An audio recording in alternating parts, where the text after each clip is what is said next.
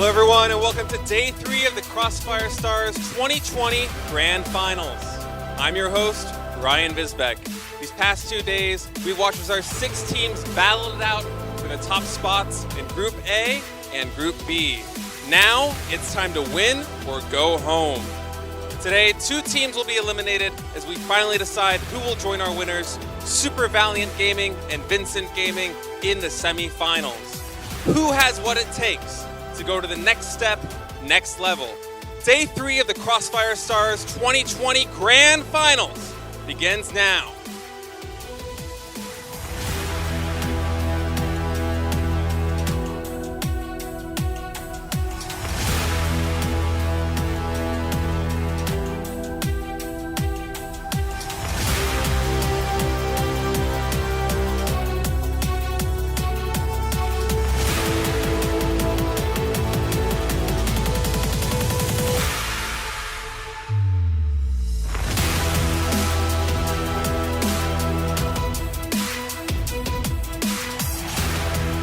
Elimination time here at the Crossfire 2020 Grand Finals.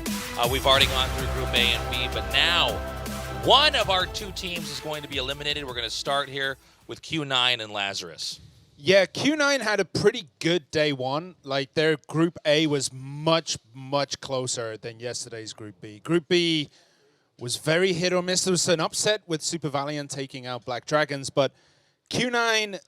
that was much closer, and Lazarus just did not have a good day. It was weird because Lazarus yesterday started out very strong, but the moment they had to face the Black Dragons, they were completely and totally dominated. It felt like they were drained out of energy, had nothing under control, did not even know where to go in the middle of the game. They were rotating in and out, not making any sort of decisive moments at all. So if that shows up ever today against Q9, which is another strong opponent from China, I can't really have any promising signs that Lazarus is actually going to move out to that next stage. I was thinking about this on the way to the studio here today. Either that game against Black Dragons was a fluke, or it is a sign of what's going to be happening to Lazarus here today. Yeah. Part of me thinks that it's a sign of what's going to come for Lazarus. Yeah. They really do have to turn everything around. Only one player on their team managed anything close to a neutral KD against Black Dragons. Yeah. Everyone else was super negative in both match 1 and 2.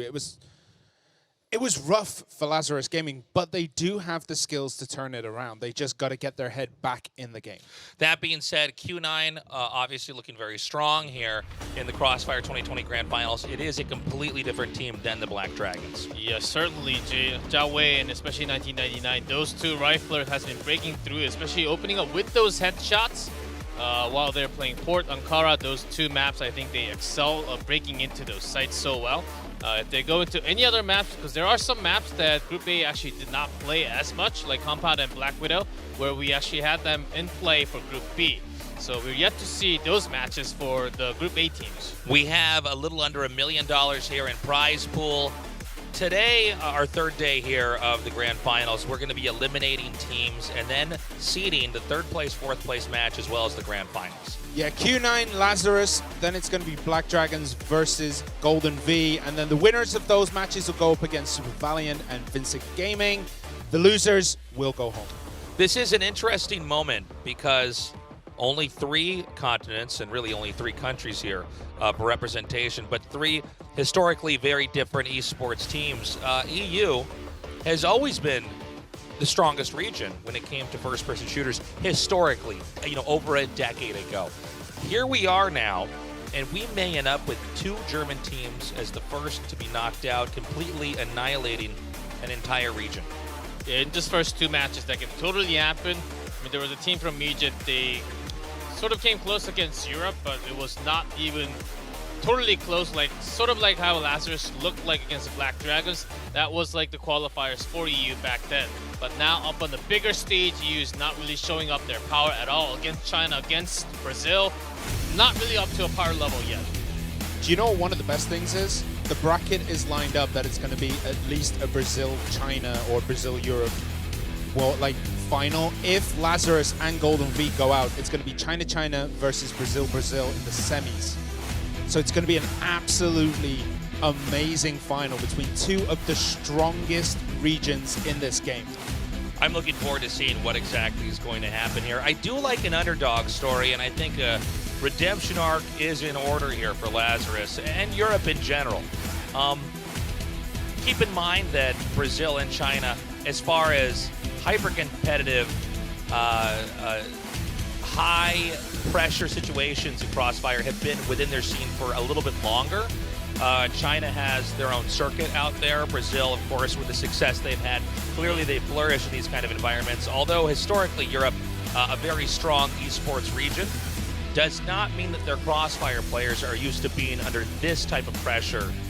100%, yeah, 100%. Lazarus Gaming, the organization itself has generally been around esports for quite a while. Is this the chance for them to finally get like one of the bigger crowns in their like pool of games, which would be the World Championship? They have everything to prove today up against Q9. Going into this here, what exactly do you think Lazarus needs to do to adjust?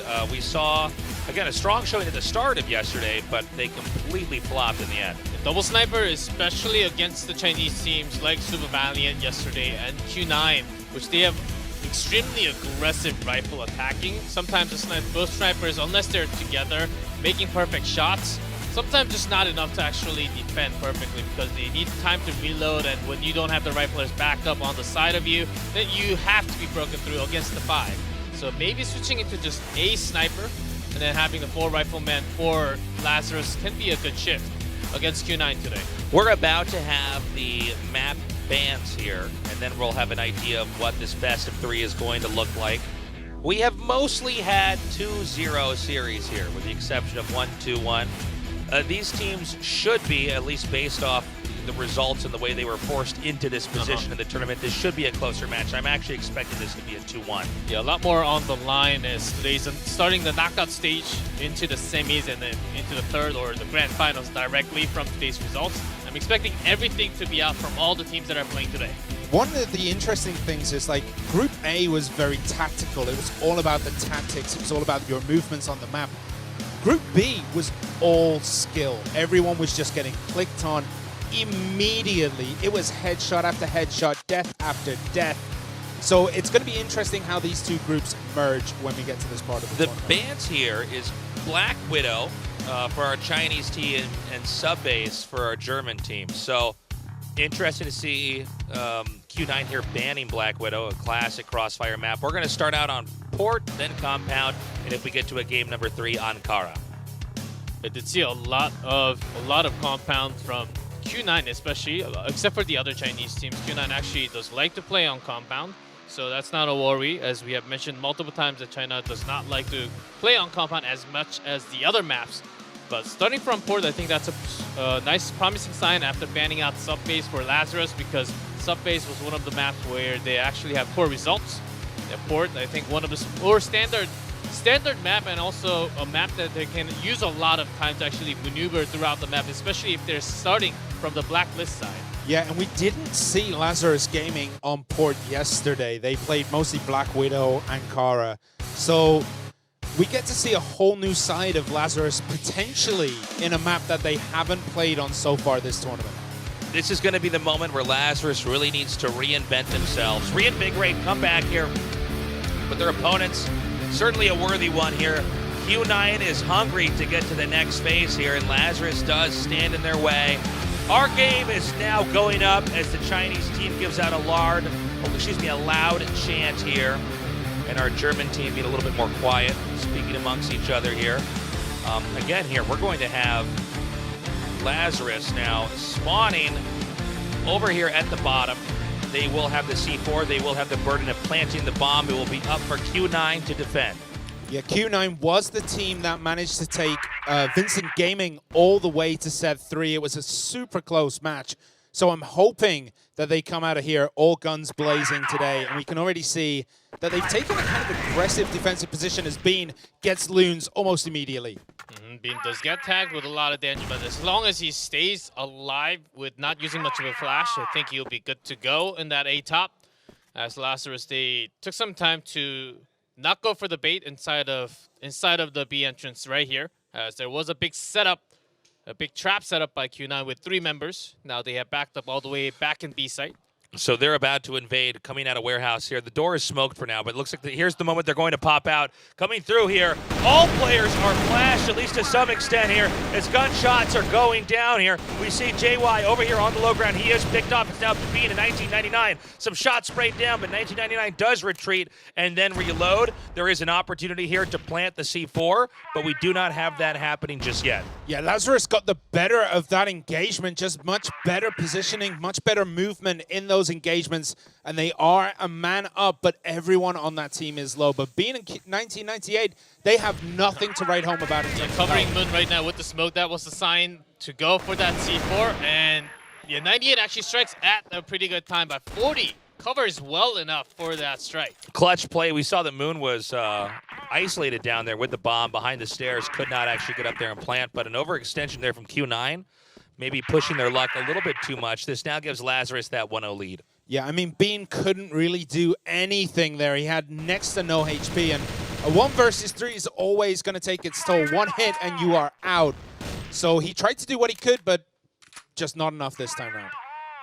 Yeah, again, Lazarus setting up for that A-long. They love to have an A setup, especially towards that A-long. Try to check for the first bullet of Sniper and then get him down with a headshot, either from the sideway or from the loading dock. Sometimes they will even pull it out with 3 men together. So I think they're trying to put a lot of stress and pressure to Bean. We have NLS inching down here. Their sights are on A, but they haven't really given their position away just yet. Solo and Bean here to defend. It's going to be up to some snipes here from Bean. The nades coming down now as they are pushing hard and quickly here. It's a 4v4 now as these, one more player picked up now. Now a 3v3 as ZR is in a tough spot. It's going to be to JY now. 40 very low. 1 spray, and that does it. J-Way again coming up clutch in the end, but Bean managed to get quite a bit of damage from his position before falling down. That was a critical engagement for Q9, and that should be the start of the rest of the day for them. Yeah, Lazarus had a really nice push, but both sides actually giving a great flash to 3-4 members at the time. Q9 could not really react, but as long as you have Bean up there with low HP, was able to get some really good snipes before going down, even a pistol kill, making it up to 3 kills and 2 deaths only right now. More peaks here from 1998. Lazarus seems to want to seesaw the strategy this time, going back over to the B site, but doing so without rushing. They're really taking their time. There's a chance Q9 might push a little bit too far here through mid. But for now, they're going to sit tight. Nobody overextending. Of course, the door here is smoked as well. They need to wait for that smoke to dissipate before they move through. Yeah, 40 and Nils are having a great time right now. They're just getting the kills down, but it's up to the rest of the team to help support them a little bit more when we get into these engagements and we see pushing through B entrance right now. Yeah, there hasn't been much of an overnade from the sideway, and Q9 is trying just that right now. And a flash timing pretty good for Q9. Oh my God, okay, complete massacre here. Yeah, that overnade flash was really good in their entry. You could not really see anything when they were making it to the B side. The climax a little bit better than the actual moment where the fight took place. They were just completely sprayed down. They're great defense there by Q9. It's hard to come out of that warehouse. You're all in the same position. Your heads are often at the same height. It's why we see 1 or 2 of the players jump there. But with good spray control, you're really able to clean that up. And that's what we saw back there. Yeah, Solo got a ton of kills. He got the triple kill there, but Bean goes down super early in this one. Kind of caught in the middle of no man's land. We see Lazarus once again in this sideways passage here. Are they going to be pushing over on to A, or are they going to make a nice rotation down through Central Street back over to B? Yep. Because there was a sniper from the B warehouse peeking out, the sniper is down. Knowing that there's no more sniper, I think they would love to just come down the sideway, check for the baits and flash them first, and then just immediately move in and then just outnumber them. That's exactly Lazarus is thinking. Great shot there. As the game goes on here, we still have most of our players isolated just towards sideway. We're waiting for somebody to pull the trigger here as far as an advance. Slightly late on rotation right now. Other Lazarus had to go in already, but I think they're having a lot of thoughts going into the A side, not knowing exactly where the bait spots are. Long's position may surprise them. A lot of times we've had Q9 up on the high ground over here, but this time around, let's see if we can actually get a catch. Again, we don't know if Lazarus is going to push. We have 1 minute and 1 second remaining. They do seem to be sneaking into mid here. Yeah, Central Street pushing up all the way through, and no one's really got eyes on this. 98 is there. He does finally see the advance, but we don't see any kind of rotation from Q9, and they're going to push over through back street, and they might just have control here. Bad spray there as Solo goes down. Lazarus does have dominion over the B site. We have our other 2 players scrambling to get over here. Again, no bomb plant just yet, but oftentimes Lazarus seems to want to hang on to the bomb until the last second. And there it is, 3-1 now here for Lazarus. They are, 2-2 here for Lazarus. They are beginning to redeem themselves in what's looking to be an even match. Yeah, their Lazarus pushing through mid with that smoke. The timing was crucial after the flash blinded one man defending from that mid site, and then immediately went through the stairs into B. Yeah, already smoking up that central passageway. We can see that Bean is trying to get an eye on anyone coming through, and we can see that occasionally he has that crosshair right over the top of other players, but he doesn't know that they're in that smoke, and we see a big push here through B entrance, but Jayway is an absolute animal! That was sick. That was insane. The spray control, I love that. Of course, you need your gun pointed further down. The longer your weapon is firing, because the bullets pull up more. But he managed to just massacre everybody. I love what I saw there. Yeah, through the smoke, you can get the ID tag, but Jayway was waiting for all of them to actually come out to strike on as many as possible, because he's feeling confident about his shots today. Yeah, he also got the quadra kill there. He got 4 in a row in next to no time whatsoever. And Lazarus, that might be like a nail in their coffin already at this point, because that was an epic loss. Yeah, that was pretty brutal. It was as brutal as it was quick, and it was very quick. This time around, we've got Lazarus, again, staying safe here in the middle. They've actually dropped the C4 for the time being, so one of the players isn't picked off, and they lose control of the location of the bomb. But this is going to be a slower beginning here. They're going to look and see, does anybody overextend? Can they get an idea of how many players are on what side of the map? And maybe from there they can delineate which side is better to attack. Yeah, they want Q9 to actually go out, but Jaowei actually stretching all the way back into the warehouse. He's going to come out and try to get the 2 members down against the 4 members. That's still a win. We have the bomb picked up once more. It's a 3v4 right now. Q9 with a very good 2-man split from A to B here. It's not clear where exactly Lazarus wants to go, but they do seem to be itching to dive into the A site, although it's going to be a very conservative and slow push for now. Yeah, Jayway getting the benefit of that engagement, 2 extra kills before he eventually goes down, and that's what he needs to do. Every time he pushes forward, he's getting multiple kills for just his 1 death. Big move coming around the corner. Solo with a great spray there. 40 now goes down. Is Solo going to completely hold this down? He does. Beautiful play. Oh man, Solo on an absolute tear. If it's not Jayway getting these multiple kills, it's Solo getting an absolute ton of deaths. Yeah, those moments worry me, because it was just Solo on the box with no flash onto the other members, but without the communication, they weren't really having their guns pointed at the right target at all. Yeah, which does worry me a lot for Lazarus going forward right now. This time around, Q9. We're seeing plays here where one player manages to, while being outnumbered and outgunned, completely hold down that position. I'm worried we might see Lazarus slip into the same play style that we saw here with the Black Dragons, where they just started to fall over and over and over. Yeah, so because of that, they're trying a lot more with the 5-man rifle. So far, no sniper action at all from Lazarus. Of course, when we change back into the GR in the second half, I'm pretty sure there's going to be at least 1 sniper back. It's a lot easier to just push with the 5 rifles from the BL side. But knowing their style, I don't think this is fitting them too well right now, because they need to put 1 down and then get an early start. We have mid getting pushed here. Heavily smoked. It's going to be interesting to see as this wears off where each player is going to be as far as crosshairs go, because we could have a gunfight right now. This is moments away from the smoke disappearing. 1998 is ready. He is in position. Another name comes down there to zone him away. Yeah, J-Way goes down quickly. 1998 goes quickly, and this is exactly what Lazarus need. This is a momentous comeback, but Bean is still up and is getting kills. We still have Solo as well, and that's another one for Bean. Bean is on an absolute tear right now. He is 5-3. And LS here to hold it down, but already sprayed with the sights in the wrong spot. Bean now coming in to infiltrate. A hop over the boxes. Loons goes behind. Long still firing, and he does manage to get the kill. It's now Bean and Long remaining with another victory here for Q9. Bean immediately coming up with the pistol. He knew that it was way too late with an AWM. Switches back over to AK. Immediately chases the enemy. Opponent's going for that C4 plant because B-side was totally open. But that timing after hearing those footsteps was insane by Bean. His movement around the box was also incredible to look at. He was up and down, left and right. And I mean, when you're the Lazarus player, what do? You don't know where he's coming. He is unpredictable in that moment, and he just could not land a shot on him. More nades being thrown down.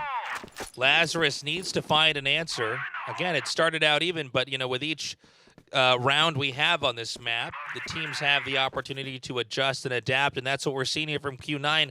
We don't have it yet here for Lazarus. Lazarus is getting close several times over, but oftentimes they are one or two men too short. I mean, Lazarus were looking really good in that round. They were up in players. They had the position. But then, Bean, while he's still alive, it feels like he's 3 players in one. You go up against him, and he's going to get kills against at least 2 of you in every engagement he's been a part of. Still, Q9, they're each member, especially Solo and Jalway today, and also Bean, has been showing above par level, just destroying the members of Lazarus in any part of form.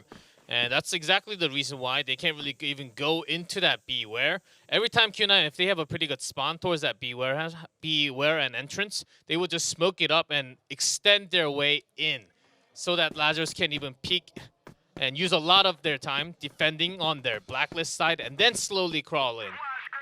There's a chance we might have Lazarus hop through mid over onto the B side here.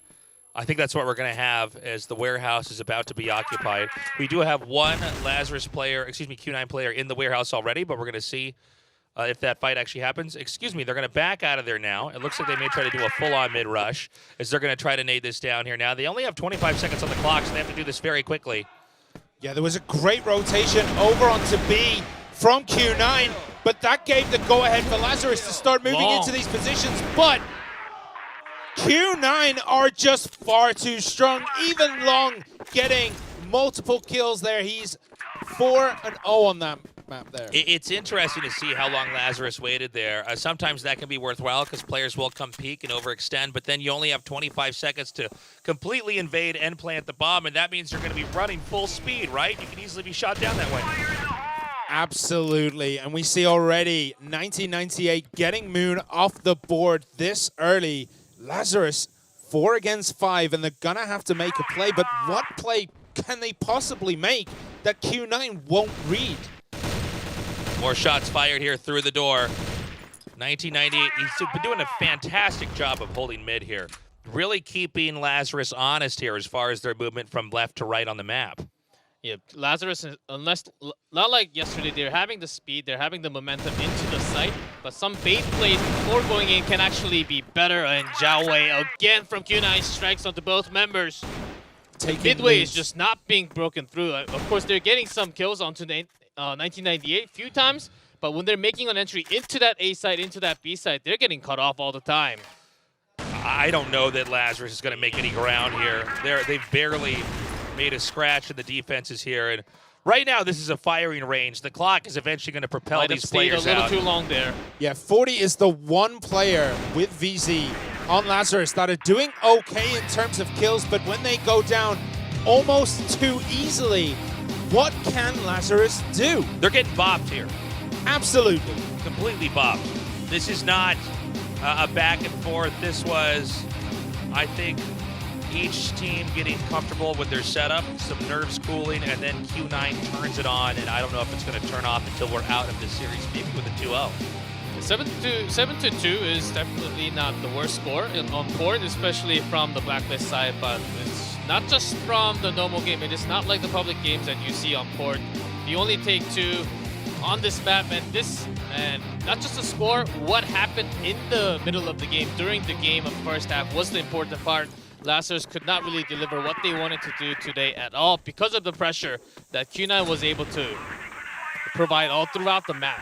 Yeah, those first few games where Lazarus won kind of felt like Q9, you know, still feeling out, finding out what Lazarus are all about. And after that, they just flipped that switch and started slaughtering people. Well, Moon here gets an early kill on solo, but Long takes down 40. A side is basically open now. Immediate headshot from Long.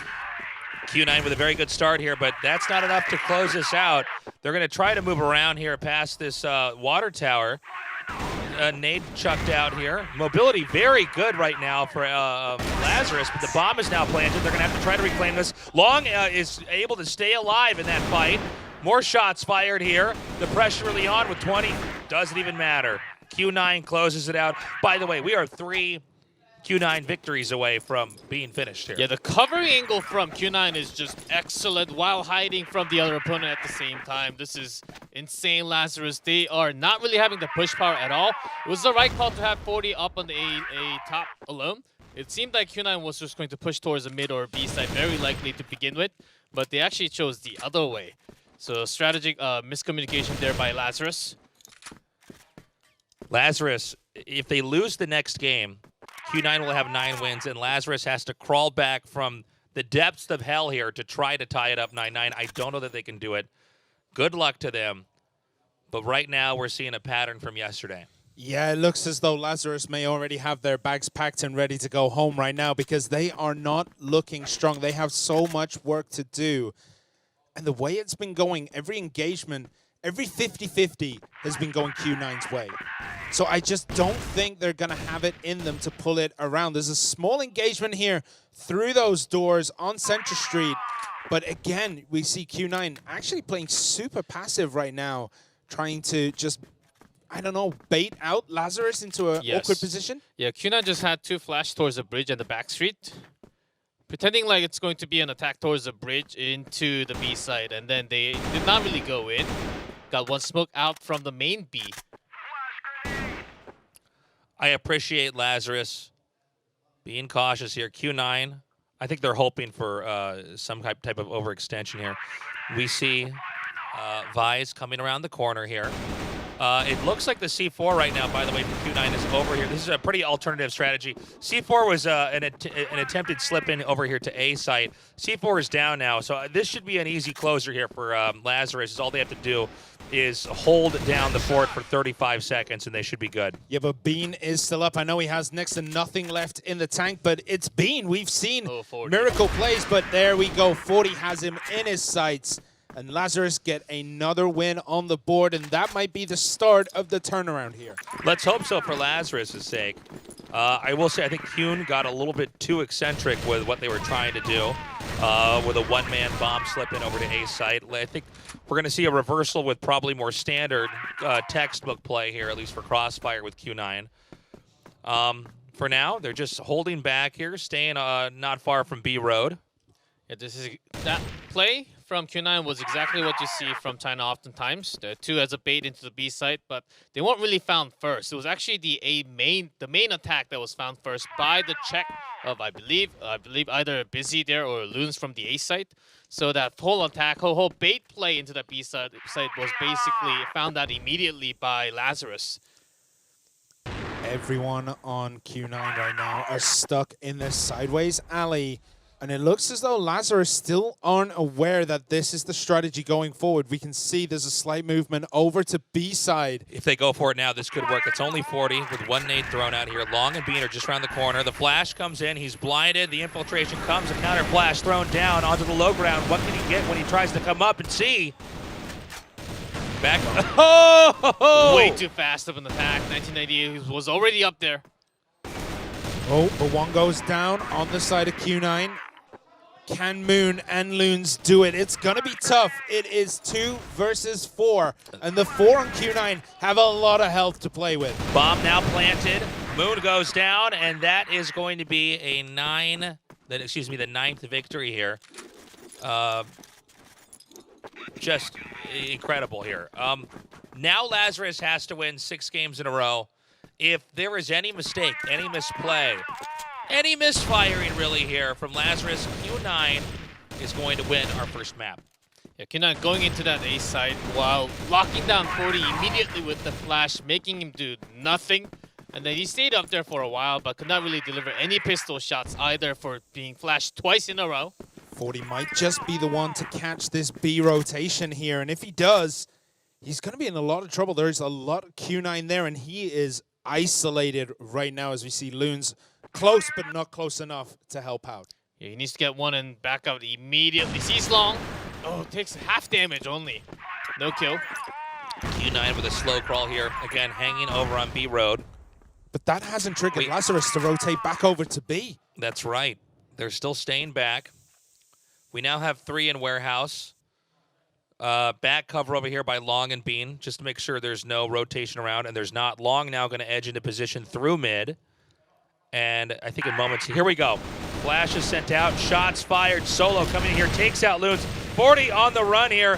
He is low. He is picked off by JY. NLS, the only person into here to defend. The site is now theirs to take. The bomb may be planted. We have Vizy and Moon also coming around as this area is going to be smoked to seal it off to allow them to secure a position. 2v2 now, and shots with the smoke even this out. Yeah, no C4 yet, but then 1999 takes one more down to Moon, but he does not get any kills. Back for Lazarus, that is it. Q9 takes the first map. Lazarus right now is on life support here. They have one more loss, and that's it. I mean, comebacks do happen. I do believe in the redemption arc. We've seen it before in esports tournaments. But this time around, it's hard to envision Lazarus with the gunplay, with the strats, with the pushes. 100%. They had a couple of good performances in that second half, like 4 kills, 4 deaths, but nobody is going that super positive number that we see on Q9, where it's like 8-3, 8-4. Nobody is really having that standout performance that Lazarus really needs at this point. Even on that last round, after getting a half shot on the B side, I would have liked at least a member from A side to actually go into that bridge side for quicker backup, or even a double backstreet because they knew that attack was coming to B. Unless they were waiting for over 15 seconds for a big rotation into that A side. That spray back to the smoke was just so cool. Again, Q9, again, another one we saw here. 3 players trying to break through. It's just Solo, fitting to his name, actually guns down all 3 players. Q9, it's going to be tough to envision a game where Lazarus has better play. Well, it just seems like all the information is going to Q9. Like, Lazarus aren't really getting the right callouts. They're not really reading the game at all. It feels like there's rotations coming from Q9 that Lazarus do not see coming in a million years. And we saw in that last one where, you know, they saw a little bit of the rotation. They saw nothing in that central street. They saw no one moving left and right. They should have probably thought that B was going to be the target, but they left so many people over on A. Yeah, I think those mistakes were basically moments of frustration created by less communication throughout the teammates. We saw a lot of miscommunication moments when when they see one on the box and bait position, they have to focus fire one down and then work the other angle. Even if you're trusting your teammate to bring him down, you have to immediately turn after your teammate goes down. So those moments are totally needed when we go into compound in the second map. Map 2 is now loading up. We're waiting to see which side will spawn where. It will be Lazarus with the C4 on offense and Q9 on defense for the first half of Game 2. Again, Q9 here from China versus Germany. Q9 with a 1-0 lead. Yeah, Lazarus going deep all the way into the plaza. Yeah, no real rotation over onto double pillars or even down the pipe. So holding this central position, trying to find out where Q9 are, and they're trying to get the information they desperately need, but that C4 was in a very, very aggressive position, and if it had gone down right there, that would have been a very difficult position to pull back for Lazarus. Lazarus, again, taking it slow. They need to have a clean slate coming into this game. And remember, they got up to 2-2 at the start of the last game. They just weren't able to get much further than that. So I think each game here is going to be important for Lazarus to build a setup here where they can actually clean this series out. We already have one Lazarus player picked off. Yeah, one of the big strategy things for Lazarus has to be finding a way to shut down Bean and Jayway, because when they are heating up, they are scorching hot and they just rip through this Lazarus team like butter. Yeah, after getting one from a Long, immediately goes back into the cover position. And because Long was in that bait spot, getting one more kill traded. Q9, again, keeping a man count lead as the push has gone slower and slower here. Now it's 3-4 here. Interestingly enough, Lazarus only just now turning around. They did try to push their issue here with A, are abandoning that, but I think an obvious rotation through mid may be problematic for them as well. It'll depend, though. They're all grouped together here. Jayway's on the hunt for blood. That's exactly what I was worried about. They saw two smokes coming out with the sniper, so they thought, okay, it has to be less men or less firepower immediately from that B side or mid. But it takes a very long time to go back to A long into that central plaza. One problem for these guys I've seen, especially with Lazarus, is, bullets kill you so fast in Crossfire. If you're swapping between a nade or a knife and a pistol or a rifle, and they're firing and you're not, you're dead. And we saw that for a split second back there. He literally could not have fired because, the third of a second it takes for your gun to actually be armed is enough for you to lose the game. Yeah, and Jayway knows this, and he just absolutely exploited the whole of Lazarus right there. It was a thing to behold because you could see him drop through on the hunt. He could smell where Lazarus were. And then as soon as he spotted them, he wasn't even being defensive. He was being as aggressive as they come. Click, click, click. The whole of Lazarus went down. Yeah, Jayway's gaming senses right now, it's on top notch, where I don't think Lazarus will be taking him down anytime soon, unless he's totally flashed. And we see a lot of total baits when 89 starts shooting. Solo is going to help him out from the window. Lazarus coming through double pillars here. 98 gets nails, but Loons and Moon get 2 big kills, but Jayway is still up. He gets Moon. He gets 40. Jayway does go down to VZ though, so Jayway, the big hitter, is down, but they still have Bean and Long, who have also proven themselves today to be absolutely keen marksmen. I like the smoking of that down there. Lazarus has actually turned back around. This looks like it might keep Long up there trying to defend. I think they... Bean's actually going to pop around here and try to catch one of the players. Here we go! Whiffed shot there. Perfect game sense by Bean. He was waiting for that rotation. He knew it was coming. He read Lazarus like a children's encyclopedia right there. He was just ready and going. But unfortunately, he absolutely whiffed that shot. And now it's going to be the A site with the sights on here. And Lazarus might have truly fooled Q9 as far as their position goes. In fact, they could even get shot in the back here.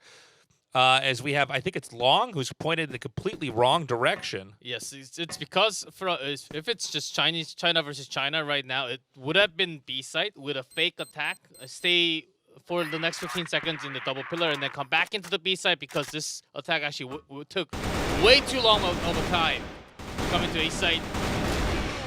Loons just barely not able to save that round. A little bit of lackluster defense there as they came through that window above.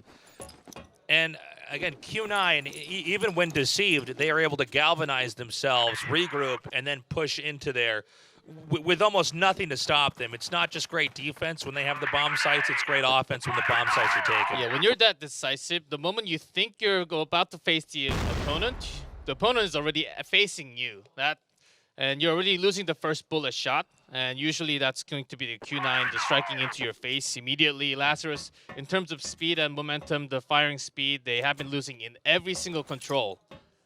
It's not just that. It feels like Q9 just have the ultimate sense on this map. They know exactly where Lazarus are before Lazarus are even there. It's like foresight or something, because look at the positioning right now. You can see that there's a nice little trap set up here by Long, where he might just catch Moon. Yes, this is exactly the position that Q9 love to play on the compound. Basically all forwards. Of course, there's no offsides here, but you can just go all the way out. Q9 would love to sweep, but knowing that Lazarus, they still have the strength to actually counter back, They won't go streaking out to like the plays that we have seen Super Valiant, but Q9 would go all the way forward, looking for those bait spots, even towards the A-long side. Yeah, there's a little bit of back and forth over on double pillars, while the rest of Lazarus are over on the pipe, over by Central Plaza. So trying to keep at least 1998 pinned back is Loons. I think Lazarus, despite not having to win yet, is playing a better game here on map 2 than I would say on map 1. Would you agree?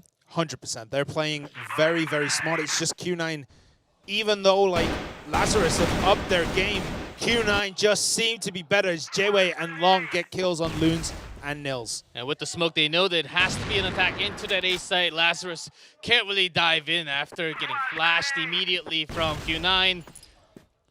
Yeah, it looks like they're zoned out for the time being. And so a natural retreat back here. But Q9's ready to catch this. Let's see how this actually goes here. Double angle, and 98 strikes from the back to clean Unreal. up. Just unreal. Beautiful play there. And now it's going to be one player here. It's 40, who is on his own with a sniper rifle, outmanned, outgunned.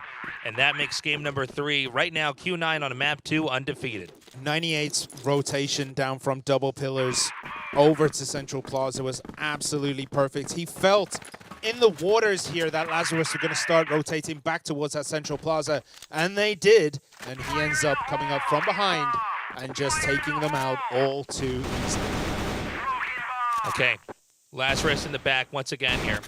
They're looking for an answer. I think idea-wise what they're doing is very good, but the movement and the gunplay from Q9 is just so strong. Yeah, would love to see some action towards the A side, not using Long, but directly into the A entrance from that mid plaza section. Because Q9, they have less of a bait setup. JY gunned down, a great push through mid here. They have to scramble, they've got to move. Which side are they going to go to, B or A? Pushing forward now. We see Q9 in a defensive posture. Oh my God, beautiful crossfire there. 98! And they wiped him out. 1998 is an absolute animal right now. No way he should have got that 4 there. But the man is just a machine. He just saw anything, a ripple in the floor, and he is like pew, pew, pew, and they are down again. Beautiful game there by Q9. Snap reflexes. The fact that they both guarded the narrow corridor on one side, it's very easy to spray down players from 2 different angles, especially when after breaching mid, they need to rush. You can't slow push through that second half of mid. And so they played right into Q9's natural hands. Yeah, but Lazarus did exactly what they needed to do there. They were just outgunned by 1998. I mean, that push, that rotation was perfect. It was picturesque. They did everything they needed to do. Yet they ran into the brick wall that is 1998. Yeah, going into the A side immediately through the vent seems like an okay idea, but Long's there. Bean is also waiting. J-Way strikes all the way from the top, and only Niels. He goes down immediately again. 1998 coming as a backup. This team, the backup is so fast from Q9 right now that it cannot be stopped. The Lazarus, they shouldn't be waiting. They shouldn't be stopping. They just have to go forward even if they're dropping down. So now Lazarus is going to have a 1-3-1 split here. C4 over towards the A site. That doesn't at all indicate they're going to actually be planting there. But instead, they're just going to slowly move up here. Now, again, 4 players splitting up here over in Central Plaza. We can see there's a slight engagement over in double pillars here. So that's going to provide at least a little bit of distraction as Lazarus start to rotate that way. I guess they think Q9 think that it was a bait push over onto A, and everyone now is pushing B. But we see immediately the information for Q9 is there as we have the rotation coming through from J-Way. Yeah, saw one of the flash going into that back street side, so... Oh my God, 1998 again! That was amazing. We just heard a big, loud, nice yelled out from Q9, who is undefeated now, with a 6-0 lead here. I love the usage of the window coming at that angle. The players started to fall, chaos ensued, and from there Q9 cleaned it up, no problem. They thrive on the chaotic situations, and we see Lazarus now trying to bum rush B. But that's another chaotic situation that these 2 players here, 1998 and Solo, will thoroughly enjoy. We are on board with 98. We have another push coming through. It's 3 versus 3 here. Another nade goes down. A But flash, Bean. though. Beautiful play by Oh! Bean! Just Loon's low HP. Bean. It's just one player left. Loons, again, this is a very... Oh! What can we say after that? Not much. There's nothing left to be said here. That was an insane point-blank shot straight through the hip. And now it's a 7-0 lead. Right now, Q9, 2 more games on this side of the map and 3 more wins away from moving on to the round of 4. Someone needs to clip that and put that in the Louvre. That was just art. That was the best thing I think I have seen so far this weekend. Yeah, Bean, you could have heard few footsteps going over towards the B entrance on the side, but that was just nasty. 9-0 from Bean. No deaths so far. Okay, 4 players over here.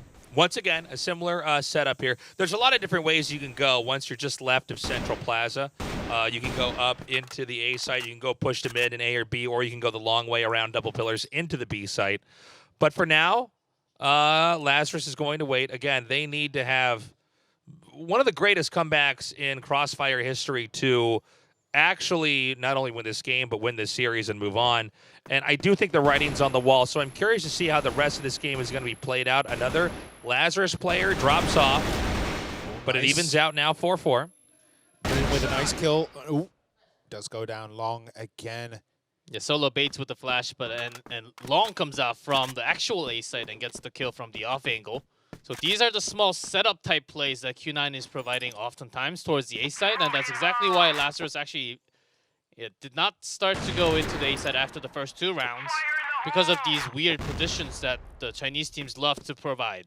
Nils was on his own, isolated up by A, but does rotate back through Central Plaza as 2 await them there, and they move over to get the angle. J-Way and Long get 2 kills there, but Long goes down. J-Way finishes it off, and that is 8. Look at Lazarus right now. I think the reality is starting to sink in. The loss is beginning to digest. What will they do here in Game 9? It's the last round for them on this side of the map. Q9 looks invincible. And let's find out. I mean, again, we have a similar idea of a few on mid. Already 1 player dropped. C4 parked over in Central Plaza. But I worry that, as we're already seeing here, players are just going to start to bleed off one by one. It's almost like a horror movie where each character begins to disappear. Jiawei, they shot into the tower. Must have been a peek with the ID tag and a headshot with the wall shot there, which doesn't really happen in pro play. A little bit more back and forth. 40 does take J-Way, but Long takes Moon. Bean. Oh, perfect finish with the pistol. 9-0 on that side of the map, and I mean, what can we really say? Lazarus Gaming looked outclassed and outplayed at every turn on combat. I don't know what Lazarus is saying. I imagine something like, somebody start up the car. We're not going to be here for much longer. I mean, this is brutal. Can Lazarus win 9 games and then we go into the next phase after a draw for the first part? I think any reasonable person says no. I like to dream, I like to hope, but I am a man of reason. This does not look possible for Lazarus. Let's see. We're going to have to take it 1 game at a time if they do manage to win. We are switching sides. It's going to be Lazarus on the defense, protecting the bomb sites. Q9 with the C4 to try to plant and win that way. I mean, with everything going the way of Q9, they could just bum rush the next 8 rounds and hopefully get one of them. They don't really need to show anything else. They just seem to be on a completely different skill level than their opponents today. I do want to point out we actually had 1998 with a pistol pushing. I think that's a real sign of the confidence that they're having here right now. Yeah. And we're not seeing any hesitation here. They are swarming this like bees.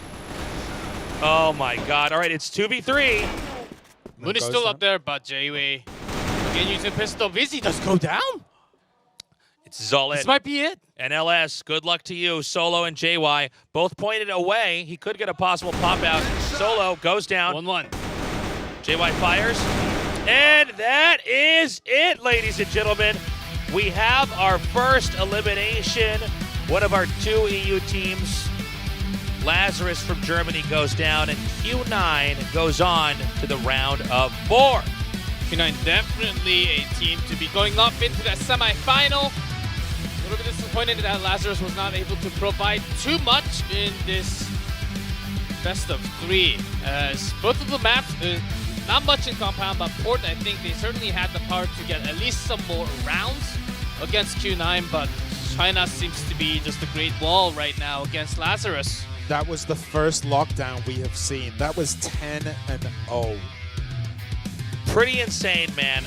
Just untouchable. I don't know what else to say here from Q9. It does seem like Lazarus starts out a little bit strong, and suddenly the other side has vacuumed up enough intel to make really just unstoppable plays. I mean, at the very end there, it was almost like it was a bunch of superheroes swooping in and just closing it out. It was not a slow game. We even saw in 1998 intentionally with the pistol drawn as he was trying to push. That's how confident they are that they're going to take this game. He was shot down, but the rest of the team cleaned that up.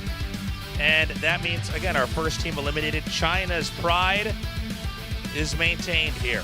They are going to have at least one team here in the Final Four. I guess actually two no matter what. Excuse me, they have the other one over there too. So both teams going to be in the Final Four.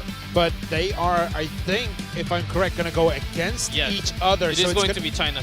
That's going to be an amazing match. Super Valiant versus Q9. If Q9 played the way they do now, and they do what they just did to Super Valiant, that's going to be insane. I wonder how they match up, because their playstyle is similar to Super Valiant. They do like to sweep a lot more, but Q9, they do have the speed at the same time, and their timing of poking out from the GR side is actually super good, especially Jiao Wei grabbing those multiple kills and 98 going around the back. These type of plays for Lazarus has been working real well, but Super Valiant, they also like to move around the map at the same time, so it might not actually come to bite them as much.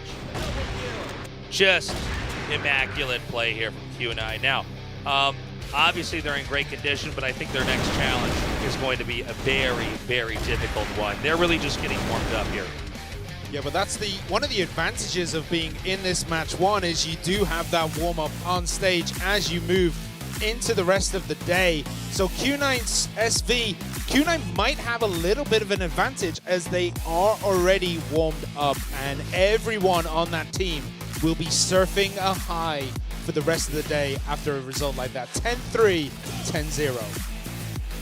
Yeah, pretty big result, of course, for Q9.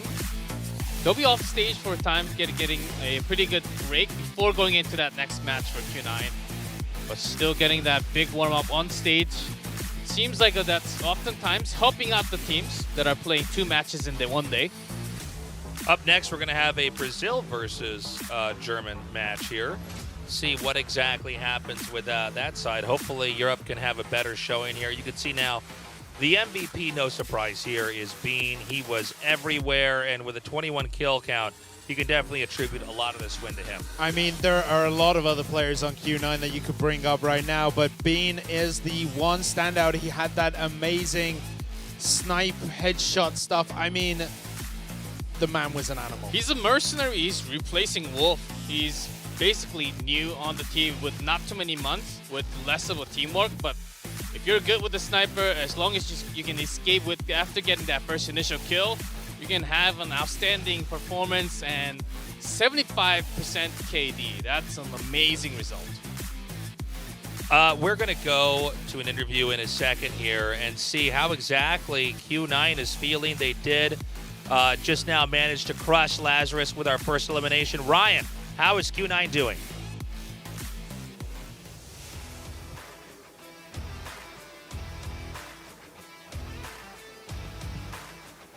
What a match. That was truly a dominating performance. I'm here with the MVP of Q9, Bean. And first, I gotta ask, how do you feel after that win? 你感想如何？感想的话就是又赢一场，然后可以更进一步，希望后面的比赛更加努力吧，更加就是想拿下每一场比赛吧。We're glad to win this game, and we are going to get ready for the next match. So obviously you guys didn't perform as well as you wanted at the group stages. Did you change your game plan at all coming into the match today? 我们觉得你昨天打得不是那么理想，所以我们想问一下，你们有没有去换一些计划，或者去换你们的练习方式啊？昨天的比赛导致我们出了很多问题，我自己的问题也挺大的。然后回去以后总结一下队伍，总结一下自己，争取后面的比赛发挥得更好。We have found some mistakes as in our team, and I thought that I had made a lot of tiny mistakes too. So we went back and talked about it, and we are hopefully going to be better for the next matches. That's great that you fixed those mistakes. So now that that's done, how confident do you feel going into the semifinal? 你对你下一个比赛有自信吗？有信心吗？既然参加了 CFS， 我觉得每一场比赛应该有信心，然后每一场比赛都尽全力去拼。Because I'm already here, I'm pretty sure we should be very confident, and we are going to do our best. And lastly, the final match they're going to be playing is going to be China versus China. What does that mean to you and your team? 你们下一场比赛就是会跟另外一个中国队打，这个对你来说有什么含义？有什么意思？有什么感想？和中国队交手也是我们预料之中的。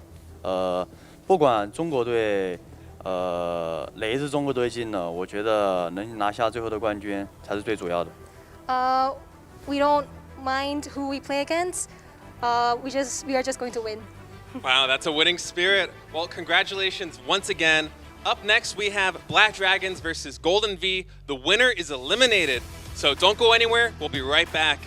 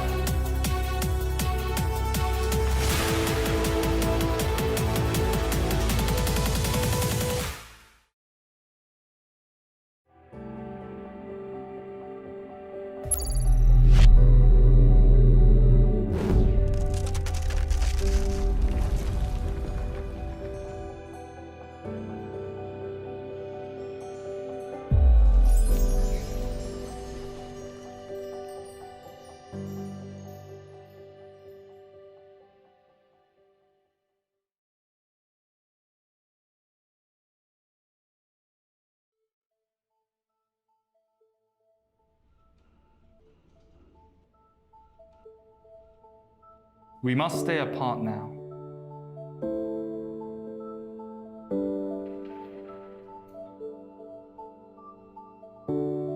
From time to time, we can't feel the enjoyment of being together.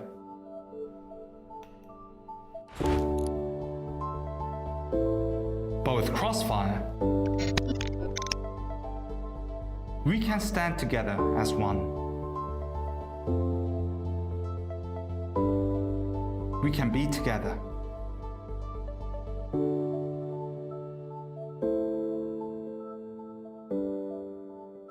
CFS.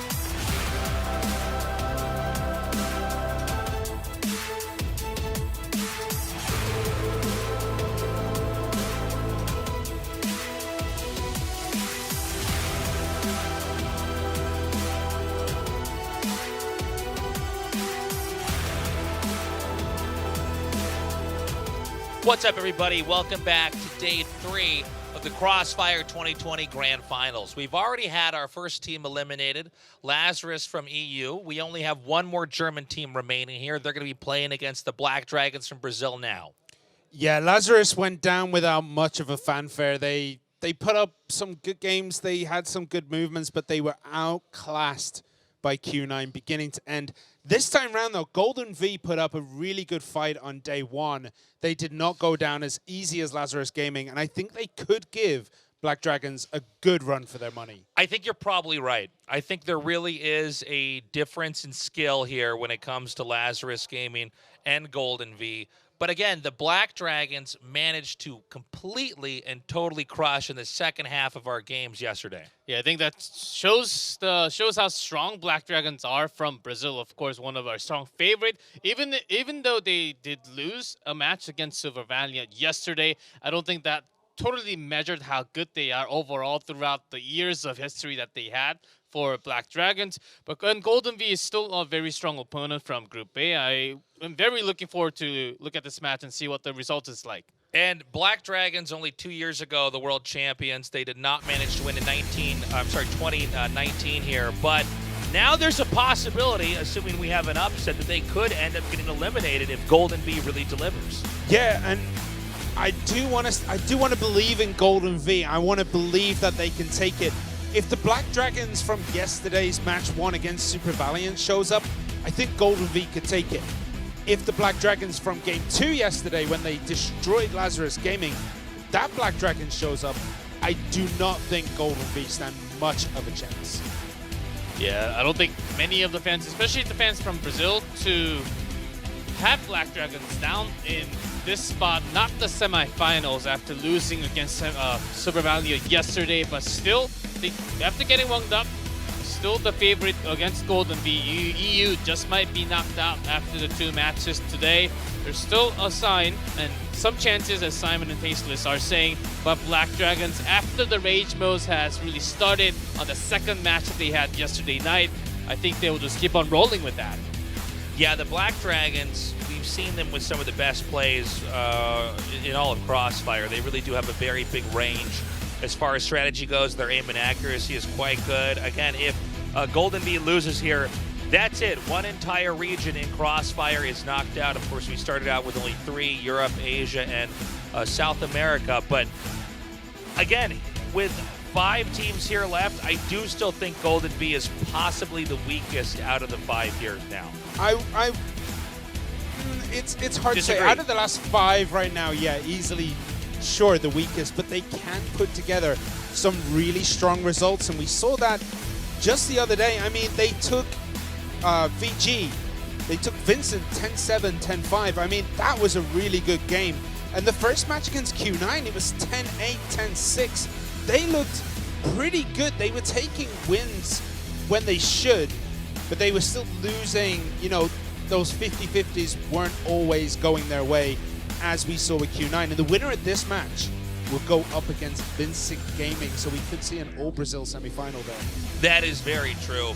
I think within the first few rounds of Map 1, we're going to have a very good idea of what to expect here. Let's not forget our other German team, Lazarus Gaming. They won 2 games out of the first 4 before our Chinese team Q9 really mapped them out, and from there it looked like Q9 was simply put unstoppable. How will this game go? Well, we're going to know pretty soon here. First, we're going to take a look at the map bans, which are going to be pulled up on screen now. Golden V would love to take that Black Widow. If they have to play that map against Black Dragons, it won't really be a promising sign, and that's going to be right in the middle set too. So Sub-Base is banned from Black Dragons, and Port is banned from Golden V. That gives us Compound for Map 1, Black Widow for Map 2, and if we get to Map 3, it'll be on Ankara.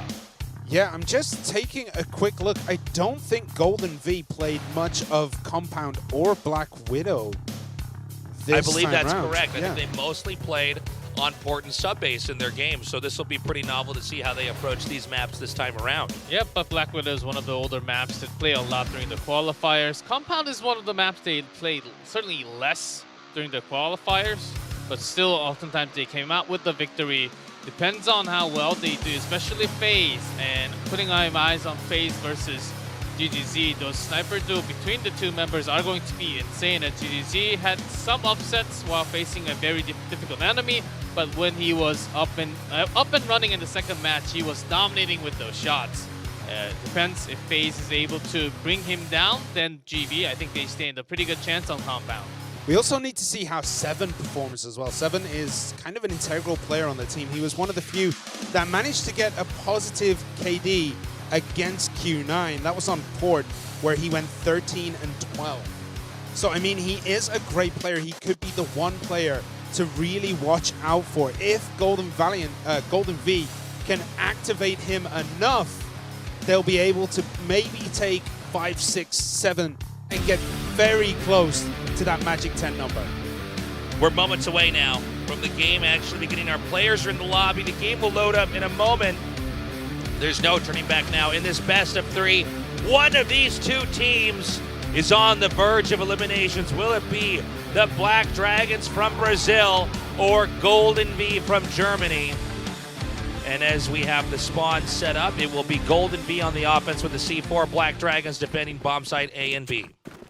Yeah, and it looks like a quick move into that central plaza for Golden V. But waiting for them is Goken with that sniper. He might just get eyes on some of these. He's flashed out, so nice defense there with that flash grenade. Good check with the flash. Knew that there's a good chance, or either Goken or GGZ to actually peek down towards the shelter there before going up the stairs. So good pushback with just one flash, and also Golden V checked into that A long side. There was no one. Goken gets 7, instantly takes him off the board there. We're going in here with a push. They're going to rotate around into A side right now. Just 2 Golden V players remaining, though. The Black Dragons get it down to 1, and that is an all kill there. 5-0, a very strong showing, and you can feel the energy there from the Black Dragons as Golden V is getting a glimpse of what may be to come here in this series. There was just way too many lockdowns by the sniper angle. Cover from that midsection was actually insane. Goken never really was challenged because he got the first shot with the smoke. Golden V had no idea where he was coming from. Yeah, that meat grinder, that like Black Dragon set up there was just super effective, and we just saw one after the other. Golden V just felt like flies in that engagement, and it looks like a meat grinder might be set up here. Great setup right now. One player goes down, 2.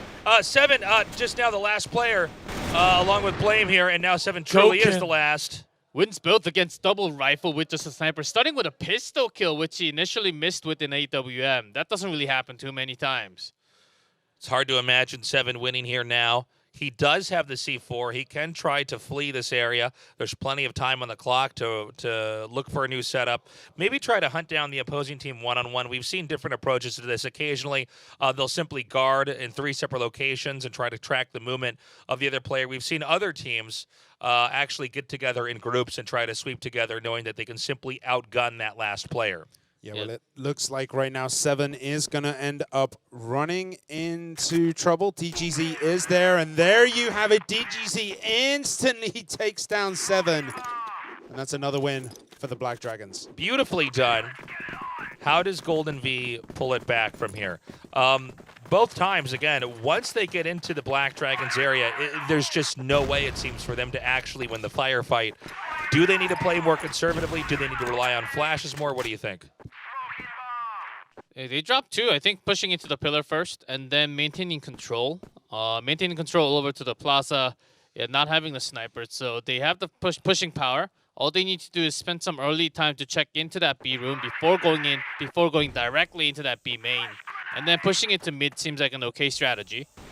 I think one of the issues is that Goken is on absolute fire right now. He is 5-0. DGZ as well with that sniper, a 2-0.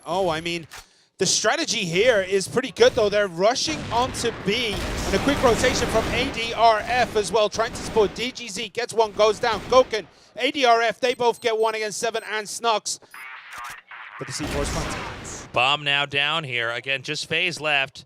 This is a tall order, though, for him to control this area. He's got a lot of corridors he could try to slip through, but you can see that right now we have Black Dragons getting ready to sync up and come through either side here. So 2 players left.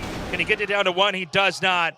And this will be an easy peasy defuse now for the Black Dragons. Yeah, oh man, even Gouken switching back into the AK, making sure that they get the perfect shot. We mentioned many times that going back into B with an AWM is near impossible to get that retake. So coming back with an AK makes it just a lot easier with that 1v3 situation. Golden V now rotating up here with sights set to double pillars, possibly to the B site. Only a two-man cover there in that area. This is exactly what you said they needed to do, G-Clef, which is to hold that B side, to start pushing through double pillars and see what they can do. And it looks as though they might have a little bit of an advantage here. It would have been 4 versus 2 if they pushed into that B side, but we see Black Dragons heavily pushing on that A side, holding the positions there. You hold the position towards the double pillars and then just smoke up the angle where the snipers can come through. That's exactly on the left and the right side towards the B entrance. Those two smokes are going to be needed most of the time. And you can also fake your mid push by just having those smoke. But we've seen, like, even if you smoke out the snipers, they will just kind of switch into an AK or switch into that pistol and still take out people. It's not impossible. Their gunplay isn't restricted purely to the snipers. They're incredibly good on the rifles too, as we see Gouken get an insane shot there. And the rest of GG trying to push on him. They do manage to get Gouken down for the first time this match. 4-man infiltration over here onto the A site. The question now is, can Black Dragons reclaim? The C4 is, no, C4 almost planted. He actually, whether it was a misclick or he had to relocate, it just now is placed down here. As the nade pops off that player that planted that. Now it's a 2v3 here. Golden V with a little bit of an edge, but it's going to come down to who can shoot who first. And we can see the strategy here of isolating Gouken and getting him down first has really played dividends for Golden V. But, Mason does go down. He misses his shot, but DGZ gets instant return. But there we have it. 1 goes to Golden V. Great win there for Golden V. I like the swap into the sniper rifle. But it's not enough. You can see immediately they come in from behind their hit. A good adjustment here by Golden V. The question is this exception, or is this going to be, or is it going to become the norm? I mean, the idea of getting down Gouken first, because he is just on absolute fire right now. He is 9-1. Getting him down first really did help Golden V push forward. There wasn't that defensive sniper. There wasn't someone raining death and destruction from the sides and the back. They have to keep trying to do it, but the problem is he's such a good player. He will just move out the way and start relocating his position, maybe moving around a little bit more, making him harder to track down and harder to take out within the first 30, 40 seconds of a match. Yeah, the previous round, Golden V just pushed at the perfect timing where Majin actually rotated all the way back into that A-long, into Plaza, wrapping around half of the map, really not really backing up the other two members from that A site. And Golden V, I think they want to try a similar push again after smoking the A-side area. Gouken still here with a sniper rifle pointed towards the smoke. A push now into the B side here. And it looks like they are going to get an infiltration, but it's only 1 player remaining. He does not have the bomb yet. Seven going to get the bomb. Does he have time to plant, or does he want to wait and try to snipe them down as the other players try to come through? ADRF with a massive defense there, getting 3 on the side of Golden V. And now, 7, he might try and plant the bomb. I mean, the last 2 remaining members of Black Dragons are quite far away, and they don't really have an angle. He tried to bait out a movement there, but they're far enough away that I don't think they'll be able to hear the C4 get planted anyway. Yeah, the C4 is now down. This will force a fight here. It's good to get a headshot at this angle if you can. I do like the position of 7 right now, making it very hard for DGZ to actually get him the shot. And Gouken immediately takes that headshot down from the entrance. Nice play back there. An unusual spot to try to hold that with, but you're hoping that one of the players, as they inch in and look on the corners, you might be able to pick them off one by the head and then escape through that narrow area where the servers are and then relocate somewhere else. But again, Black Dragons, the reaction speed is just so fast. Yeah, their movements all the way across that back end of the map is just ridiculously quick. And it's not just that they're quick at rotating, it's that even when they move as quick as possible, they're just clicking and killing. It's insane how quick they are at lining up the perfect shot time and time again against Golden V, who seem a little bit slower on the draw. As Black Dragons, yes, the moment they see that red light, red signs on the screen, they will just point, click, and get those headshots. That has been Goken throughout yesterday and today, who's been performing the best so far with that AK, with that 8WM, whichever gun that he wants to choose at the moment. Now we wait and see as the players gather up here into mid, past Central Plaza. The double bait in front of the double pillar for Black Dragon with a sniper is very unusual, but only can be done from Black Dragons. This may work out here. A push into B. Oh, no, hold on. They're going to have to come in. Now, this is going to be them being hit from both sides here as they invade B. Looks like they will be able to get in here, but can they actually get a good setup? Can they even get the bomb planted? They got into B side, but they're sort of trapped with only 3 men. Yeah, 5 players able to invade. That's an unusually high amount of players to come in there and try to attack. And we can see Viana trying to just shore up DGZ's backside. And now turns around and maybe they know now that all 3 remaining members are in this room. So all hell will break loose as flashes get dropped. ADRF, Goken get early kills. But GV, they put up a big fight there. Yeah, the problem with that was they weren't able to eliminate enough players before they managed to grab B. And when you look at how narrow that area is, you can blanket that with flashes. You can, with 5 players, just spill through. That's what we saw. Golden Bee didn't even have bad defense on the bomb site. It was just that Black Dragons was too high in numbers. They actually came out from the B side going into the double pillar side, which they got the kills and opened that up. And the best part was that they didn't even have to use their resources. The amount of flash that they had Look at this into that wraparound. B side was insane. Black Dragons absolutely wrapping around the offense of Golden V and get punished for it. 2 down very, very quickly there. Every game on a map, we'll see the Black Dragons go for a push. It kind of sort of worked. It's a 3v3 now, so they've minimized the number of players, but positioning is a bit chaotic here for the Black Dragons as the gunfight continues on here. Again, ADRF with another kill. 2v1 here. G4 Blame does have the C4. Both A and B are naked, but of course he doesn't know that, and it doesn't seem like the Black Dragons are very clear on where exactly he is right now. So Well, he might just get the drop here. great play, 1v1, and I like the backing up, relocating. Tough call here for the Black Dragon player remaining here. Goken, where exactly does he want to go?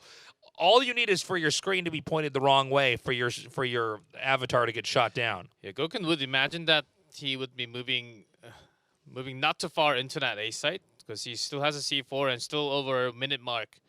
So their Blame can't really reach too far out, as you know, very likely Goken's going to be towards that mid section. 1 minute remaining. We saw a poke into mid. They just happened to have missed each other. We could have a beeline into the A side, or we could have a rotation to the right, a peek to the right through the window. Goken, of course, on the other side. Did he get sight of him there? That's the question. I think he doesn't know. He might wrap around on the behind here. He could come from behind. He's not going to. It's tricky with a sniper rifle to want to push out too far. This means we may have a push into A or B. Either are viable, although A might be a more desirable location to hit, with it being a further travel distance. Keep in mind that Goken's not going to know where the bomb's planted immediately. Yeah, he's in neither location, so it's not. And with 40 seconds remaining, that's quite a tall order here to try to fix this. Yeah, without the rotation into that double pillar, he will have a pretty good idea that it has to be A site, a lot likely towards the A site. So he's going to choose the right place. But at what timing? Sniper versus rifle. Oh! Great shot at Goken once again. Unreal. That's not his hair color. That's his brain on the outside of his head.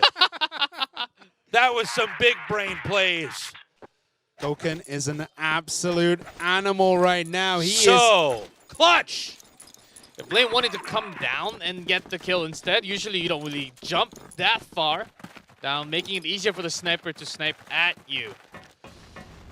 Got a little greedy there. Yeah, it was looking like a similar move by Black Dragons this time round as they were pushing down that central plaza. But nade kill there. 7 just blowing DGZ up. Will this give GV some momentum? I hope so, for their sake. And that's going to relieve some stress. Defensive stress from that A side has to basically split 2-2. And we've seen a lot more plays from Golden Bee going into that B side through that midsection or from that double pillar, which failed miserably. Mazen So might it's just a get good timing side to hit. actually switch it up towards the A site. Yeah, Mazen might just be able to pop around from behind this wall and get a couple of shots onto Golden V. Nope, instantly taken out there by Snox. Okay, this is Golden V's game right now. This is a game they need as well. They need to get a second win here. There's a much better shot they can balance this out. And even the invade over here. It's going to be 4v3. Sorry, 4v2, excuse me. C4 about to be planted here on A. I think we're going to get a second Golden V win here, unless Black Dragons can have a miracle play. But if there was a team to have that play, it would be these guys. Certainly, Black Dragons can pull off a 2v4, but with these type of positioning, unless there's a big mistake coming out from the vent from Golden V side, yeah, with this much smoke, they're going to be able to buy this so much time. Shots fired over here into A. Just one player remaining. Can ADRF actually pull off a miracle? I don't think so. A win here for Golden V, but Golden V looking pensive. I mean, they're very, very much aware. This is a real uphill fight. We have one more round on for the first half before we swap sides for each team here. Let's see if Golden V can keep this momentum, or if Black Dragons is going to be more consistent. Well, you see Goken already getting a kill on Creeds. DGZ does the same on Snox. That's 2 down already, and it looks as though this is going to go Black Dragon's way. Yeah, they know 100%. It has to be double pillars, and immediately taken down by Adrian. ADRF puts bullets into 3 bodies. Triple kill. Completely insane here. Golden V in a lot of trouble, and guys, this is looking a lot like a series we just casted. But I will say, Golden V are looking much, much better. These are very close. I know the scoreline says it's 7-2 so far, but this is much closer than that scoreline leads on, because these are coming down to 1 versus 1, 1 versus 2. And I mean, Golden V have the right idea. They're doing the right things.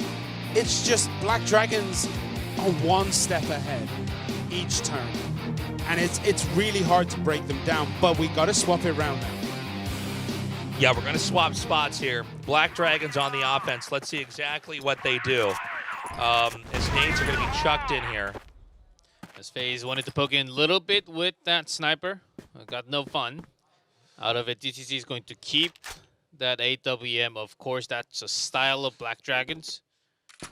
How can you frustrate Black Dragons on this map? With AWM. If you play this super passive and have Black Dragons try to push into you the whole time, do you think that would frustrate them enough where they will start making mistakes?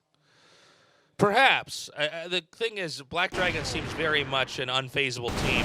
By the way, already our first kill here as Black Dragons try to close in. Now it's only 3 players remaining as the invade begins. A under pressure.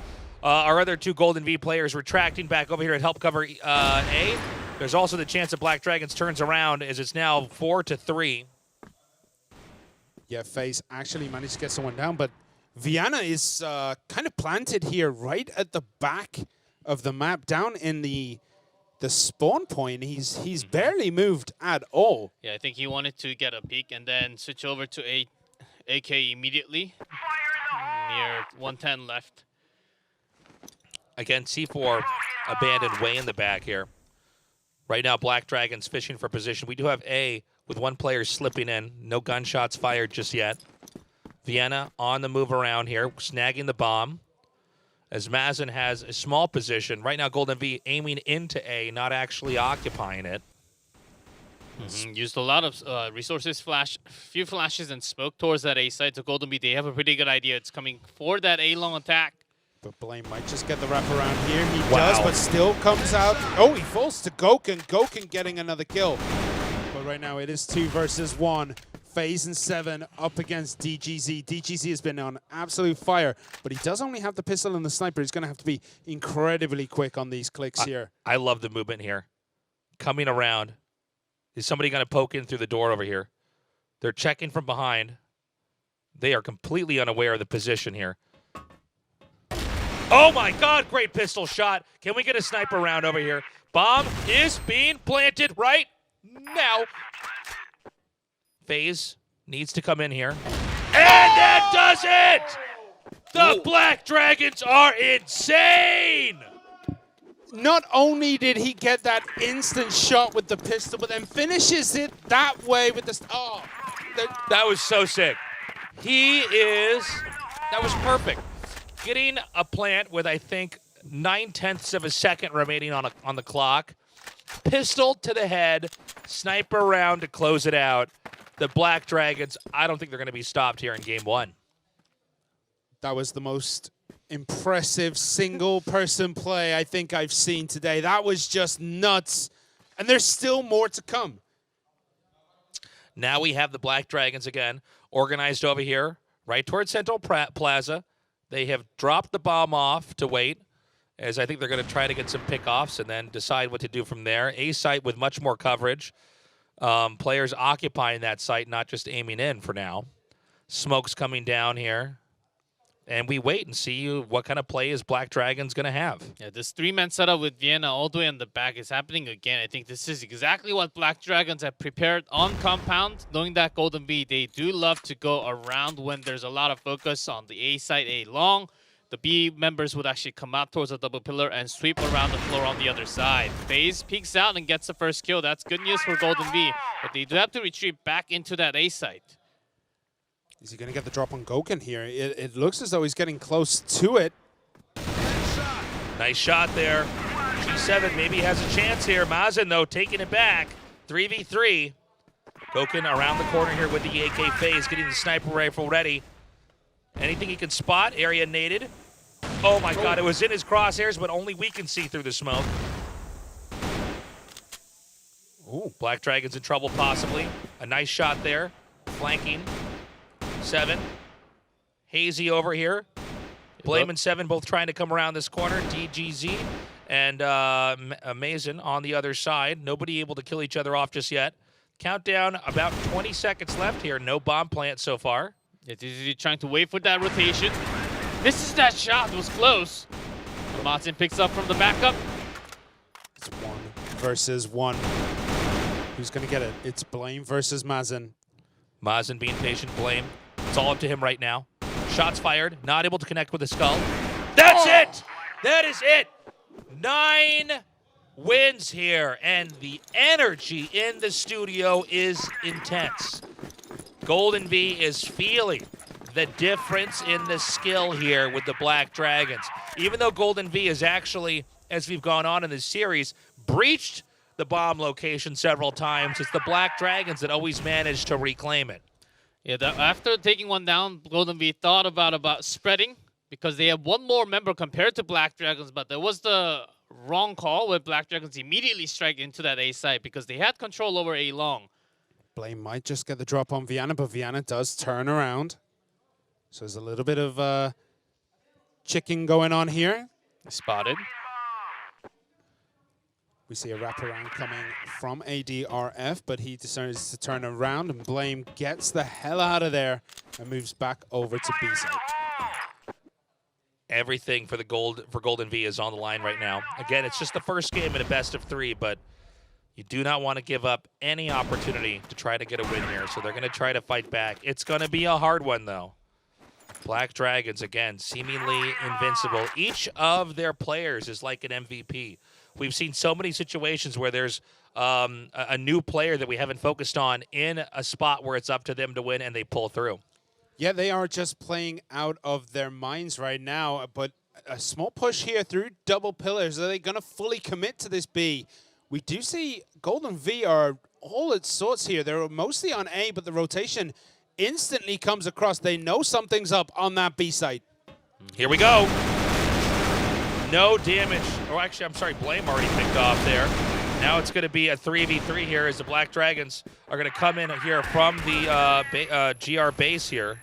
Trading a lot of kills with each other. Snox is still up. Creeds is up. FaZe is up for Golden V. Can they make something happen? Snox has been very quiet this half and goes down again with a whisper.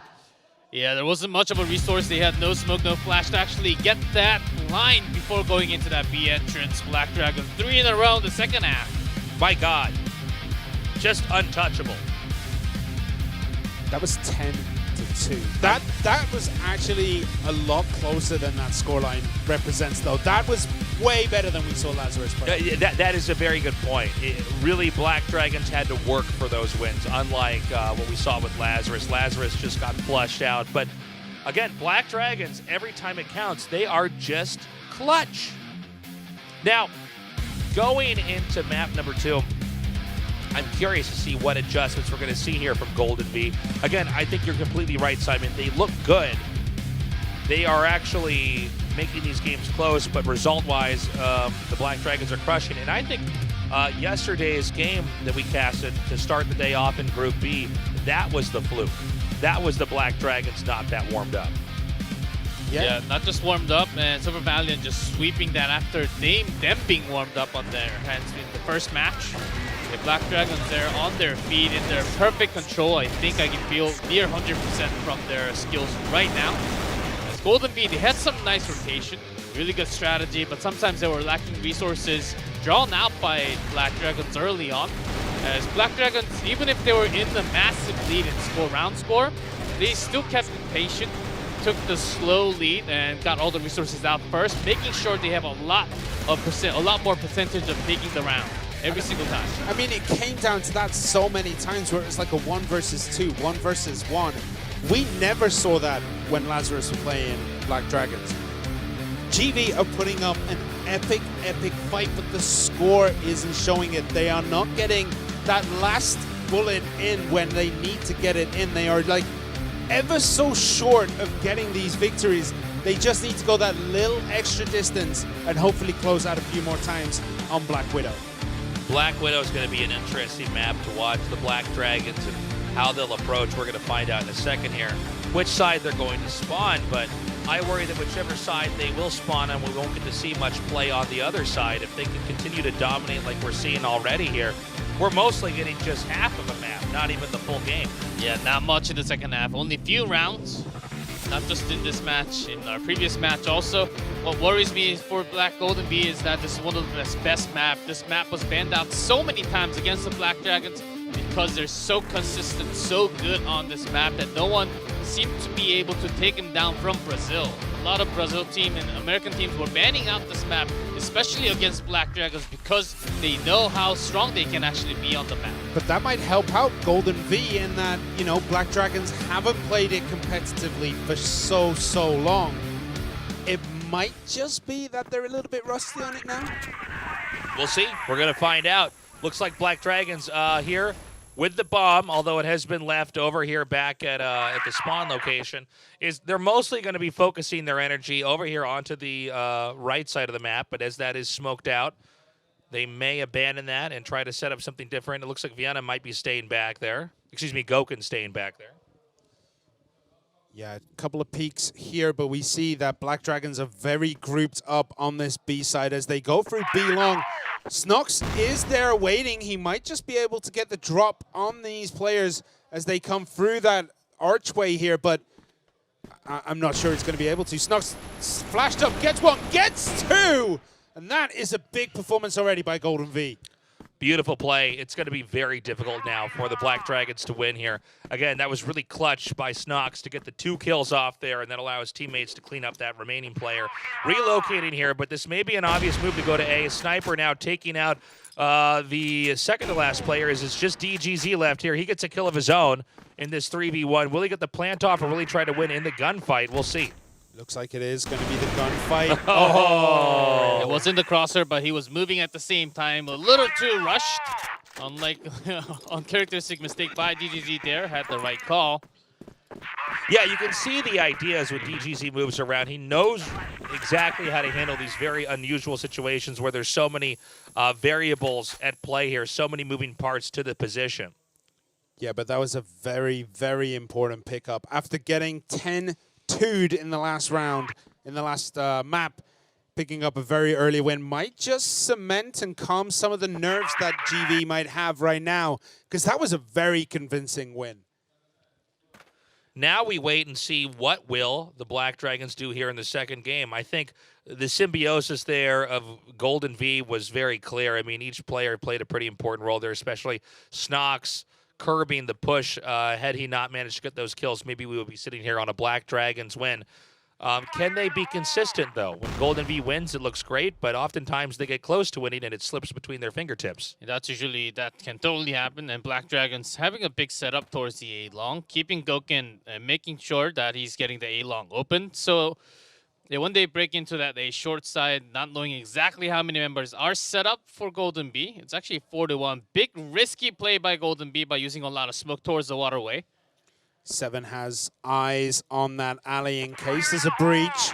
We do see the grenades come out. The flash is good. He gets quite a few here as Black Dragons capitalize on that. And that is an absolute slaughter on A site. And you can see now it's just Creed's coming through. Probably doesn't want to go through the bottom here. This is almost impossible for one player to ever come in. Yeah, before he could even get underneath the entrance, he is picked off here. Confidence levels rising now for the Black Dragons as it's tied up 1-1 against Golden V. The 3-man setup towards the A short, and then a flash to push back into A long, and Goken gets an easy kill all the way from back of the A long. We can see a very quick push here by Black Dragons up B, but then they decide that side road is where they need to be right now. Grenades are going out down into that central passage, and it looks as though it's more positioning here on the side of Black Dragons. And I don't think Golden V are going to be able to wrap around the back of them. Black Dragons regrouped here in mid. It does seem like there may be a sweep coming here from Golden V as they try to come over here through A long.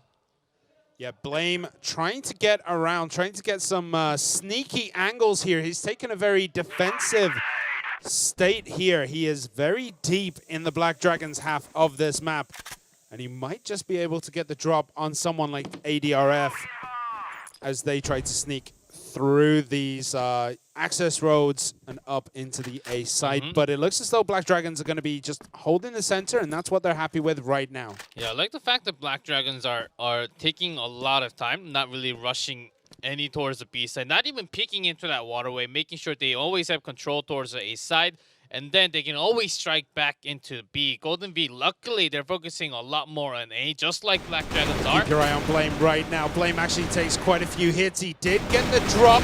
He gets one. He's got quite a good result here for Golden V on that push. Look at that. Golden V get another win. The 7 had beautiful covering angle from that midsection on A long. Also had FaZe covering from that A short side, so that A long covered was actually good. Blame, as long as he was staying alive, 7 had a lot more opportunity to get the kill. That was the best game we've seen here from Golden V. I mean, they just cleaned it up easy peasy. As we go on here into game 4, Vienna is hurting. He's taking some damage. Snox already picked off. Heavy rotation through B long, it appears, although they could be met by FaZe just around the corner. FaZe very good with the rifle play in close quarters. Creeds might be in trouble. He's very deep. He's already behind 3 of them. As FaZe goes down to Vienna, Creeds goes down to Mazin, and this looks like a Black Dragons rally call here as Vienna takes down 7. I think there's one left. He is going to get the drop, they don't know that he's there. He could actually pick them off from behind here, but this is a lot of players to try to surprise. He knows. He got a spot. Oh! Right in his face. Damn. I thought there might be something crazy happening back there, but clutch moves here from those players. I love what I saw there. This time around, Black Dragons, again with the rotation, this time again through A long here, or at least they're going to smoke it and poke. Only one player, in fact, covering A long. It's just FaZe over there. Golden V are doing this thing where, like, they're trying to catch Black Dragons with their pants down on every turn. Like, look how deep right now Snox is. Look at his positioning. He's moving through side road, which is usually where we would see the Black Dragons at this point. They're playing very aggressive defense, and it's paying off for them. I mean, it's 2-2 at this point. A pretty quick carry and an off angle for FaZe again in the stairs. This is usually where the riflers are. Oh my god, they're dropping like flies. Oh! Black Dragons! All right, this is the play we need from Golden V here. Again, Goken is somebody you don't want to count out, but we really, so far in this grand finals, haven't had a 1v4 comeback here. Again, with a sniper rifle, if you can isolate the players one by one, you've got a shot, but you better do it perfectly 4 times in a row. All you need is four right bullets, perfect bullets to get those kills. But Line them up and have one bullet go through all 4. I don't think they're going to let that happen here. yeah, with that C4 towards the A side, he has to walk through that A long, and the moment he goes towards that stairs, he's going to be lost. I think Gokun will be just looking for a few extra kills and then maybe stretching into that A site. The studio has gone silent. There is not a word being whispered between these players right now. Keeping everything nice and calm as Gokun trying to find the right way to approach the C4. Edging in now. Just a missed shot. 38 seconds. He's going to back up. He's worried that he's going to be hit from behind as he does this, but Golden V, I actually like this a lot more. He's just taking a very conservative route. They're all just going to camp on A. I don't think it's physically possible coming up here for him to get, yeah, there you go, for him to get 4 shots off in that amount of time, hitting each player and taking him out. So nice play there. I like the way that Golden V approached that. They didn't decide to split up and hunt him down, because that is one way you can get picked off by a sniper. Yeah, well, they're doing it again. They're playing very aggressive on the defense, but they are flashed out of the storage area, so they're going to retreat a bit there. Slows down that defensive push of theirs. That has worked pretty well so far. And that adjustment has actually come out completely clutch for Golden V, who looked like a completely different team on Black Widow. Yeah, Black Dragons finally switching their strategy into that B side, stopping Golden V coming out into that waterway from the storage, which was done almost every single round. Black Dragons, they just did not care as much towards that storage. Mostly it was on the double doors or a long control, because they are trying to keep the strength and pressure onto the snipers all the time. Again, the bomb is all the way back here in the bottom left side of the map, not far from BL spawn. So they're not sure where they want to hit. It seems like they're going to try to do some pokes here. We see Vienna coming out, scoping out various areas. We have one of our players looping back here to get the bomb. Looks like we may have some attention over here to the A site. Some shots fired here. Flash is thrown down. Smoke soon to be thrown. ADRF does get 7 there. So there's a bit of back and forth here. They know exactly where everyone is. Snux gets Vienna, but Snux gets taken down. Creeds gets DGZ. ADRF gets Creeds. And it looks as though Black Dragons are going to have a nice advantage coming into this final part of the game. We have the position being breached here. We have Golden V trying to come back. C4 is planted. 40 seconds on the ticker. FaZe just through the window. FaZe no more. Now it's up to Blame to win this 3-1. Can he do it? No, he cannot. And Black Dragons pick up another win. And it is 3-3 on this map. And this is Crossfire. This is back and forth as it should be. Literally with 3-3 Black Dragons, I'm pretty sure they're already happy from Blacklist getting this many into round 7. They're pretty happy to match up with the right score from BL. It's usually finishes even in pro play with 3 to 6 or even 4 to 5 if they can actually match that up. I love how close this is. I love how clutch Golden V is playing so far. They just need to keep this momentum going, but Black Dragons is adjusting. They are making the right procedures here to possibly twist this game into a lead. Inching in here, we may have a rush through A short. FaZe is already down. DGC gets the kill. There's mutters in the studio. The weird cover angle from Blame there from the side of A. I think they wanted to switch position in the next few seconds, but DGC just poked in at the perfect time. One by one, Golden V's players are disappearing. Unclear if it's A or B. Nobody really deciding to push too far forward here. This move here by Mazin is absolutely insane. Gets around the back, but that doesn't even matter. The distractions, not good enough. DGC finishes it off with 2 last sniper bullets. You can see Black Dragons' smiles here. They are having fun. Because in game 2. Because it wasn't the rifles, DGC just came, literally just jumped off the aisle of that A short and then got the shots down to two of the members going into B site. We saw a nade bounce there. Misplay by FaZe. He does get a kill, but we can see Golden V a little bit shaken here. Looks like they should be able to take this. And Gokun is the only player remaining here. FaZe, again, he bounced that nade off the wall towards him, but it seems like they can close this out, but again, Gokun is never to be underestimated. Yeah, 2v1 kind of still favors Gokun, but he is a little bit down in health, so Golden V might be able to capitalize here. It is a sniper rifle here for Gokun. They are going to come right within the crosshairs of Gokun here as well. FaZe and Snox, excuse me. Gokin now with the sniper at a distance. Oh, missed a shot. Missed a second shot. Third goes, does connect. Can he get a fourth? Can he get a fourth? FaZe popping out of the corner. Gokin relocates, misses the shoulder, and that does it. FaZe now getting that win. That was a clutch play, and FaZe is feeling it. You can see it here. Frustration on the side of the Black Dragons. They could have won that. Now it's tied up 4-4. Yeah, Gokin panicked for a second there, had a lot of bullets, a lot of opportunities to actually win that 2v1. After getting one of the rifles down, FaZe actually keeping it short, maintaining control, and just pistoling him down, knowing that he's very low in health. It kept another round score up for Golden V finally. So we can see defensively, Golden V sitting over that A side, keeping eyes down that central passage, but all of Black Dragons are heading towards A, and they will be now entering A long. Sneaking through the smoke here is the Black Dragons. Who is going to win who's going to get the 5th win here out of these 9 games in the first half? FaZe already gets DGZ. Creed gets ADRF, and that's a big advantage as we go into the last few players here. Diffuse canceled here. Vienna waiting to see if 7 will come around the corner. Blame about to poke through here as well. FaZe is so close to Vienna right now. They are within touching distance of each other, but FaZe does retreat out, and that kind of gives A site over to the Black Dragons. Yeah, no C4 plant yet. Nice shot here by Mazen. And Gokin gets a big kill on FaZe as well. It's 3 versus 2. Oh, nice spray. We do have Snox very low here. And just Gokin like here with the sniper rifle, though. that was a big turnaround. It is now 2 versus 1 for Golden V, as only 1 player left on the side of Black Dragons, who does go pick up the C4 on that A site. Yeah, Is he going to again, get to plant it? Again, Gokin with the AWM, so he wants to just pistol this one out with the C4, carrying it out all the way into the B site. He knows that there's a bigger rotation coming from a short 100% or a long even if the Golden V takes a longer rotation. And he has still about 25 seconds. He's backing up. We see with nobody at A, it should be pretty obvious they're going to go to B. I don't think they would expect him to pop back into A. Here comes that plant now.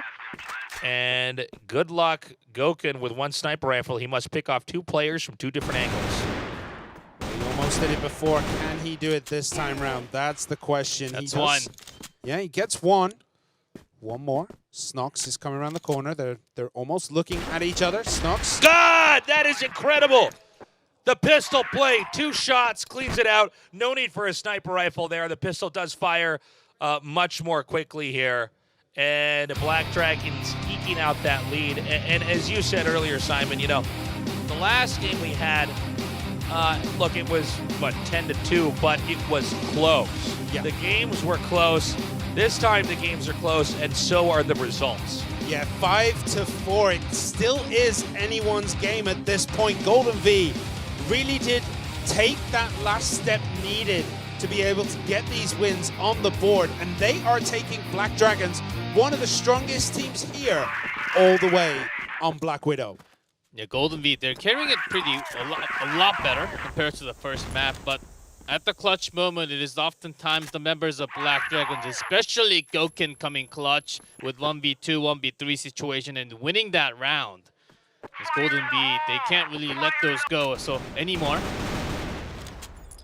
Okay, right now it's Golden V here, holding mid. Black Dragons backed up. They're waiting to see, are they going to have any pushes here from Golden V? I'm really curious to see how Golden V is going to be here on the offense. They've already lost.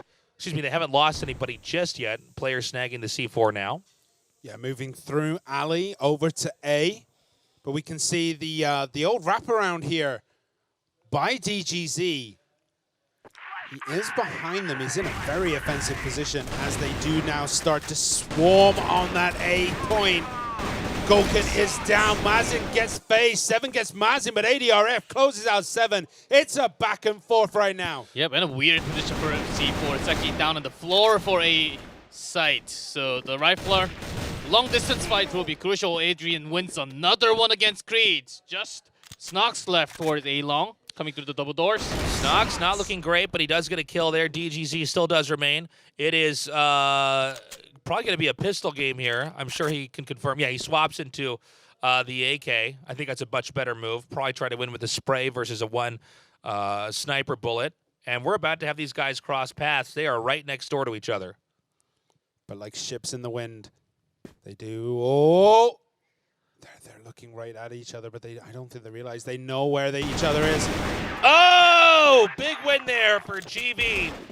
Golden V clutching that. Beautiful play. Again, pivotal moment here. We're now tied up 5-5. It is the first to 10 wins here. This could go either way. That was a very, very big win for Golden V there. It was looking kind of rough in places, but the back and forth trades between kills eventually gives them the win here.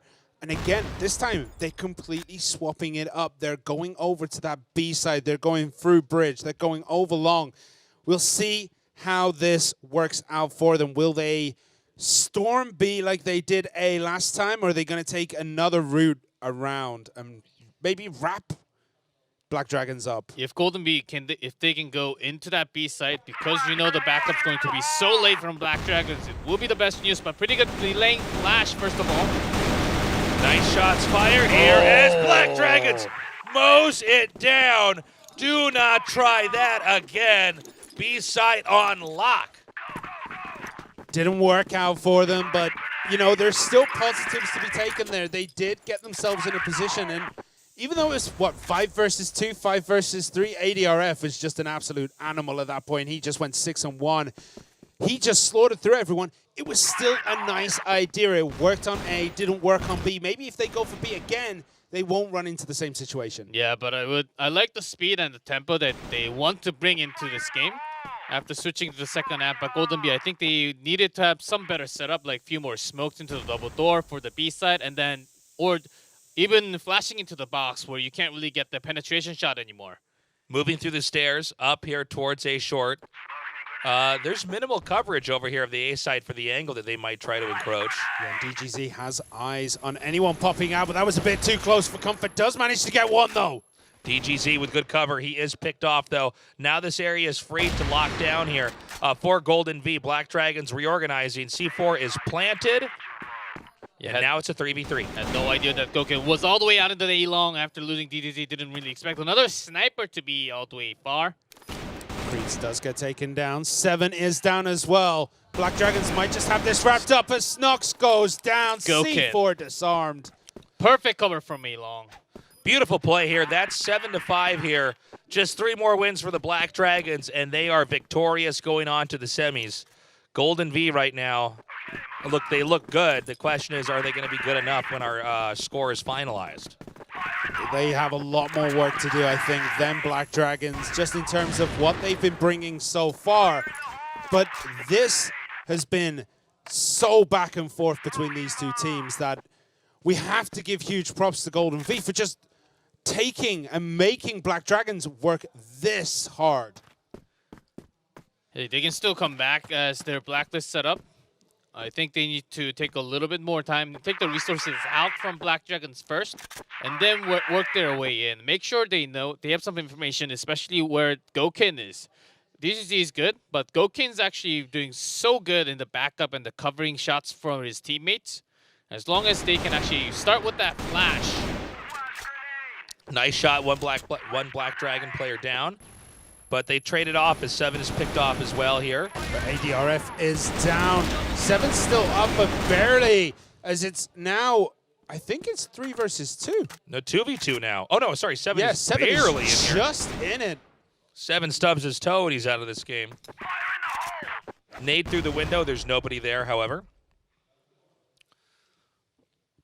We have, very carefully, DGZ here with a sniper. This is not an easy play here over the window. He might have to draw his pistol. FaZe is just around the corner here. He's probably going to need to wait for his teammate to come up here. Misses the shot.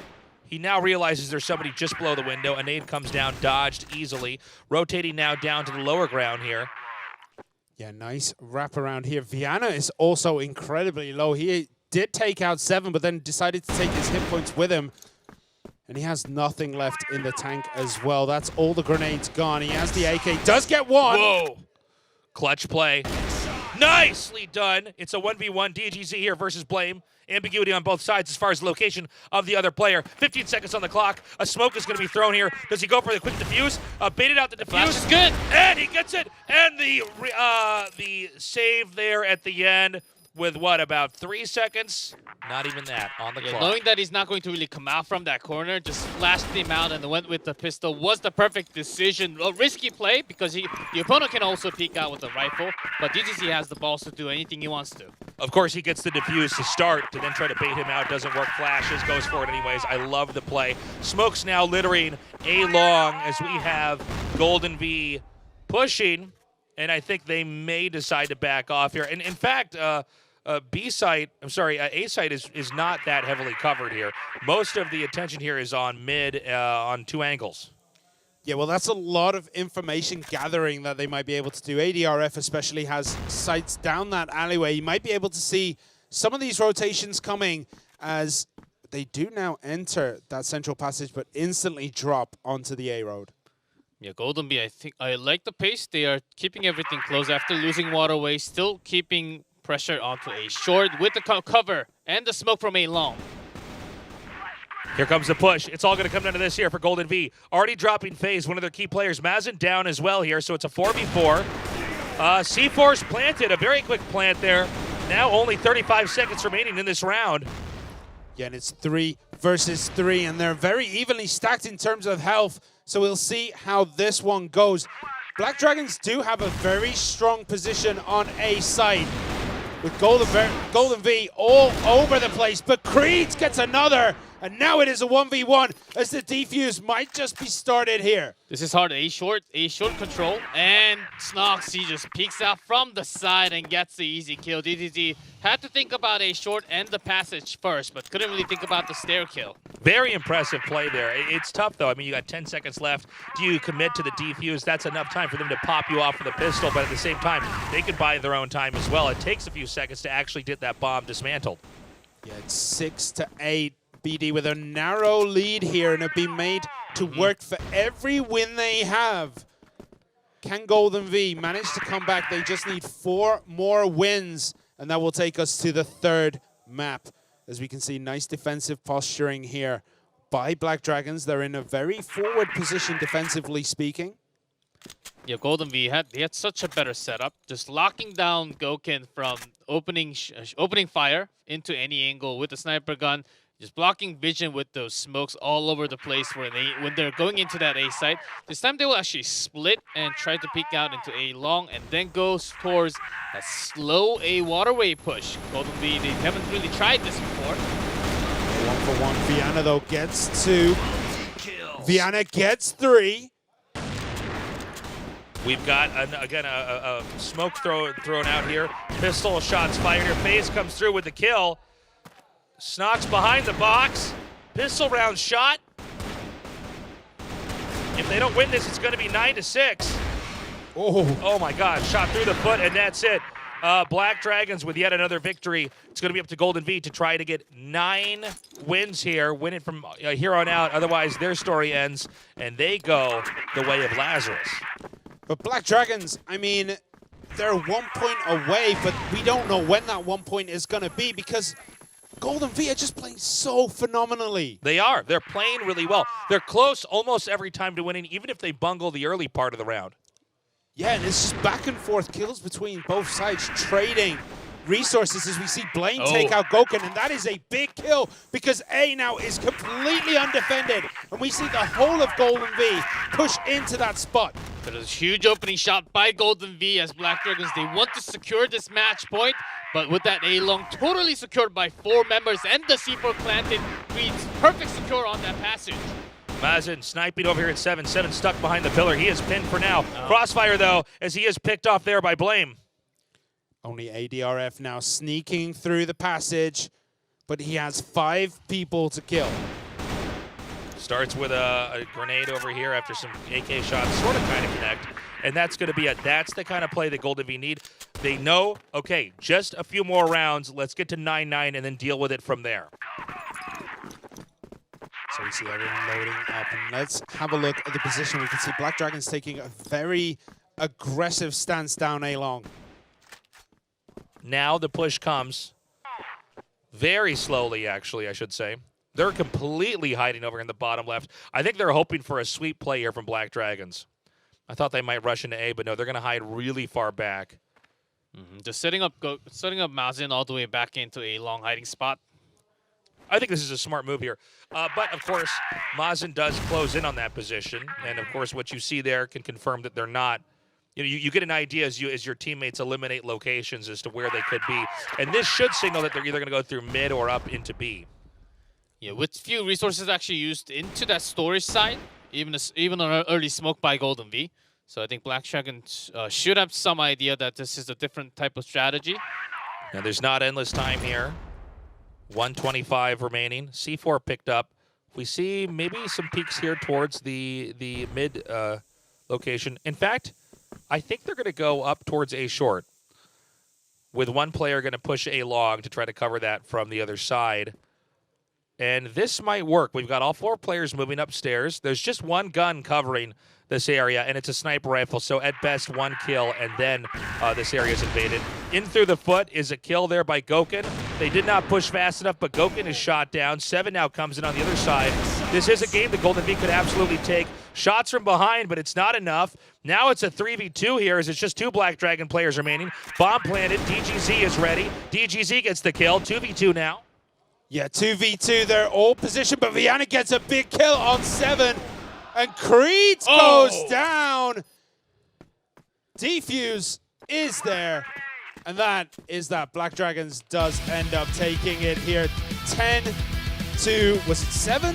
That was absolutely insane. That was the closest match we have had so far today. Yeah, it was pretty sick, but it was not sick enough there for Golden V. Yeah, Black Golden Dragons V. with a 2-0 there. Yeah, Golden V had a pretty nice C4 down on that side, had a pretty nice position, but it seemed like they didn't know where exactly to look for the last 2 members to get them down to get that win round points.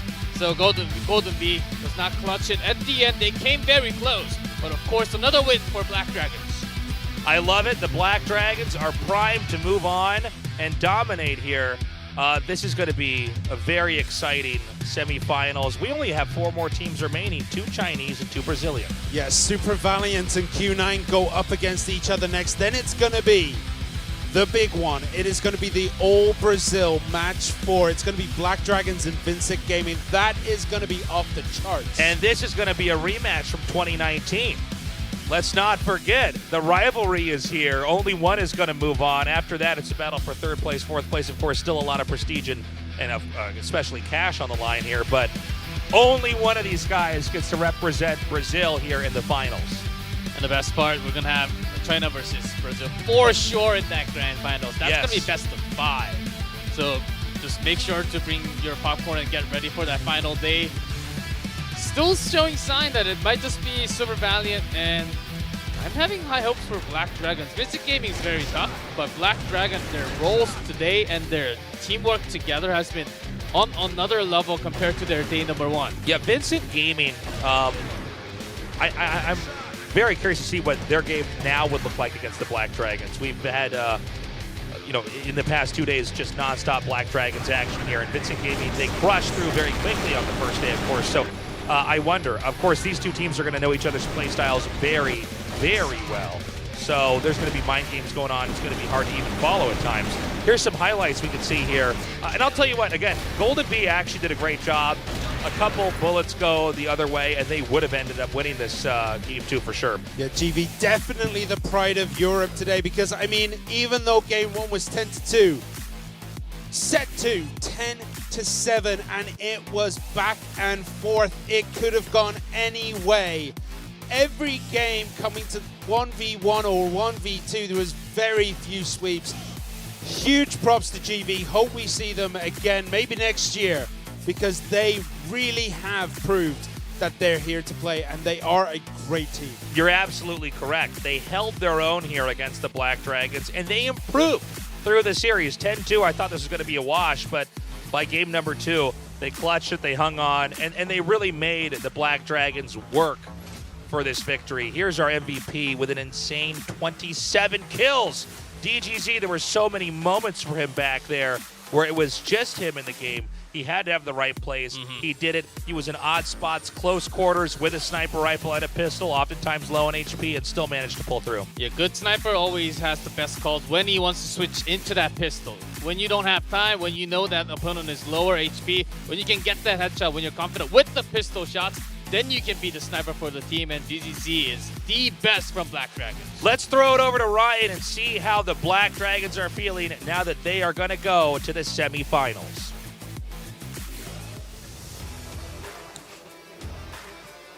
We are one step closer to the grand finals here at CFS 2020. I'm here with the match MVP, DGZ, and first of all, I've got to ask, you just made it to the semifinals. How do you feel? 你们刚进了半决赛，你们感想如何？ Primeiro, parabéns à sua vitória. E como chegaram nas semifinais agora? E seus sentimentos agora? A gente está com um sentimento muito bom. Ontem foi um dia muito ruim, mas a gente está preparado. Well, today we feel great after this win because yesterday was not really a great day for us. But now we have won and the whole team feels great. 我们感觉很开心，因为昨天我们打得不是很好，所以我们现在整个队伍都是感觉到很高兴。 So, were you more nervous playing today compared to the group stages? Então, comparado aos jogos de ontem, esses jogos de hoje foi mais nerviosos ou não? 你们刚才打到会比较紧张吗？ Então, foi mais nerviosos de jogos de ontem ou não? Hoje a gente está bem mais tranquilo. Botamos na cabeça que a gente é superior e entramos bem confiantes. Well, today I think we felt much better than yesterday because all our thoughts went like we are the superior team here today. So I think the game went very well today. 我们觉得今天没有像昨天那么紧张，因为今天我们玩得比较轻松一点，所以我们感觉比较好。 So you play the defending champions, Vincent Gaming next. What do you think you need to do to beat that team? 你们将会跟 VG 玩，你们觉得你们怎样可以赢到他们？ Então hoje vocês vão jogar contra o VG, que é o campeão em título. O que precisa fazer para ganhar contra eles? A gente tem um histórico de vitória muito grande em cima deles, mas aqui é outra parada, então a gente vai chegar bem confiante e a gente espera sair com a vitória. Well, I think in the past we have a great winning streak against the team, but this game I understand that it's a different tournament and different game. So we're going to do our best and put our heads together so that we can win the game and come out as champions. 我们有一些不同的计划，所以我们觉得我们会尽全力去打，认真的去打，所以我们比较会有信心。 So of course, that next match is going to be Brazil versus Brazil. Does that increase the pressure for you at all? Are you going to be more relaxed? How does that change the way it feels? 等一下，你们会跟巴西和巴西一起打，你们会觉得比较多压力吗？ Então, o próximo jogo vai ser brasileiros contra brasileiros. Isso vai dar mais pressão em vocês ou não? Eu acho que não, porque no Brasil a gente já está acostumado a jogar contra eles. Vai ser um clássico e quem ganhar eu vou ficar feliz porque tenho amigos no outro time. Well, I think it's going to be a very good game because we're accustomed to play each other in the past. So it's going to be a great classic game, Brazil versus Brazil. And whoever wins, I'm going to be very happy because we will always have our friends playing the final game. 我们其实很期待，我们也是觉得我们可以玩到很好，因为我们已经和他们玩过很多次了。然后我们不管谁赢，我们都会觉得很高兴。 Well, best of luck to you. Up next, we have Super Valiant Gaming and Q9 battling it off in the first semifinal match. Who will be the first team to reach the finals? We'll find out soon. Stay tuned.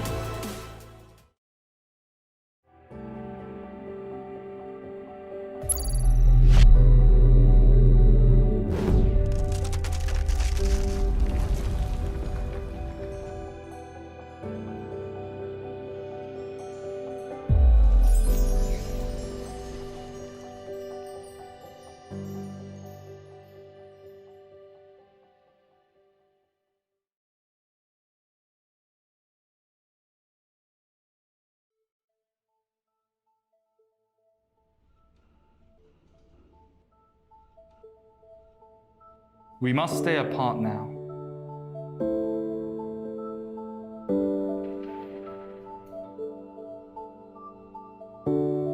From time to time, we can't feel the enjoyment of being together.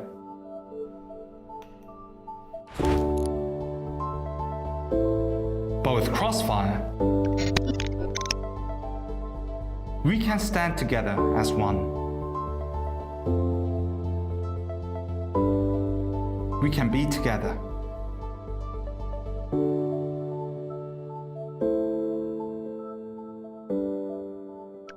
CFS.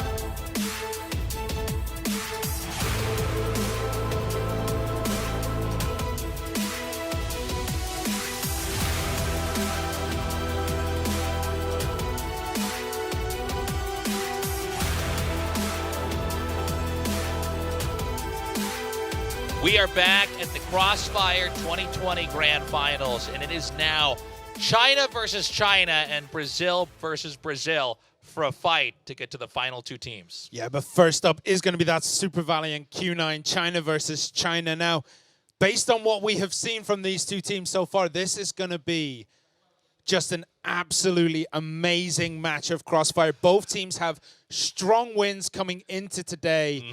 Q9 already had a absolute pounding of Lazarus Gaming this morning, so they're going to bring that confidence into this match. Super Valiant slapped everyone silly, I mean, just the other day. I mean, this is going to be insane.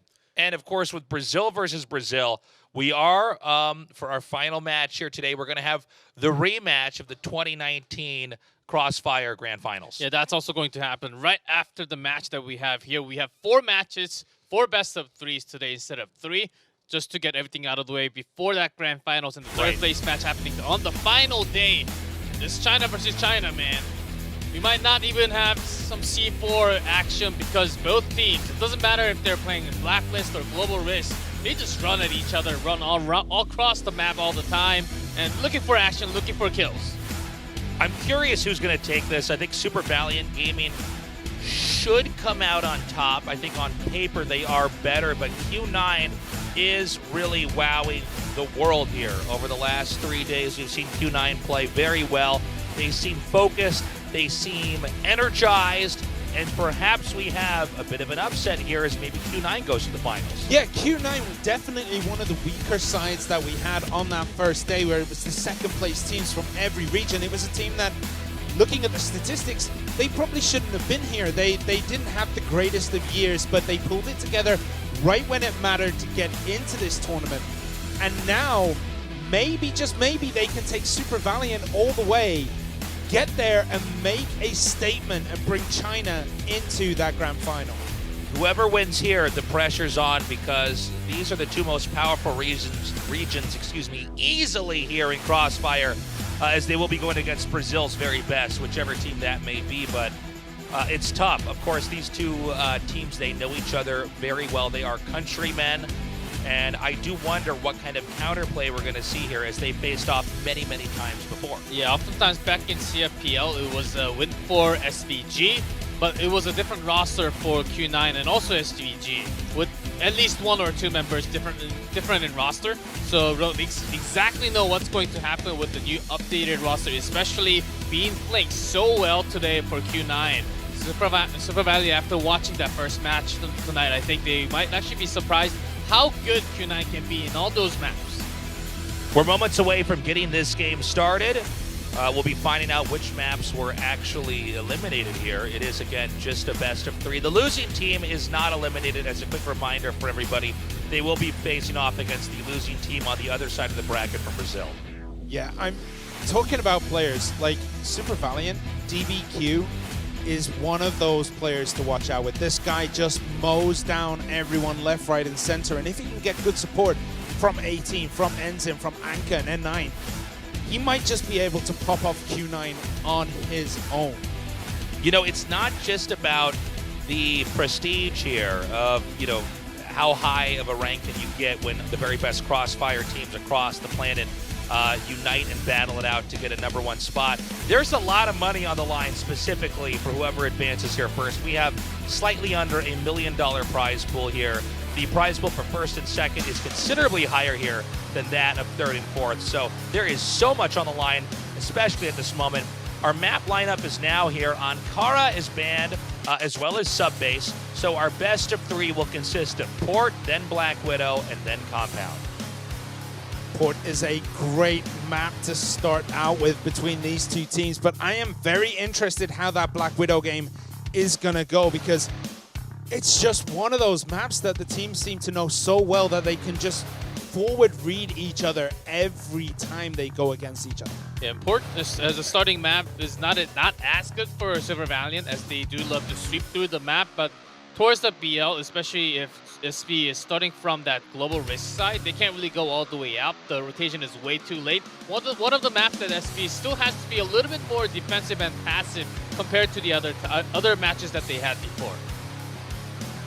This is going to be such an exciting series here. Super Valiant, again, the favorite going into this, but we've had some close matches already and some upsets, of course, as well. Q9, our biggest upset to start things off with the Crossfire Global Finals 2020 here. How will they do? I got my fingers crossed for them. Let's keep in mind, all of our teams have played better as they become more familiarized with our studio here in Seoul. Yeah, one of the things I do want to point out is that Super Valiant haven't had the greatest of, like, they haven't had those runaway wins. Q9 got a runaway win against Lazarus. Super Valiant against Lazarus was pretty close. It was 10-4, 10-8. But then Super Valiant went up against Black Dragons where it was 10-5, 10-6. And I mean, that was impressive enough, but it hasn't been these runaway performances that I think some of the other teams getting might just boost their confidence even more. So maybe Q9 can take this real handily. Big cheers around here. The energy is hype in our studio. Both sides very hungry to get on to the finals. Our game has now loaded up. Super Valiant Gaming here in the south with the C4. Q9 in the north here to defend. So Super Valiant starting from the blacklist should be a good sign where they would love to go forward, have lots of B straight-in rushes, but a pretty good response from Q9. They will actually take control over the warehouse for now. Yeah, and also that sideways passage is theirs. I mean, this is absolutely a great start for both teams, and we can see a very aggressive defensive push here from Q9. And Q9 being just stretching out all the way into that central passage after smoking out the tunnel side. Nice shots fired there from Q9. And it looks like it's going to be Super Valiant minimized. It's only 2 players left. Anke very low on HP. The map is Q9's to pick and choose from as Mizen is the only player remaining here. And I don't think his future is going to be too bright as it is the first victory here for Q9. I mean, again, we see the standout players being Jaewei. They are playing phenomenally this tournament, and they are continuing to do that against more and more difficult opponents as we progress through this tournament. Great aggressive movements all the way into the sideway. After the boost, they continue to push to the loading dock, which is not too common, even from China. As they would love to go around the map, but this is one of the maps where it becomes a lot tougher to back up your teammates, especially from GR. But Q9 starting with that aggressive push. I don't think Super Valiant expected that push to happen at the beginning. Yeah, it was a good twist here in what players would be anticipating. Again, they know each other's playstyles very, very well here. We have Super Valiant Gaming here, controlling a little bit of mid, inching towards the A site. C4 kept far back in case they do need to retract and rotate towards B. Yeah, we see a little bit of a dance of death here between Solo and Anke, but Solo does decide to pull back. We have 2 on that central street, now 3. And they are making their way through sideways over into A. Ooh, that nade into the side road really, really hurt. Yeah, Mzin there with the nade. Perfect nade shot on his face. Anke and N9 itching to come out, but being here with the scope ready for a snipe. A quick invade, though, if they can run towards that high ground area. It's not going to be easy for Bean to see down there. Solo now rotating around as their instinct tells them an attack is imminent, and here it comes now. Yeah, Solo goes down instantly, but Jaewei gets another kill. Bean gets M's in, 9098 gets N9, and it is all going Q9's way as Bean gets another couple of kills. 98 does finish it off with DBQ. Q9 making it look easy as Super Valiant Gaming is shredded with a wave of bullets. This time around, we have a rush here with Super Valiant Gaming in the mid. Q9, 2-1-2 split here. Although I think they're going to go directly in the mid. They're not slowing down as this is smoke. They do gun down 1998. Where will they go from here? Yeah, they overwhelm 98, and they've overwhelmed Solo as well. And Q9 are already 2 down, but the comeback begins. Long gets a couple of kills, and it's 3 versus 2. Immediately, Long was able to recover. Jaewei couldn't really deliver many shots from the warehouse, but Long might just be in a great position. I don't think he was spotted right there by Mzin. Nice shot there by Mzin. He does manage to pick him off. It's now just Bean remaining. It's not impossible. Bean at full HP, nearly. We're still waiting for that C4 plant. Here it comes now. 40 seconds for some of the best play from Bean here. If he wins, it's a 3-0 in a disadvantageous position. This is Super Valiant Gaming's position to lose. It is losable. It's not like they have 4 players, just 2. Let's see exactly how Bean economizes his time. Picking up that M4 back into position. Can't really go in with that AWM alone on 2v1. Oh, instantly taken out as soon as the peak is there.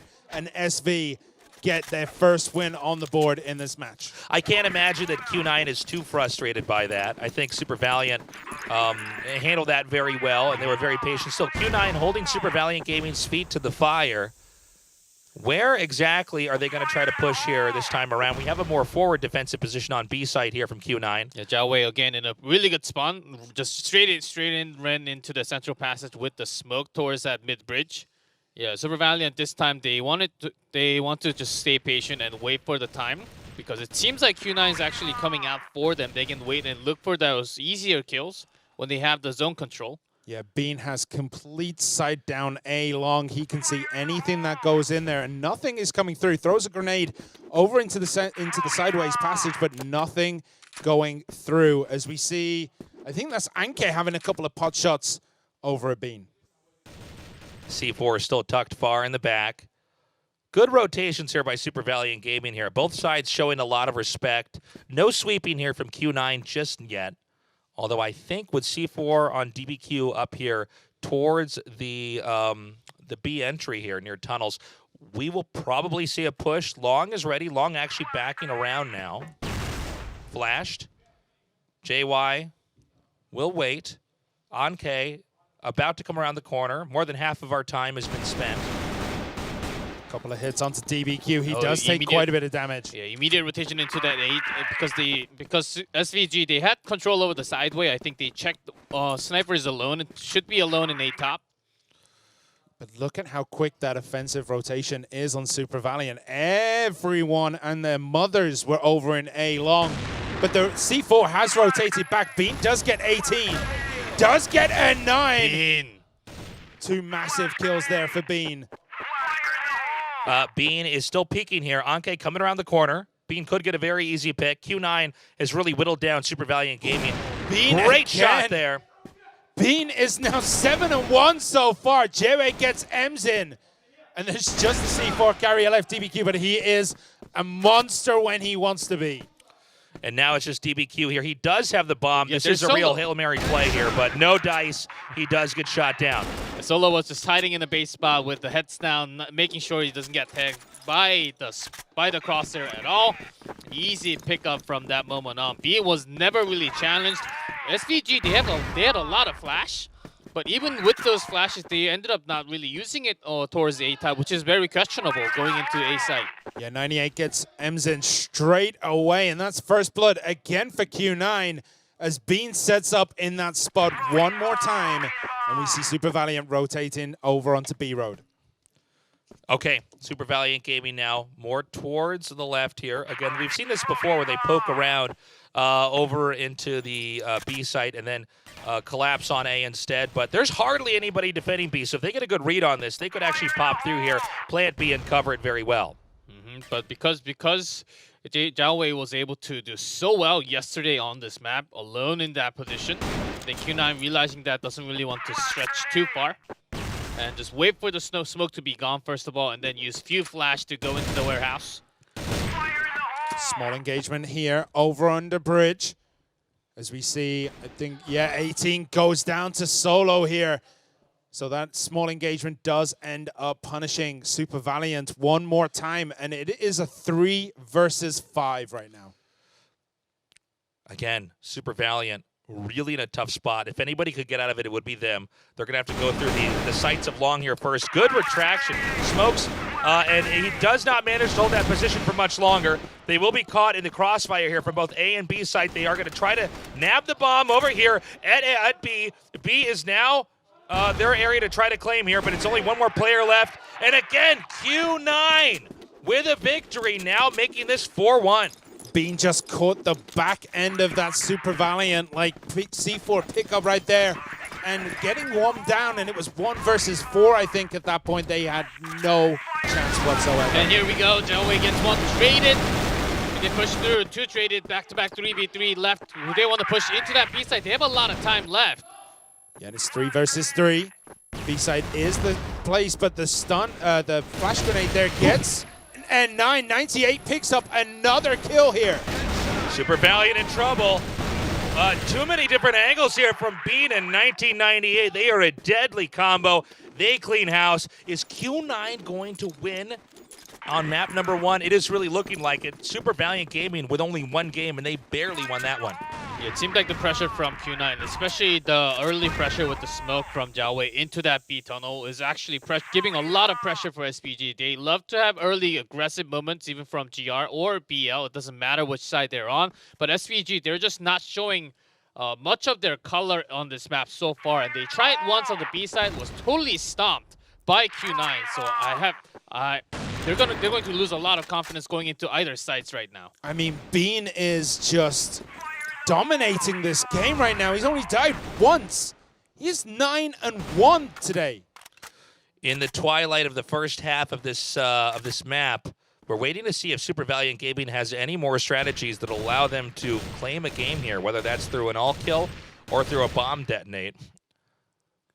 I mean, Bean once again holding this spot over on A, but we've seen how quickly he rotates over to B if that is where the push is, and I don't think Super Valiant have any idea where to go. How do you break this Q9 team apart when they're just all individually playing so well? Yeah, Super Valiant, they can't really go up to the sideways because they keep on losing control against Jiawei. Still in that passage. Oh, Jiawei gets another kill, but it is going to be 3 versus 3. 18 got Jiawei down. Super Valiant needs this game. They need a win. The C4 is still far back at home. Only 50 seconds left on the clock here. If Q9 can stall, they can absolutely win just on time alone. Yeah, 3v3. I think smarter choice to go into B, knowing that Bean is going to be all the way on top of a top. Never really failed. Yeah, that's really the only location you can fully defend this area from while having an idea of who's coming from where. And unfortunately, when you can fully cover it, that's when the sniper rifle can hit you. Very unlike Super Valiant. They're playing in a very different style compared to yesterday. They're losing a lot of their timing. The teamwork is not as up to par, as they had a lot of flash available to Bean again. He rotated, he moved his position. There's a flash. And they just did not see that coming. Super Valiant are in all worlds of hurt of Bean! Wow! Half shot through the box, finish with the pistol. I love it. I absolutely love it. Bean is untouchable. And now we just have, what, 2 more games? No, 2 more games on this side here. And I don't know if Super Valiant can pull it together here. This is all happening because of Jiawei just keep going into that tunnel. Can't really be stopped because that smoke keeps on coming out with a pretty good spawn from the Q9 side. As without the sideway covered by Super Valiant, Bean's just going to have a lot less pressure, easier time all the time from that A-long control. Well, when one person like Bean is playing as well as he is right now, that whole A side is essentially defended just by him. And if you're Super Valiant, you don't even want to test him because he's playing so well. He's nailing every shot. That whole A can essentially be defended by one person. Okay, finally, SV moving into that side lane. After checking that Jiawei has moved out towards that B site. Few perfect flashes can actually blind him totally.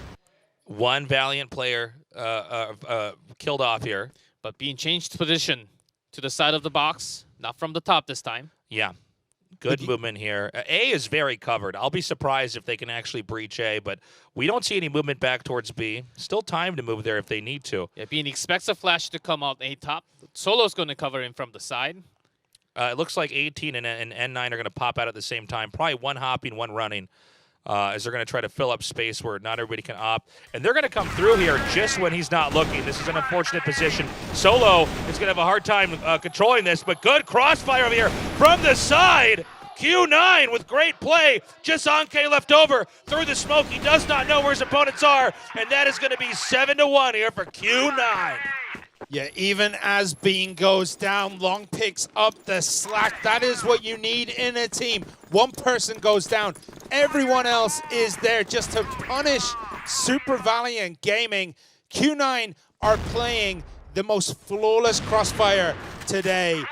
It's just unbelievable. Bean again picks up another kill, but does go down. Yeah, but a pretty good flash comes out to respond to 2. Now back into 3v3 situation. Solo in a pretty good base spot. N9, can he take him down? Q9 could be in trouble here. Spray goes down here from long. It's just JY. Can he have the Hail Mary play? He's coming around the corner. And we have, oh my God! Gets 2! Nearly takes out the entire team. Finally, but also barely, Super Valiant Gaming wins their second match on map 1 here. Now again, it's 2-7 here.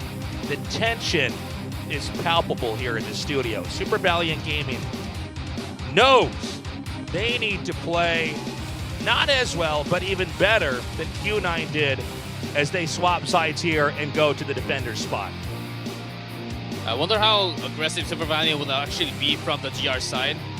Q9, they kept well under control that B side. The tunnel was totally controlled by Zhao Wei the entire first half. So Super Valiant couldn't really push into the sideway at the beginning. They lost a good 30 seconds every single round because of that early play.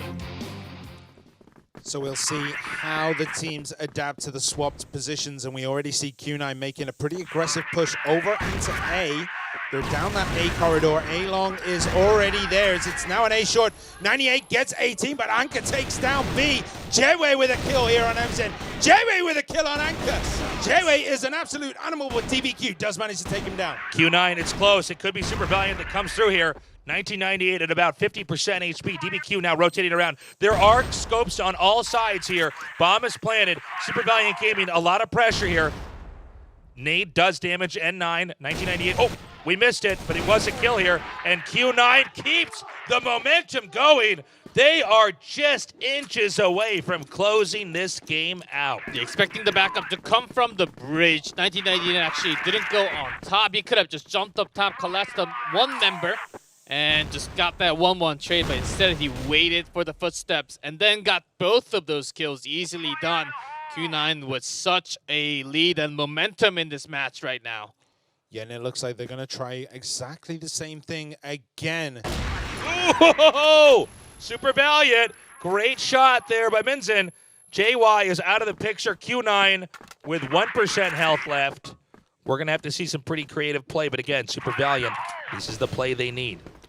Yeah, and that death was big for SV. Q9, their whole position completely changed as one member goes down. I like the game plan here. 98 only has 1 HP, but if he can poke out and get a good sniper shot, he can get a kill and even this out. It's a very smart move. They're going to be patient. They're probably going to run the clock a little bit here. But I think the ideas are there. There's no reason to try to run around with an AK when you're going to die to the spray no matter what. If you can get the click off before they can, you get a kill, maybe it's evened out. Yeah, I think that's pretty much the idea. Would love to actually have him poking out to A-Long. Challenge into MZ if he can actually get that shot done. We're into the loading dock. And we can see already the bullets start flying. Bean gets a kill. Long gets Anchor. 98 gets N9. Whoa. And this is completely turned on its head. When that sniper shot missed there, they were able to breach that location. The bomb's being planted, and we have players on all sides here. 18 getting low. He is taking out DBQ. And can he get the Hail Mary play here? He gets a kill. Solo down here waiting. Because he has a C4 and needs to wait for 98, but he is also so low. 33 seconds on the clock. Hardly any hit points in this game. DBQ, he could try to defuse up here. It's not even he has to go for it. What a flick down the stairs with 1 HP. Unreal. That was just incredible. It's now 9-2. One more win here from Q9. And they will be the victors here on our best of 3 for map 1. He didn't go for the C4. That was dropped right below the site. That flick was just an amazing shot. I mean, the guy had no hit points for 98% of that game. As soon as Jway went down, you saw that 98's hit points were on 1. And he survived until the end and got the clutch kill. I think he got 2 kills in that round. That's absolutely nuts for someone with no HP. Yeah, when there was a big rush into the A side, also cut one of the member, I believe, N9, trying to back up from the bridge. 98 kept in control. Also bought good amount of aggro all the way from the back from the BL side. Now, Super Valiant Gaming, need everything. They need all the rounds possible to get up to that number 9. Super Valiant Gaming. How will they play this? Q9, I mean, I will say this has been closer on this side. It's been very few games, but Super Valiant, they're just always 1 or 2 men too short here. Yep, boosted up towards the sideways, so less of a control for Q9. Oh But my God! Immediate open for the towards the B side can be done, but because of the smoke, they can't really go in right now. That was a blind shot through there. They've already taken out DBQ. And now 18's going to have to come through here, but they just do the flood. And now it's two players coming through. And they're going to try to do the plant. Super Valiant Gaming is going to have a hard time closing in on this. Long here in the back. Anke trying to fire through. 98 again onto Emzin. Anke takes down Long, but it's 1 versus 3. He's got no chance, surely. He's flashed, he's through the smoke, he only has 43 HP. What can he do against the C4 and the 3 members of Q9? And that is it for game 1. It's not over yet, though. Super Valiant Gaming could come back with a two victories in a row after that. But I gotta say, Q9 won, but more than that, they dominated. Yeah, I mean, everyone was saying that, like, Super Valiant, they're the strongest Chinese team. They're the team to watch out for. When we saw them yesterday, it was Super Valiant versus Black Dragons. That's the finals right there. That's what we're going to get. It's a rehearsal for that. Q9 are like, all right, guys, you can say as much as you want. You can say that it's going to be their final, but it's our final. We're going to show them up on stage at Port and make a huge statement as we go into Black Widow. It's very clear how frustrated Q9 is right now. I mean, they are just not able to produce the results they want. They're getting close. But yeah, when you look at Super Valiant Gaming, again, they came in here as the favorite, Q9 crushing. Yeah, the frustration's real.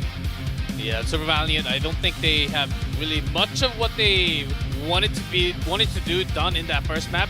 Q9 knew exactly how to win, how to control the map against Super Valiant in that first map Port. And it all started with Bean. Just being an invincible force towards that A top. Yeah, Q9 have played a lot of games on Port, but this tournament so far with Super Valiant, that was their first of the tournament. So they have played a lot more Black Widow, I believe. Oh, they played 1 game on Black Widow, and that was against Lazarus Game. So we're going to have to see if that is going to help them out as we go into the next map. But, I mean, right now, Jaewei, Bean, 98, they are playing phenomenally. And not only that, then you got Long and Solo who are helping to bring up the rear of the team.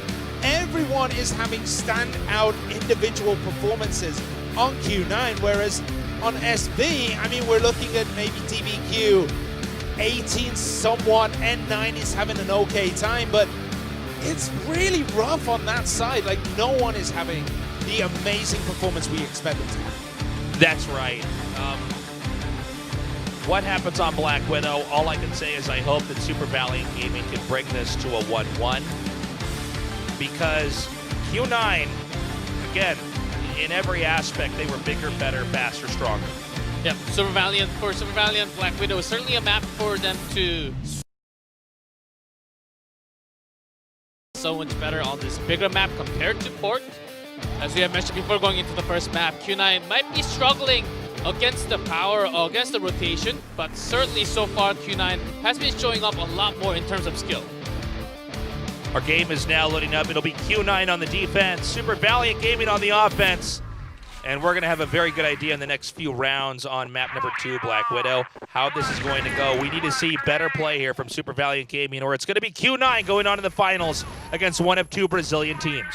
And it's already a very aggressive defense on Q9. 98 takes down 18. DBQ gets Solo, but there's still quite a lot going on over at B, and this is a very quick push into that B site.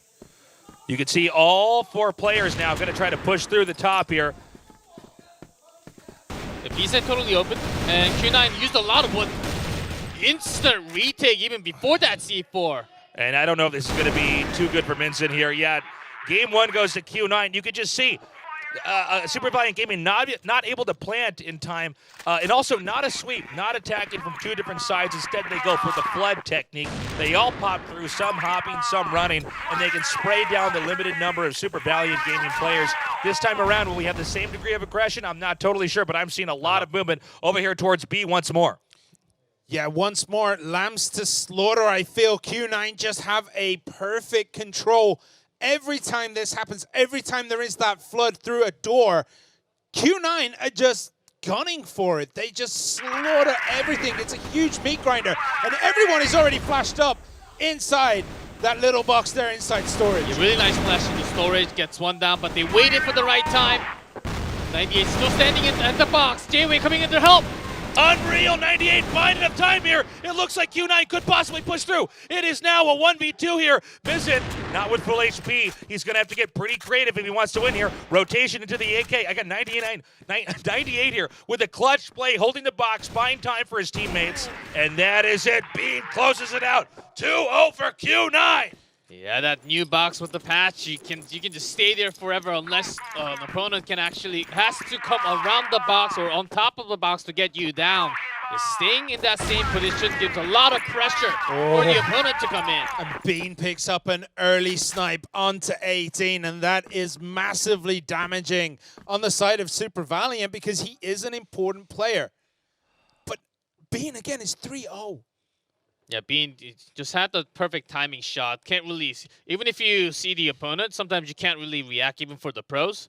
Just had the perfect shot landing on the body. Once again, one player bled out here. 4v5. Advantage Q9. Ambiguity as far as what the plans are for Super Valiant Gaming. They may want to try to run the clock, although I don't think Q9 is going to overextend here. I think they're just waiting. They are an impenetrable fortress right now. The bomb has been snagged over here. And we have some attention, some gunfights over here in mid. And that means another Super Valiant Gaming player bites the dust here. But it was a trade, 3v4. But look at the rotations on the side of Q9. As soon as that started to kick off, everyone moved over. Solo and Beam were right there in that center. But now look at this. Solo gets it. Long gets one. Solo gets another. Super Valiant are collapsing right now. Yeah, Solo's rotation through the passage was real quick, knowing that it has to be an attack through that A short. Instead of going down the bridge, he went all the way up. The momentum that Super Valiant Gaming had was incredible, and how quickly it stopped here by Q9 is even more impressive. Oh no. J-Way gets a double, but N9 gets the kill onto Bean. Bean has been a rock, but 98 is still up. But the C4 is all the way down in the loading dock. Q9 right now shouting that the C4 is all the way down. We just have to control the A site. It's 2 versus 1. 98 does finally drop, but Long gets 18. And we have 2 on the side of Q9 against 1 of Super Valiant Gaming. If there was a game that they would need to win, it's this one here for Super Valiant Gaming. It's not going to be easy. Clearly, a 1v2 is a disadvantage, but it's possible. It'll require perfect reactions and instinct here. And the last member is N9. He can certainly deliver the shots. Oftentimes has an opening headshot going into the side. Takes one down. Yeah, and J-Way is very, very low. N9 still has everything at his disposal. J-Way's going to try to creep around this corner. Yeah, and a lot of time. 1 minute 20 left. N9 just ducks down at the perfect time. Gets that headshot. 1v2. Clutch play there. A much-needed win, but that is just one step in many to get to the end here where they could possibly win. Q9 here still with a great lead and overall looking like a stronger team. Yeah, but it is one step in the right direction for once for Super Valiant Gaming. We have to see how Q9 adapts to these changes, though, because Super Valiant are being a lot more passive-aggressive, I would say. They're finding the way, but look at this. Long instantly gets one. Almost gets 2, but J-Way goes down. And now it is 4 versus 3. Over here at A short, are they going to come through? As he rotates, he ends up giving them the lead there. They do come through. Q9 here going to try to defend the bomb. Not yet planted just yet. Yeah, 2v3. It's not too hard, actually, because a lot of their members are low, but Solo goes down immediately. 98. 1v1 now. He's going to go behind the box. He gets the kill. That was insane. The defuse goes down. Clutch 1v3 by 1998. The man is godlike right now. How do you stop him? He's doing so much work. He's 8-1, and every time it comes down to him, he produces the goods. He's blindsiding the team, and he knows exactly when he's running out of bullets where to hide, where to reload, where to take cover, where to swap to the pistol. He is the complete package as far as a Crossfire Pro goes. Now we wait. Super Valiant Gaming in round 6 here has yet to really make a major victory. The one that they got off was after winning a 1v1 duel barely. Q9 seems to have better map control. They seem to know when and where Super Valiant Gaming is going to strike, and even when they're out of position, they regain that position very quickly.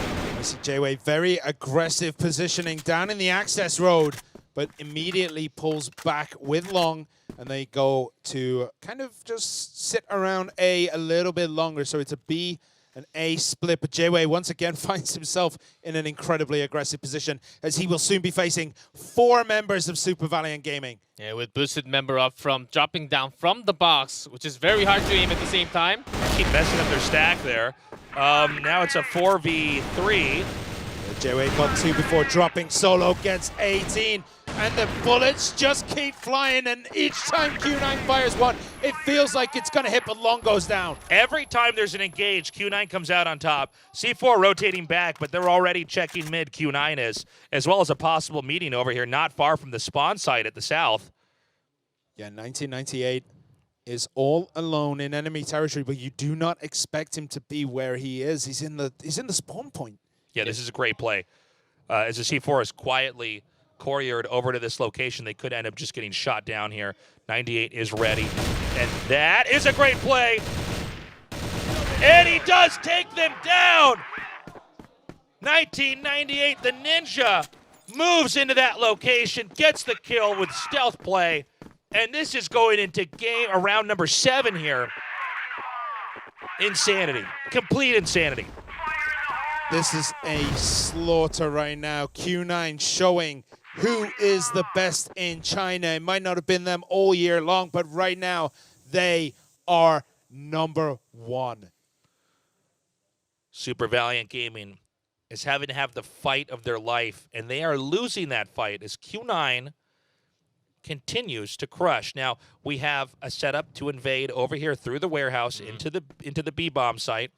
There's decent coverage here, but if they actually spill through and could take out the 2 players defending that, it is manageable. 1998 is very good at covering, though, behind the box. So this is smoked, the first kill. Can 98 hold on? He's taking cover. He's killed off. 18 getting 2 kills here. N9 gets 1, so 98 is down. J-Way is down. Those are the 2 biggest hitters, but we still have Bean and Long available on Q9. But it is a 2 versus 4. They know that Bean's all the way into the B passage, and Long does come in for cover from that double door towards the B side, but still against this many men, it might not be good. Nice idea there, but it's a 1v2. Can Bean do it? He's done it before. His teammates thinned out Super Valiant Gaming pretty well. Not easy to do with a sniper rifle, though. Yeah, he knows that one's from the storage, one in that bomb site. Now, they're going to be on opposite sides, so it's very difficult to pick off one without being shot from behind. Yeah, 26 seconds left on the bomb. Yeah, that kill zone is real nice for Super Valiant Gaming. They just have him completely covered, but he does get 1,100 HP. Ducking under here. Oh, but he ended up out-positioning himself. He took cover under there, hoping that it would look like he had actually gone back through the door, but then when he pops up, his sight was in the wrong spot. I mean, even when Super Valiant win, it still looks as though Q9 are going to take it until the very last second, but a missed shot there. Bean does manage to take 18 with him, though. At least 1-1 trade. That's not as bad as how it looked like with the first bullet missing there. Yeah, the pistol shot actually managed to make up for it. Now it's a 4v4. Pretty clear that sights are set right now on the B site. They're staying back here. Loving the immediate read from Q9 after having one B site open and penetrated by SV. Immediately switching over into that storage with a double angle. Unreal. Perfectly. Just unreal. 4v2 now. DBQ though clutching it. 98 and Long. Are they going to try to go for it through the door? Nice kill. Yeah, but Emzin goes down as well, and it is a 2 versus 1. Jaewei is low. 1998 is there, but by God, 1998 gets another kill. He should not have been swapping into his pistol at that moment. It was, it's funny. It takes almost no time, but in that moment, the bullets hit you, and the game is done. 2-6 right now. We are going into the 9th game on this side before we switch sides, and this is mirroring what we already had happen here in game 1. Yeah, SV peeks out into that A-long again, sees that many smokes out in that A-long spread by Q9, and then immediately backs off, not knowing exactly what's happening over to the waterway, because there has been some moments, not too many, but Q9 stretching out into waterway and going for those bait positions. We can see right now that short is covered by, I think, Long and Jaewei. We're still waiting for Super Valiant Gaming to move here. Every win is precious right now. Q9 wants to close it out. Super Valiant Gaming wants to catch up. As we see our players inch in. It looks like they're going to try to feign pressure over here to A and then pounce upon B. And it's working. You're right, it does look like it's working here. Now they are hemorrhaging players on the other side of the map to do this, but the position now has been gained. Can they keep it though? Jaewei and Bean solo picks up another kill. Oh. Jaewei gets one more. Q9 is winning everywhere around the map. Just with the C4, Emzin goes down, and that's going to be 7-2-2 to finish off the first half. Q9 excels everywhere. They don't know how to be baited because they keep winning. Q9 knows the end is in sight. They just need to close it out. I gotta say, I'm a little bit shocked at the one-sidedness here. Not only the one-sidedness, but the team that's winning was the one I thought, if it had to be one-sided, it would be Q9 losing. Yeah, it's absolutely insane that Super Valiant Gaming, the team that we thought were going to be doing well, the team that beat Black Dragons, the team that came here as the first seed from China, is getting absolutely clowned on by Q9. Now we go to game number 2 here. I'm sorry, side number 2 here. And we're going to see how this is handled. It is going to be Q9 that needs to invade here, but they only need to win 3 times. That's not a lot. Yeah, from the BL, from Black Widow, it's certainly one of the harder maps to break through from the Blacklist side, but for the momentum and the aggressive movements that we had from Q9, I think it's certainly doable in the second half. Super Valiant Gaming, they should have the pressure of defending this the entire second half near perfectly. Yeah, getting those angles all the way down A long, but Emzin is kind of in a slightly different position. He has a much smaller angle on A. He only has eyes on the entrance, but calls are being made. Players have seen each other. The flash is down. Q9 backs up again here. A few shots traded here, but it's still anybody's game so far. They do seem to be tempted to take A over here. There's only one player covering A as well, as it seems almost as though Super Valiant has a read that this is going to be a rush through A short. It is not, and they are primed to try to invade in over here. Again, 1-4 spread. Solo peeks out to the B side, pretending it's a B attack. Emzin alone in that A side. Solo might gets just be one. dominated with the 4 men. I'm worried Super Valiant Gaming has been completely suckered Way here. too late. Looking into A long, doesn't really know. They didn't catch Emzin on the back. He gets 2, but he is taken down by Bean. And now it's all even out. It's 3 versus 3, but SV are very low. Super stealthy play there to hide behind the truck and wait it out. They did manage to stabilize themselves. It's a 2v3 though right now. Now a 3v1. And N9 is going to get hit from behind here if he doesn't go super fast. There is one player coming here. Yeah, Solo is on the hunt. Jaewei, he turns around, but doesn't matter. Solo takes N9 down. 2 more to go. Look at the faces of Super Valiant Gaming. The tension is real. The loss is palatable. Yeah, every single loss in the second half will be crucial. If they lose 2 more, that is it. They are dropped from the tournament. And Bean now coming here through N9. mid.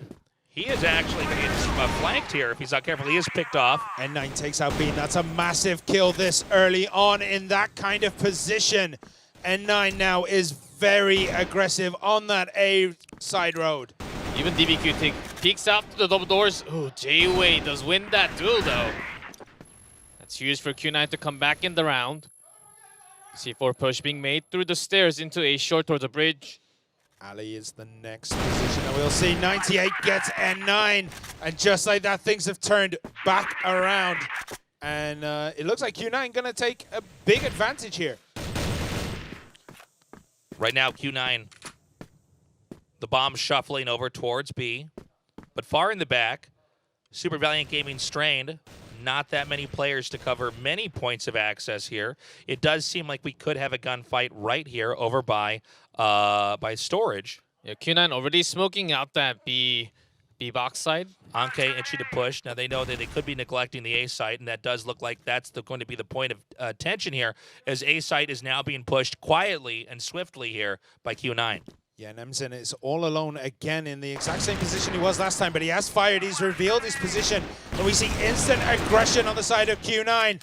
They are hunting for Emzin before the rest can come in. Emzin gets one, but Solo and 98 get Anka and Emzin, and that's it! Another win to the side of Q9. Q9 is one win away from going on to the finals. The frustration here from Super Valiant Gaming is just too real, as they came in here looking so strong, so dominant, and now Q9 is just altering the course of history. Yeah, Q9 on a match point, certainly, and they are looking to dominate Super Valiant Gaming. They don't want to let go without having their best play. Still dominating over that A-long, but got nothing done, as J-Way wanted to stretch through a little bit further, but saw the smoke, stopped himself from reaching out into the danger zone. Oh, Emzin gets Bean. That's a saving shot. Quiet moment here on the map. Very deftly, Q9 is moving slowly towards A long, and we actually have a pretty heavy sweep here in mid, but A is completely neglected, and this is one of the best ways to lose the entire game here from Super Valiant. Now they are coming back, they are looking, this area is not smoked, but they do retract backwards. They've been picked off though. It's now a 3v5. Yeah, long goes down, and they instantly abandon the plan of going to A because it's already been scouted. But the C4 is in a very aggressive position.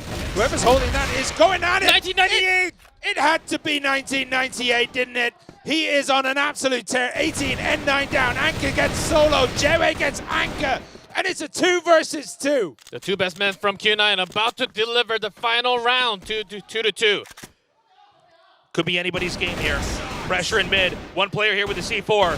Right now, it's going to be up to DBQ and Minson to keep themselves in this part of the tournament. 98 here, one of the best players in our entire Crossfire Grand Finals, is on the move. He's got the bomb. Can Super Valiant Gaming stop him? He is very, very low coming into DBQ and Emzin, but he's kind of juked him out.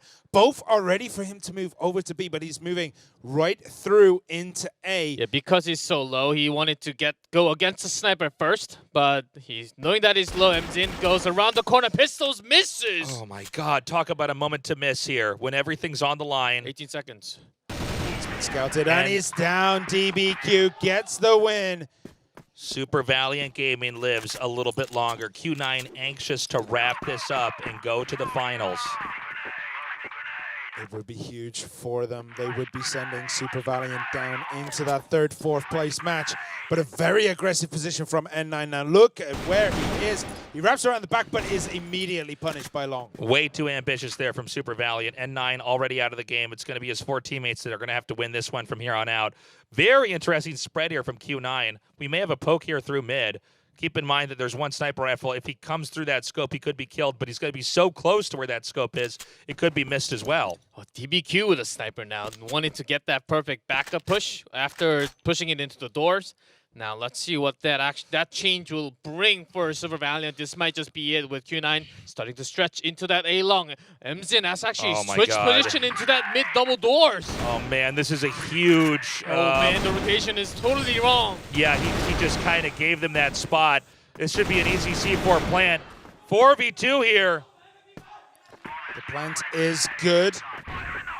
That's a nice move away there by J-Way. He is in the middle of nowhere. He's pulling everyone back. DBQ does get him, but it's still a 3 versus 2 situation. Yeah, DBQ goes back into that rifle to V3. Bean with that AWM has the line of sight towards that A short from the box on that A site. Smoked up, Bean goes down. Taking out Bean. 18 moving through here. Not that much time on the clock, though. Only 10 seconds. They need to defuse. No one behind there. He is not yet picked off. Long comes around from the corner, takes one down, but not enough time to defuse now. That's it. That's it. The bomb's going to go off. And that's the end of this series with a good save. Look at Q9. They are our first team to go to the Crossfire 2020 Grand Finals.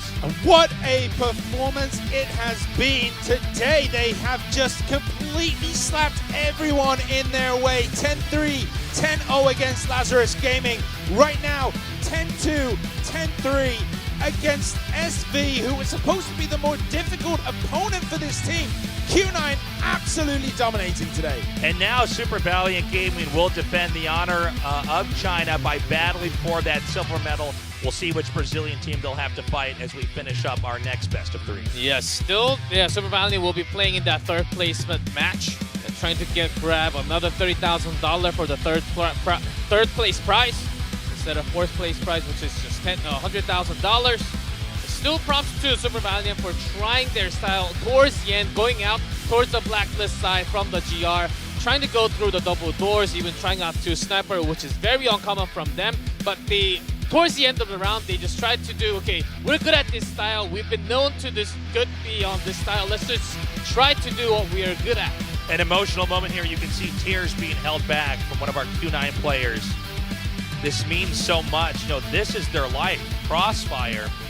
And their dreams are coming to 2 weeks, by the way, in quarantine in order to stand here on this stage, which is totally sick, by the way. Insane augmented reality technology that we are using here over in Seoul in our studio. And they will stand before the world and fight to reclaim the honor of China. 1998 delivered so much. Like, opening shot, it was usually J-Way or Long, but 1998 just breaking through A side, B side, either Port or Black Widow, it didn't matter. Wherever he went, he was able to open doors for the teammates all the time. He definitely has to be the MVP. If he's not, it's an outrage, G-Cloud. Like, he fully deserves it because he has played out of his mind. He was like a man possessed today. And we can see here, it doesn't matter who we really go on Q9. Everyone had clutch moments throughout the whole game. Yeah, Bean also had really nice sniping moments compared to Bean. Emson from Super Valiant actually didn't show that many shots. He stayed quiet, and oftentimes he was making rotation at the worst timing.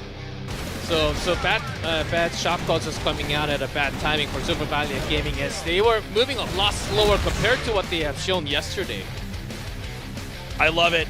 So look at the joy there crazy as they actually managed to win and go on to the finals. The times are changing, man. Q9, I guess they are #1 in the most populated country in the entire world, where Crossfire is the biggest game. Oh yeah, certainly a huge moment for Q9 after that many days of quarantine and just going into the grand finals. This is a life-changing moment for the entire team. Super Valiant, I don't know what exactly happened to them today, but they will not make it into the grand finals. And we've seen this time and time again this tournament. Teams that play early and have to play 2 times end up winning their matches. How is that going to play out in the next match when it's going to be Vincent versus Black Dragons? And this is going to be a very exciting rematch here. We're going to have the 2019 Grand Finals once again. Here is our MVP. It's 1998. I'm not surprised. We saw so many moments, especially behind the box, where 98 held it down, got his team back in there, and they were able to recover. He had so many key moments where he pulled through, but overall, the entire team was incredible. Yeah, 1998 thoroughly deserves it. 27 kills, 10 deaths, with an attack point of 27, so that's 10 headshots extra. I mean, the guy was on fire, but the same could be said for Bean as well. Like, you could put Bean in this picture and it would change absolutely nothing. We'd still be happy that it's the right MVP. I'm just blown away by the quality we've seen. Yeah, also the strategy prepared by Q9, it was just insane, just outmatched what Super Valiant has actually prepared for this matchup. We've got a quick interview. We're going to throw it over to State and see how 1998 is feeling now that Q9 is our first team in the Grand Finals.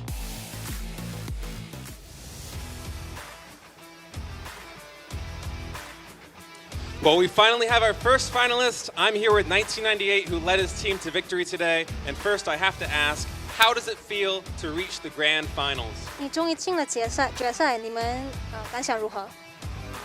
挺激动的吧，因为 SV 挺强的，在中国顶尖队伍。We're very excited because SV is definitely a very good team in China. Yeah, it's certainly been a long journey. What do you think has been you and your team's biggest challenge so far in this tournament?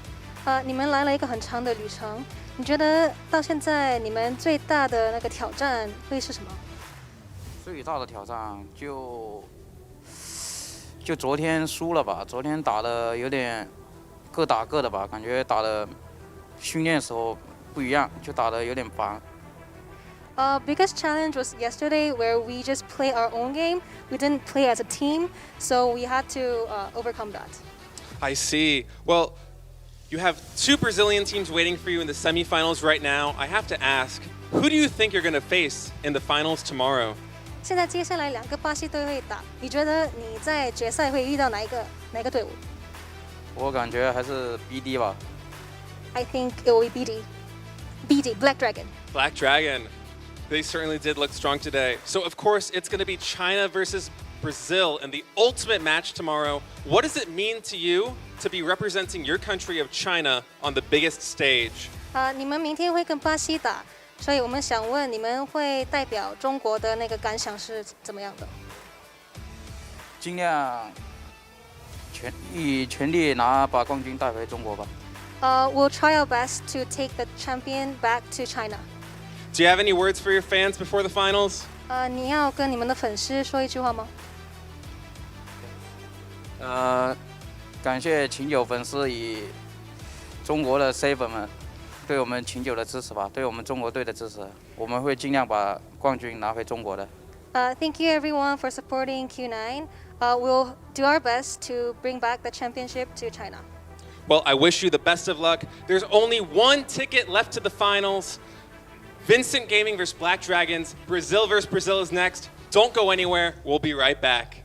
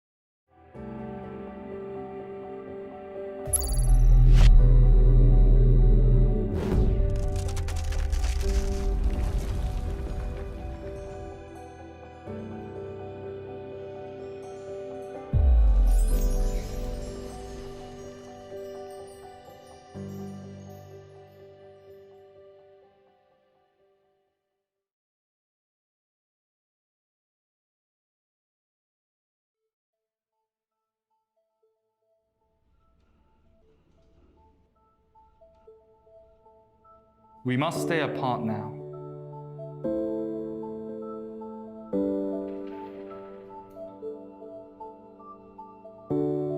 From time to time, we can't feel the enjoyment of being together.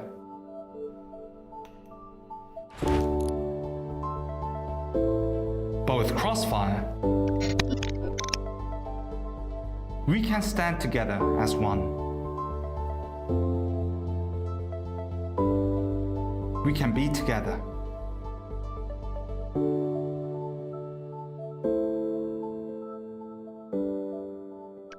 CFS.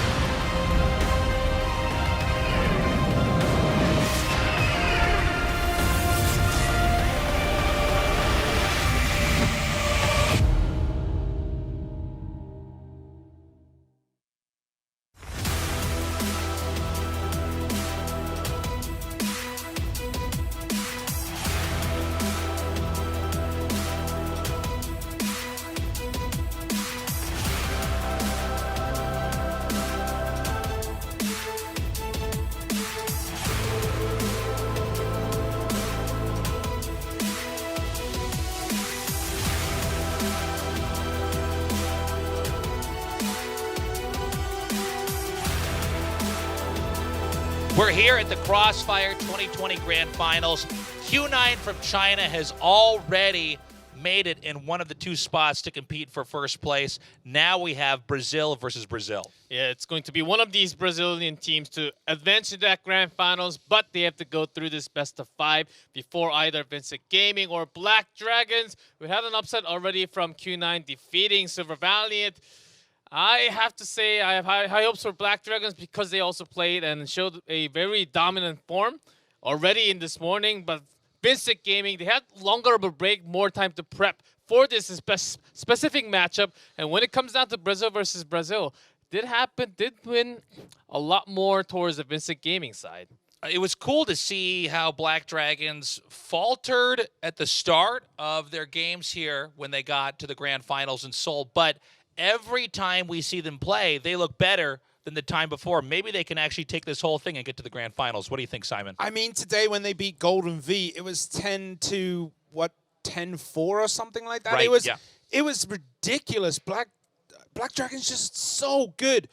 But Vincent Gaming, man, they're going to be up there, but we have seen the teams that come in cold in this match 3 generally don't perform that well. So maybe that's going to work against Vincent Gaming, against Black Dragons, and Black Dragons take the victory there. And no matter how the games go, our finals, as well as a third place, fourth place match, will be Brazil versus China. China historically has looked unstoppable in Crossfire, but in the past few years, Brazil has emerged as a powerhouse in esports, but especially in Crossfire. So again, I'm very curious to see which region is going to dominate. And both teams right now on stage just going wild, getting ready for the event, just hyping it up because they need to bring all the energy to win this match. It is the same best of 3. Wonder what map are they going to be playing, because once we go into maps like Ankara or Black Widow again, I think Black Dragons are actually going to have a big lead and big favor winning this match. We're going to have the map bans in a second here. So much history with these two teams. Again, Vincent Gaming looking so strong. But at the same time, the Black Dragons, they've got a lot of history with them. There's a real rivalry. At the same time, they are countrymen. I loved in our interview that we had after we wrapped up our third best of 3. Our second best of 3. We heard that, both sides are going to be happy no matter who goes on because Brazil can fight to win the whole thing. But there's a lot of prestige on the line, and there's a lot of money. It's a little bit under $900,000, nearly $1 million in prize pool here. So the prize difference between getting top 2 or top 4 is huge. It is a massive drop-off, but these guys are all friends. They probably all hang out together when they can. It's something that, teams that are top of their nations, the 2 best teams, the top 3 best teams, they know each other inside out. And we might see that here with VG and BD. But remember, VG managed to take Q9. It went all the way, but VG beat Q9. Q9 just had an absolutely dominating performance against SV, who beat Vincent Gaming last time round. Yeah, even during the American qualifiers, Vincent Gaming, Black Dragons, they're always saying that they know each other so well. It's always tough, always different when they have this matchup. Both teams were saying that all over the interview, how difficult it is to face them every single time, even if they face them in the qualifiers in this world matchup. Wonder who it's going to be, because Vincent Gaming, they are looking for that back-to-back world championship trophy. Curious to see what kind of play we're going to have for Vincent Gaming. We almost barely have seen any games from them in reality. I mean, they crushed through here in the first day, and we've basically been waiting until now to see them play. They are going to be our final game of the day. But the Black Dragons, who have started out in a slump and have risen to the top, let's see how they do this time around. Again, they're looking very strong. The Brazilians have a very specific way they approach the game. They're very good with sweeps. They also occasionally, even when they're in the defense guarding A and B, will push through mid, try to get kills there as well. Yeah, we've got to keep an eye on Fefe today, because when he is hot, the rest of the team are hot. But when he's not playing that well, the rest of the team kind of starts to stumble around ever so slightly. So we're going to have to see if they can activate him with this matchup. as we're going to find out what the maps are going to be. Compound as well as Subbase are the bans. Port, Black Widow, and Ankara is where our fight will take place. Brazil versus Brazil. The loser is not knocked out. There will be a fight tomorrow for the 3rd place, 4th place. But this is where it all comes down to the Brazilian meta. How do they outthink each other? How do they outmaneuver each other? Yeah, it's going to be a big fight. I think Pork will give us a very big hint of what's going to happen in the 2nd map. If we go to the 3rd map, Ankara will be a big fight because Black Dragons, they love to have an aggressive push from the VR side, BL side when it goes to Ankara. VG might struggle changing back from the double snipers into that rifleman when it comes to the side switch for Ankara. So I have a big feeling that Vincent Gaming needs to win this match before we go to the set 3. So Port is where this will all start off. I'm hoping we're going to have a close series today because so far, everything has been very one-sided. 100% one-sided. The only team that didn't really have a one-sided victory was Black Dragons against Golden V in that map 2 on Black Widow, where it was very, very close. They got pushed all the way. So maybe, just maybe, that took a little bit too much out the engines of Black Dragons, and shows up here that they might be a little bit tired, they might be a little bit exhausted and make mistakes they don't usually make. Okay, high fives all around, cheers on both sides. Our game has loaded up. This is game 1 in a best of 3. Brazil versus Brazil. Vincent Gaming versus Black Dragons. A fight to fight in the grand finals. And it is going to be Vincent Gaming spawning on the offense with a quick rush here, and Black Dragons on the defense in the north. Yeah, Black Dragon surprisingly does not really push into the central passage at all. Usually what we have from a lot of Chinese teams, they would dominate over to that B entrance and take that over and buy a good amount of 25 seconds, 30 seconds before making an entry into exactly this spot. Lots of pressure here. Vincent Gaming, they edge in and then they back out immediately. Now, one thing about this team, they've always been very fluid and coordinated with their movement. They seem to move, it's almost like their side of the game is moving at a faster pace, like it's been fast-forwarded.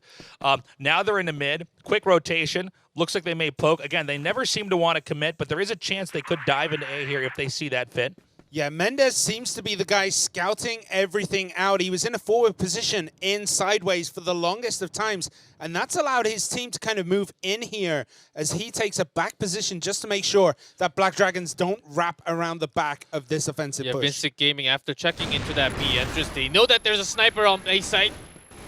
Yeah, Mason is low, but Notzane is down. DGZ is down as well. And it's going VG's way right now as they get another kill. It's a 3v2 right now. The Black Dragons scrambling to get the setup. The bomb already planted. Goken now moving down the narrow hallway, but he could be hit from either side as he tries to push. And Rizal strikes all the way from that a long immediate shot into head.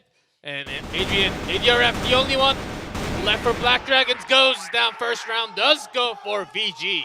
Hype moment here for Vincent Gaming. The tension is real on the faces of the Black Dragons. A did look fairly exposed there. We did not have any high ground sniper position to try to cover that. You can pretty much see everything from A long, and it also, I don't believe, was smoked at that point in time. So an easy breach there for Vincent Gaming. Yeah, DGZ actually went down from A top, thinking that he might have to go back up towards the B side early on.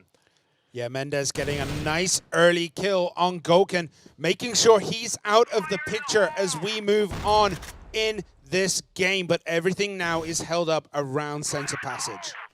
It should be an easier approach from Vincent Gaming. Already Goken is down. I like Vincent Gaming biding their time here. They're all squeezed together. If Mazin actually tries to peek, he is going to get annihilated. Another smoke through mid should give another signal that Vincent Gaming should be coming towards the midsection, towards the bridge, or jumping on top. I think he thinks it's a fake. He may end up going in there. He may end up just eating a ton of AK bullets. Yeah, Mason actually took quite a bit of damage from one shot there. He is pretty low as he's flashed up and instantly taken out, and that is the go sign for VG. An invade over here on the A side, but one player already picked off. C4 not yet to be planted. 2v1 now. 2v2 here. No, excuse me, 2v1 as Fefe is still in the game. Fefe scrambling now down here. One more for VG right now. Get that C4 planted. This is good news for Vienna, making it into 2v2. Right on top, Notzin is still staying on top of A. Yeah, Vienna is down. ADRF is there. He is ready. He comes up, gets one, and he is untouched. As he gets two, ADRF, massive play there. We've already got ourselves a very good series here. These guys do appear to be very evenly matched. Clutch play, and that was critical, as we have no idea who's really going to take the lead here right now. Yeah, one apiece. Excellent play by Black Dragons there as they do defuse the bomb. But Vincent Gaming still look incredibly tight at this point. They look as though they were the ones playing the games earlier today and have been warmed up. There is no ice on their wrists, on their fingers. They are here and they are ready to play. Now, that could have been real bad news for Black Dragons because they lost Goken early on and making that into 4v5 situation. And notice the position of DZZ. He's actually out all the way into the loading now with that AWM, controlling that much space for A site, knowing that the sideway is actually pretty much safe after that, getting that flash and check out with an AWM. Yeah, Vincent Gaming, they should have an okay idea, but not exactly where DZZ is at the moment. Very conservative play here on both sides. C4 is going to get scooped up again. We may see them toying with mid here. They do like to smoke this area out and sort of wait. Oh my god, this is crazy. Uh-oh. Nice shooting there. They're actually almost completely surrounded. And that was just immaculate play there by the Black Dragons again. You have to be good at randomizing your movement here on the map, and they were ready for a possible push into mid. DGZ got 2 down almost instantly. The guy is a monster right now. He is 4-2 so far. And it definitely looks like he'll be hitting 5-6 by the end of this one. Right now, 1 player on roof, 3 in warehouse.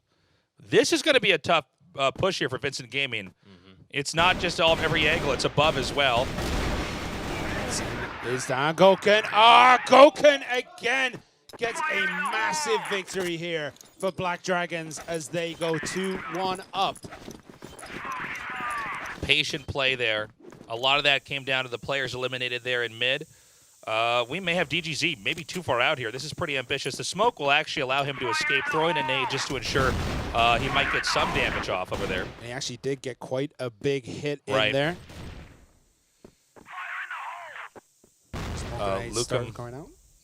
Luke, I'm going to climb the ladder here. We're still waiting to see the plans exactly for Vincent. Black Dragons, quick with their rotations, but they're staying still for now. And they're in mid, but mid does not seem to be the objective for where they want to push. I think we're getting a setup here for A-Long. I'm not clear on if that's been... No, that has not been smoked over there. Not at all. As Black Dragons, they have DGZ, but he's not alone. He's got Majin on the bait spot. This is a weird spot for Black Dragons to actually push because they have less of a control towards the bridge side. And bad news for Vincent Gaming to find Majin from the side of the box. Whipping that sniper shot. DGZ in trouble here. He is shot down. Vincent Gaming pushing in. The Black Dragon's going to have to try to push in here from the east. ADRF is trying to do what he can. Vienna is still around here too, but it is looking kind of bad for Black Dragons in this spot as Vienna gets one, but Lukaum gets Vienna, and that ties it up 2-2, and this is a very close series so far. Yeah, it's anybody's game right now. This is a really even match here. I think we're going to go all the way to map number 3. If I had to be honest, they both are really making each other work for the wins. Now we have, again, small pushes here, but we usually have a lot of rotations here from Vincent Gaming. It never seems like the first spot they're going to pick is the one they're going to rush.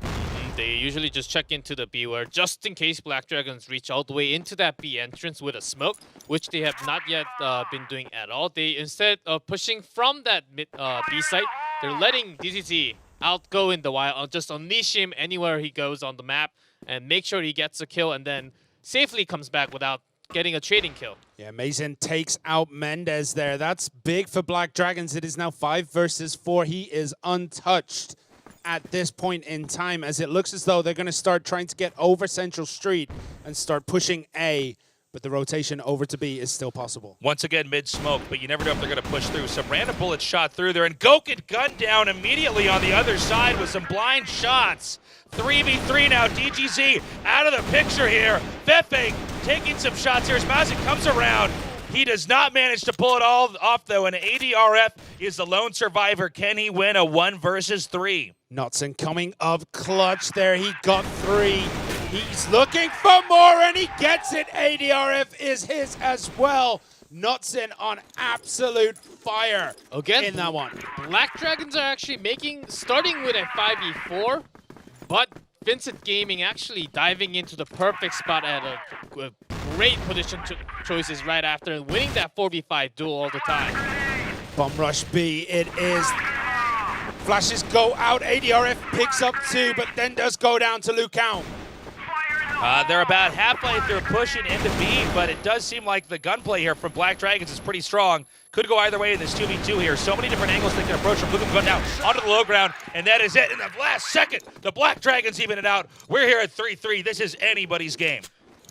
This is incredible. Vincent Gaming just responding immediately to B-side and Black Dragons just to come back towards the back street. They are giving no time for them to actually go into that good position spot towards the B-side. Nobody is getting settled here. This is complete flux on where anyone can be going at any given time. We can see Black Dragons taking a pretty aggressive position over on B to try and just block out any potential rush. But you see instantly Vincent Gaming have made an adjustment. They're looking to push A, but still hovering between the two, not quite sure where they're going to go right now.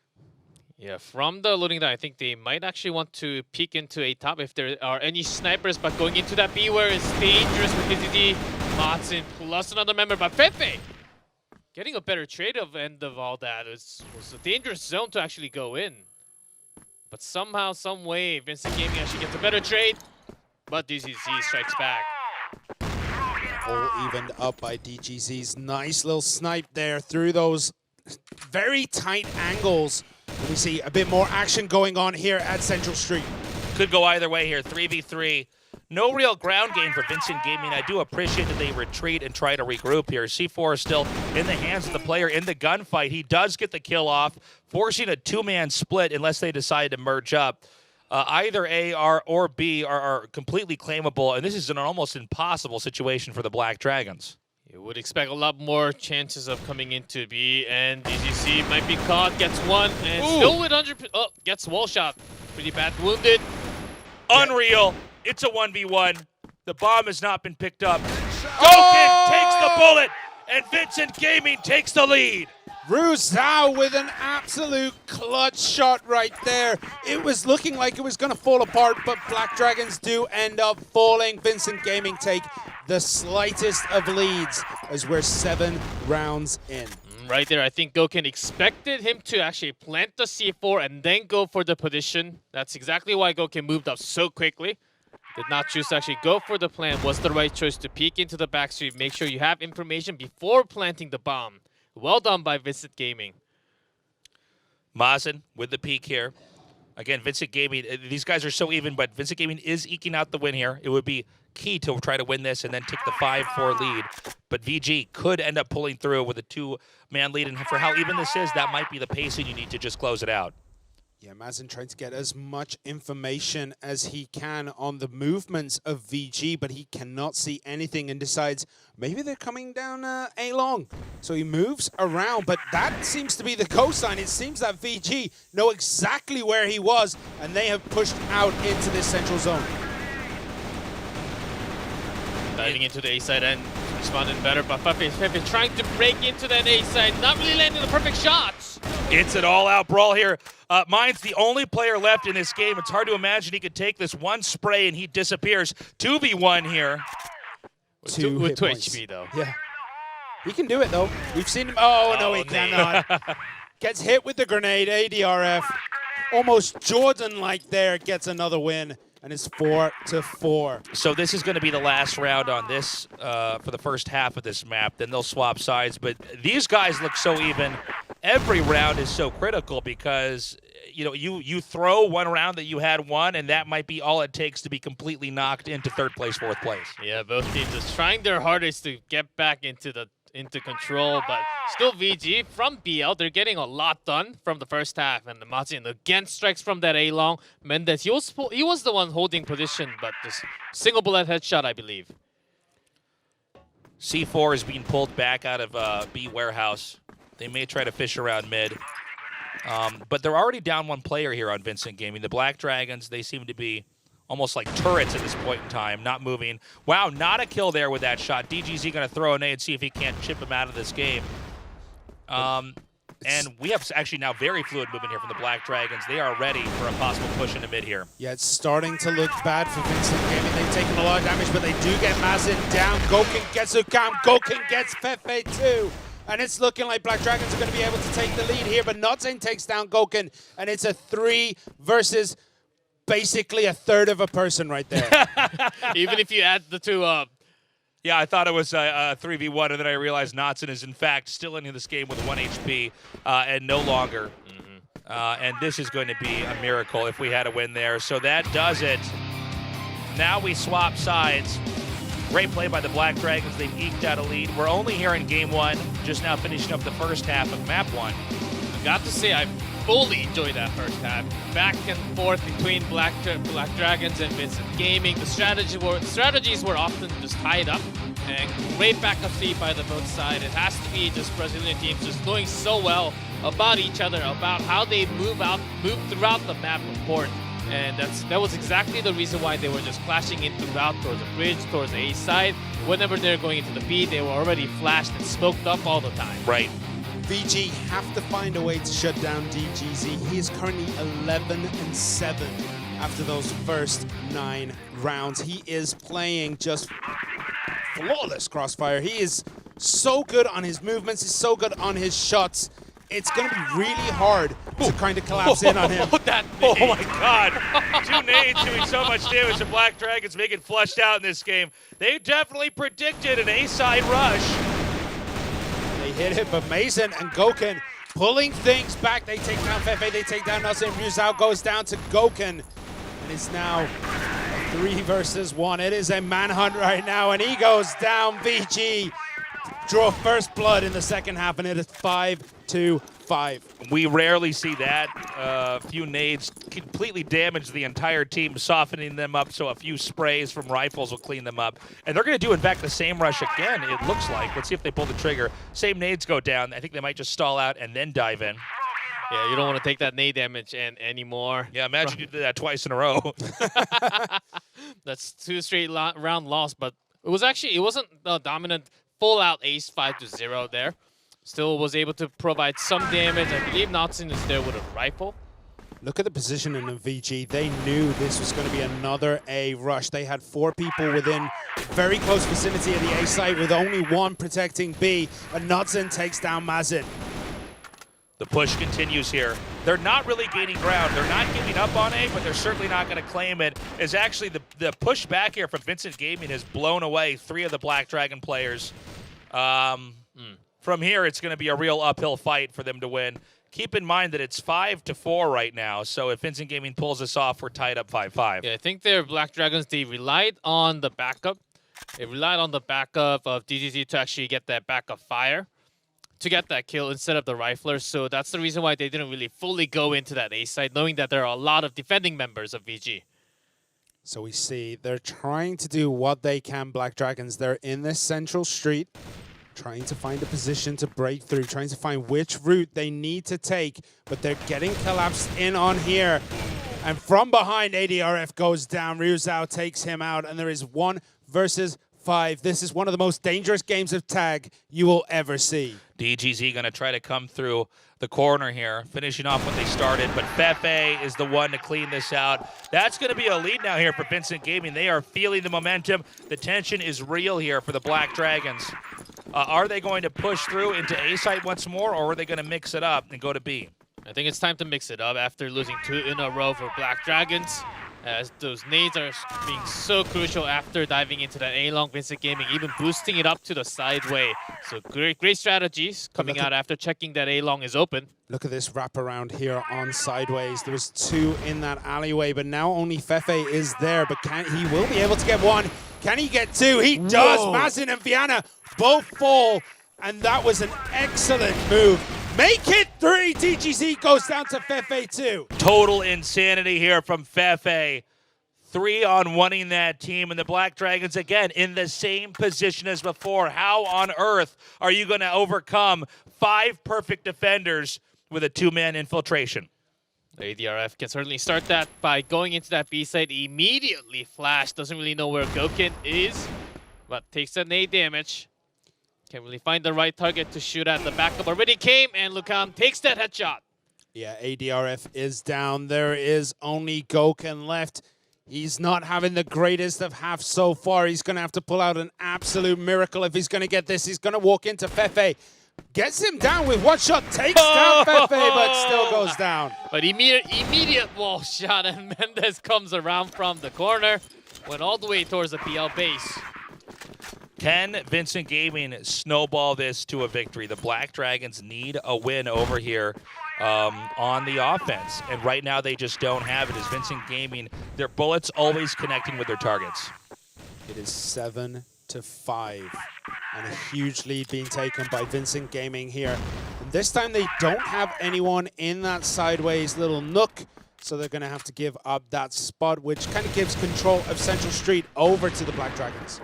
Usually we do have switch from Goken into that rifle from the BL side, but this time they will just continue to deliver with 2 snipers. Oh, DGZ picks up a big kill on Lucan right now, and it's 5 versus 4. But DGZ getting hot again. Fefe takes him down instantly, though. He is under the ground, and no way is he going to have any more kind of influence on this map. Fefe having just such impactful engagements on here. He's taking kills that I think a lot of players wouldn't be able to do. Again, still a 4v4. It's still anybody's game. About 1:15 seconds on the clock. It looks like they may inch towards B, but there's 2 players ready to defend that. Let's see how quickly they can react. Mazen taking a peek over here right now. Try to bait as a B push into the warehouse, but smoking into that midsection, going for the bridge push, I think it will be okay after knowing that one of the snipers is actually down from VG. Yeah, nobody has eyes on this on the side of VG, so this might be really dangerous, but Mendez gets one before he's taken down by ADRF. And now there's a slight pincer movement trying to be attempted here by Vincent Gaming. Flash grenade thrown over there. It's now down to 2 Black Dragons players. Again, Fefe, as long as he's alive, he's a real lethal threat. Bomb now planted. But Vincent Gaming is primed to invade right now. Yeah, like the wait from Rizal there, he could have just went into that B site, challenged that 1v2, but he waited for his teammates to make it into a 3v2 instead. It's 1 down. Diana is out. ADRF takes Fefe. He gets 1 kill, but it's too much. I love the sweeping here from Vincent Gaming. They're hitting from so many different sides, and they know they can win map number 1. That bumps them up to 8. Black Dragons need to have a perfect series if they're going to come back. That is 4 rounds in a row for Vincent Gaming in the second half. They're having a big role in the momentum shift, and Black Dragons certainly not able to. They're having some good plans and good delivery into the site, but they just cannot finish it for some reason. Yeah, there's just a little bit of skill gap between the 2 teams right now, it seems, because everything Vincent Gaming doing right now is working. Unless this engagement goes horribly for them, it's a 1-for-1. Fefe goes down. He does take Viana with him, though. And we see the immediate retreat of Notsane. Black Dragons do not want to overextend here. They need to come in here. All Vincent Gaming have to do is run down the clock until there's a push that comes in. They'll reposition as much as they can, take peeks whenever possible, but really, again, the burden in the spawn for the Black Dragons, they need to either get kills or plant the bombs. They have 2 locations to do it, but they've got to hit 1. Yes, certainly 4-4. Not bad of a situation for Black Dragons. They still do have the 2 snipers up, Goken and DGZ. And DGZ has been sort of quiet on the second half, but still now with that C4, I think they want to try to go into that A side because they really want to go down, take down the member from that A top. But look at Lucan's position. He's nice in that nook on B. So if someone comes around, he is in prime position to A, get information, and B, start just mowing down anyone in front of him. So we see that, VG Ryuzao takes down Goken. They're surrounded. Yeah, 100%. where can they go? Mind you, Ryuzao has gone on a little adventure down to the south of the map. So that might just be enough, but he is going to get a wraparound here. He's run in to Mazen and ADRF, I believe. Yeah, even if he's not getting another kill, he gave the information to his teammate. They're actually running towards that B side. They're in that warehouse, about to go into B. 25 seconds. There's no other way to go. They're going to try to push this now. This is going to be very difficult because with 15 seconds, they have to kill both players and plant the bomb. Lucam here to buy time. Oh, and, wow. Triple kill for Lucam. Beautifully done. You can hear the cheers. I mean, these players just across the room from each other, they know. The Black Dragons are in trouble, and Vincent Gaming, you know, the noose is tightening around the Black Dragons' neck. All they need is one more win, and they are one half of the way to becoming in the finals. I don't speak Portuguese, but I'm pretty sure I heard someone just shout, "This is easy." Nice, on the really. side of VG. Like, it is absolutely nuts right now. They are 5-0 so far in this half, and it doesn't look like it has any chance of slowing down. But this is a pretty good chance after taking Mendez down immediately. He did overstep just a little bit before the entire smoke actually came out towards that B entrance. Better position for Black Dragons to spread with that 5 men. I think it's certainly better to spread into with the double sniper, try to target into A long, and then go for those flash plays. We have B Road here pushed up into the B site. All the eggs have to go in one basket right now for Black Dragons. There are no half measures here. They have whittled Vincent Gaming down to 3 players. This should be the round they could win. Yeah, Viana made a real nice move there. He is far away from the team, but just draws the attention of Fefe, who is absolutely nowhere near the B side. And he's got a long run before he can help his teammate, who is already down. So it is 1 versus 4. If anyone could do it, it's Fefe. And now it looks like Vincent Gaming is going to get zoned out of the victory here unless we have the greatest play from Fefe ever. He's already gotten 1 kill, and that's where it's going to end. But he got Goken, who wasn't even a part of that original fight. I mean, yeah. He just clicked and someone died on the map. It is insane. It's like Zeus raining down lightning bolts from up above. But a huge push now. 5 men going towards B. They're all in this tunnel. But Viana is there. Gets Notson. Lucam gets ADRF. Lucam gets Viana. Lucam gets Goken. Amazing takes him down. And down to 3-2. Immediately strikes back though. Fefe, Mendez, they're left. Do they really go for that strike? They retreat back towards the BL spawn. The future of the Black Dragons for Game 1 is in Fefe and Men's hands. Yeah, Fefe is doing this epic wrap around. Is he going to be able to catch him from behind? He could have if he was a little bit more decisive on his movements, but now he might just have the angles on them. Yeah, totally spotted. He knows that, VG, they know that they're going towards that A site. They got to be swift. Mendez with not much HP, he can go towards the bridge, but has to win that long distance rifle fight. No one has eyes on him, and he's... Unreal. He doesn't finish the job. 1-1 though. Oh, Mendez gets the kill. DGZ down, and that seals the first map for VG. That was incredible.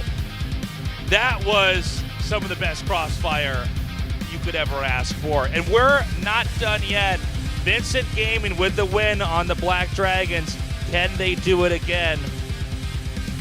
They have to. I mean, that was a near perfect sweep in that second half of the map. The first half of the map went the way of Black Dragons. It was looking real tight, and then it was just one after the other for Vincent Gaming, who managed to clean it out. Sure, Black Dragons got 1, but when you're scoring 6, it doesn't matter. Honestly, I'm very surprised with the result in the second half.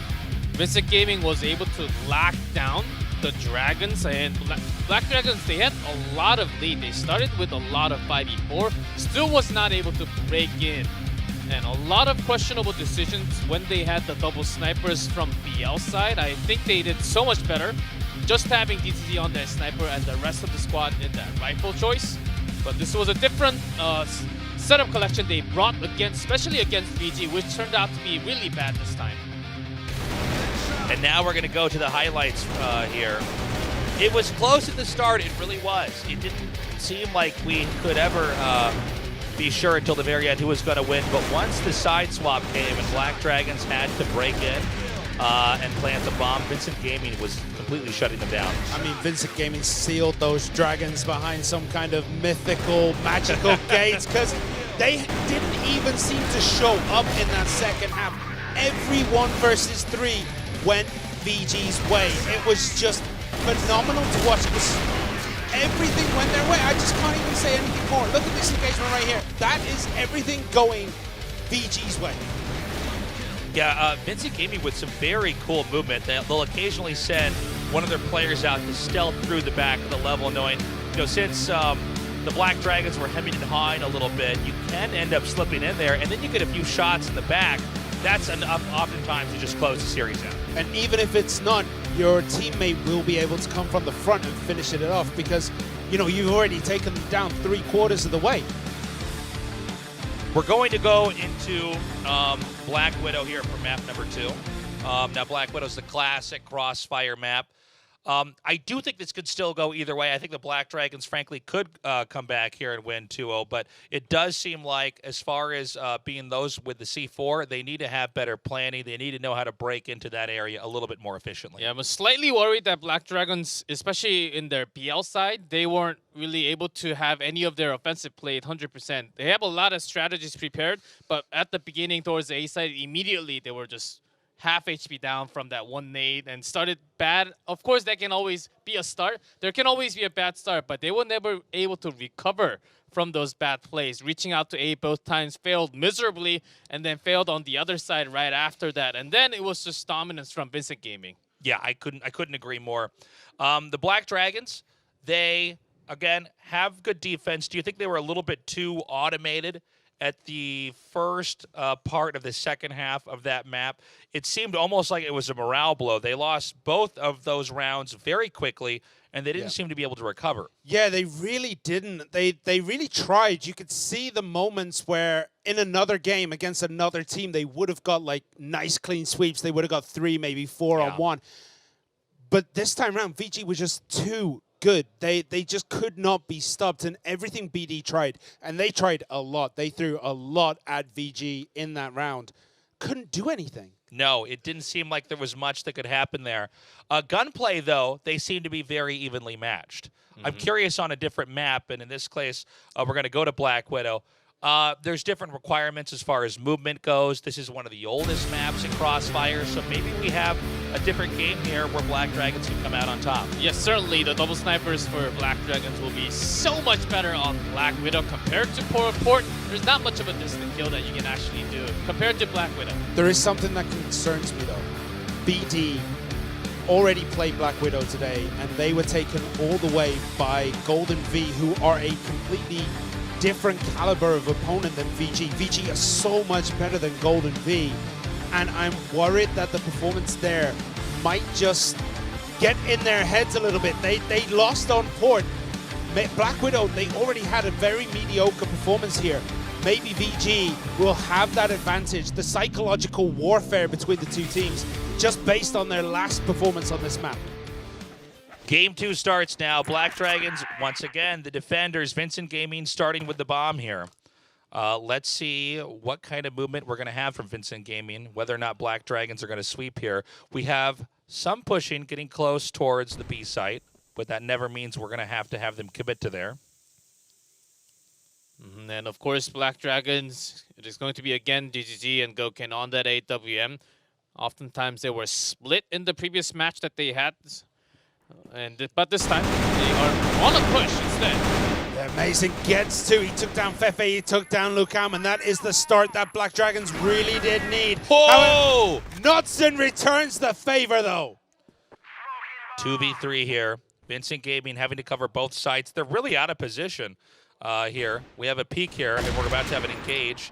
It's now a 2v1 here. Knudsen is going to have to take both Goken and DGZ, the MVPs of the team here for Black Dragons. Yeah, both snipers. It is Knudsen against the world. Already got 3 kills. Might as well just get 2 more and have the entire ace for himself. Goken is also pretty low. That's a promising sign, but knowing that C4 is down towards the waterway. Unlikely for the snipers to actually come out all the way far. Yeah, I don't believe that Black Dragons have any idea that the C4 has even been dropped here. So he's going to snag that. He may push into B. It seems like the Black Dragons are confident B will be taken. This is good instinct by them. They have both areas covered. His entrance, though, does put him directly in the line of fire of DGZ, who has a lot of hit points to play with. But he's coming around, and DGZ instantly takes down Notzane, and that is a big morale boost for Black Dragons on this map. A great play there. They were very well hidden. It looked like B site was empty, but in fact, there were 2 players lurking there ready in case. And of course, if A was planted, they would just simply push into there as well. We have another push towards B, but 2 players immediately ready here for the Black Dragons if there is going to be a gunfight there. Mendez takes down Goken already on this map. How did he sneak all the way back there already? Must have been a really good respawn for Mendez. Goken had no idea because of that smoke in A long. Right now, the Black Dragons, 2-man split on each side as we're seeing Vincent Gaming close in onto A site. 1 pushing on A long. It looks like the rest will go to A short across the bridge. They get a pick off there. 5 versus 2. Hard to imagine that Vincent Gaming would throw at this moment here. Let's see what Black Dragons can do. I mean, Lucan picks up 2 kills back-to-back there and is looking for more. The C4 is planted, so the 40-second timer does begin. Hudson is down. Viana gets him. Viana gets Riao Zhao as well. And this suddenly has completely turned on its head. It's still a difficult position, but it's a position they might be able to take here. These players are right on top of each other. Only 1 Black Dragon player remaining, and that number goes to 0. Vincent Gaming, again, taking the initiative there.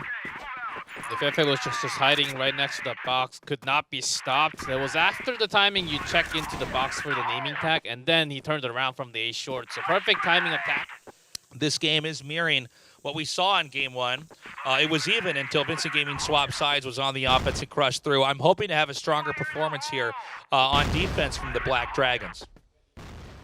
We'll see how it goes. There's a bit of shuffling around here in that center road, center passage again.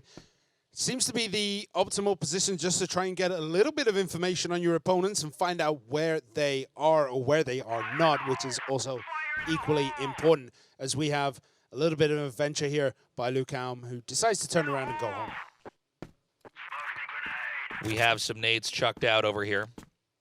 We're still waiting to see where Vincent Gaming wants to try to commit to. And a peek down mid here. He may smoke that once more. We'll see. Rotation into A long. A long is fairly well covered. Smokes have dissipated. We always see that area smoked at the start, which means it's sometimes a nice location to try to attack into later on. Yeah, Mendez trying to get an angle on the snipers who are going to be up there, but the sniper gets the victory there. No, he goes down. Notzane is taken out. Mendez gets DGZ. Goken gets Lucaum. ADRF gets Mendez. And this is all going wrong for VG as BD take it one more time. And that's the kind of play the Black Dragons needed. Shutting down Vincent Gaming, who ended up walking into a pretty good position for the Black Dragons, just completely picked off. They may be trying to rush over here. I think we're possibly going to see a push here through A short. Yeah, after checking how many members are actually Mendez down in B site, they will continue to push. C4 going towards A. Goken's left in no man's land right there in the middle of A. And the Black Dragons need to scramble back here. The C4 is just now planted. This will trigger a push across here. 3 versus 4. It's not easy to get into the best position if you're all guarding B. If you want to try to get a good surround here on A, we may have one push through the alley over here. Yeah, can they get an angle on each other? We see 3 pushing through that passageway as Lucaum takes Viana. Lucaum over here to the left, and he's going to take out DGZ. He does not see that player. Great play by Vincent Gaming again, evening it out. Yeah, from BL22 is already a pretty good score for Vincent Gaming. They got a lot more cover angle. Expected DGZ to have that backup fire from that passage. Did not really come through. Riao instantly snipes Viana there. That was absolutely insane. The slightest of peaks, and it all ends in tears. Usually you go out towards the storage with the smoke. This time they didn't even have a smoke out there, so that was sort of an overextension by Viana. Vincent Gaming all the way back here at spawn. We may have an overextension from the Black Dragons. We see them combing middle here with just 1 player. And this is going to be a slow and steady push around towards A-long. The smoke is just now evaporated. Yeah, but the information they're going to get from that position is crucial to the defense. They must know where the team are rotating to. It is the whole of Vincent Gaming against just Gokun, and Gokun doesn't have the power there to be able to hold it, but DGZ gets Mendez, Fefe gets DGZ though, and now it is a 4 versus 2. Mazin gets one, ADRF is in support as well. Mazin with some nice firing there, picking off some of the stray players. We have one player over by window. That's going to be hard to breach without Mazin giving some good cover. Mazin now going to push through mid here. Good job here by the Black Dragons, even in this out 2-2. But only 22 seconds left on the clock here. It's no. 2 versus 1. This is intense now. 2 versus 1. And it looks as though Mazin is going to get the drop here, and he does. Oh, Fefe gets a kill. Oh! 2 HP left by ADRF. Comes immediately from the passage. Sick defuse there. Great job. The Black Dragons are so clutch here. Again, each of these games so important. The Black Dragons want to maintain evenness, get ahead if they can, because Vincent Gaming, on our previous map, when we swap sides, just close it out. So they need to build up, and Viana gets Knudsen down with a very aggressive position. But look where all these 3 players are. It's insane. They're so aggressive. They're down in Waterway right now, and they're going to start us holding that B side long. But they are rotating out back into that B side. So the aggression is done, and they decide to sit back. They get a slight advantage, but nothing really to write home about at this moment. 4v5 right now, but heavy coverage over here on B. We have a smoked middle. They may try to push through that here. Still a big win for Black Dragons by drawing out that many smoke and flash into the waterway. I believe at least 4 were thrown into that position. And just backing out without losing a member, I think that was the key. So they're moving on top. Viana is lying in wait, waiting to strike from the shadows. He's right down behind that box. Will he be able to get an angle when they finally breach through this door? And he does indeed. He gets one. ADRF took out Rizzo. Mazin takes out Mendez. Fefe, though, gets one back for his side. ADRF is down, but it is now an untainable position. It's 1 versus 4. Great splitting there by the Black Dragons, each one hunting a different Vincent Gaming player down. And Fefe, I mean, we can always try, right? You can do whatever you can to try to get in there, but this is really the Black Dragons' game to lose at this point in time. 100%. He can do it, but he does not. Gokun lands that sniper shot, and now Black Dragons take a 2-round lead here, but don't count out Vincent Gaming right now. Yeah, Vincent Gaming can always come back. Right now, the Black Dragons are clutching this. Nades coming down all around. Knudsen eating a little bit of damage there from that one. But only one guarding B here. I think they threw enough nades in there. They were hoping they could get that team to turn around. It's actually a fairly naked base here. Vienna going to go behind the crate, have to buy time. No. He disappears. Fool me once, but you cannot fool me again. Knudsen knew exactly where Viana was hiding right there. He gets right behind him, pulls the trigger, execution style, and it's now a 4 versus 5.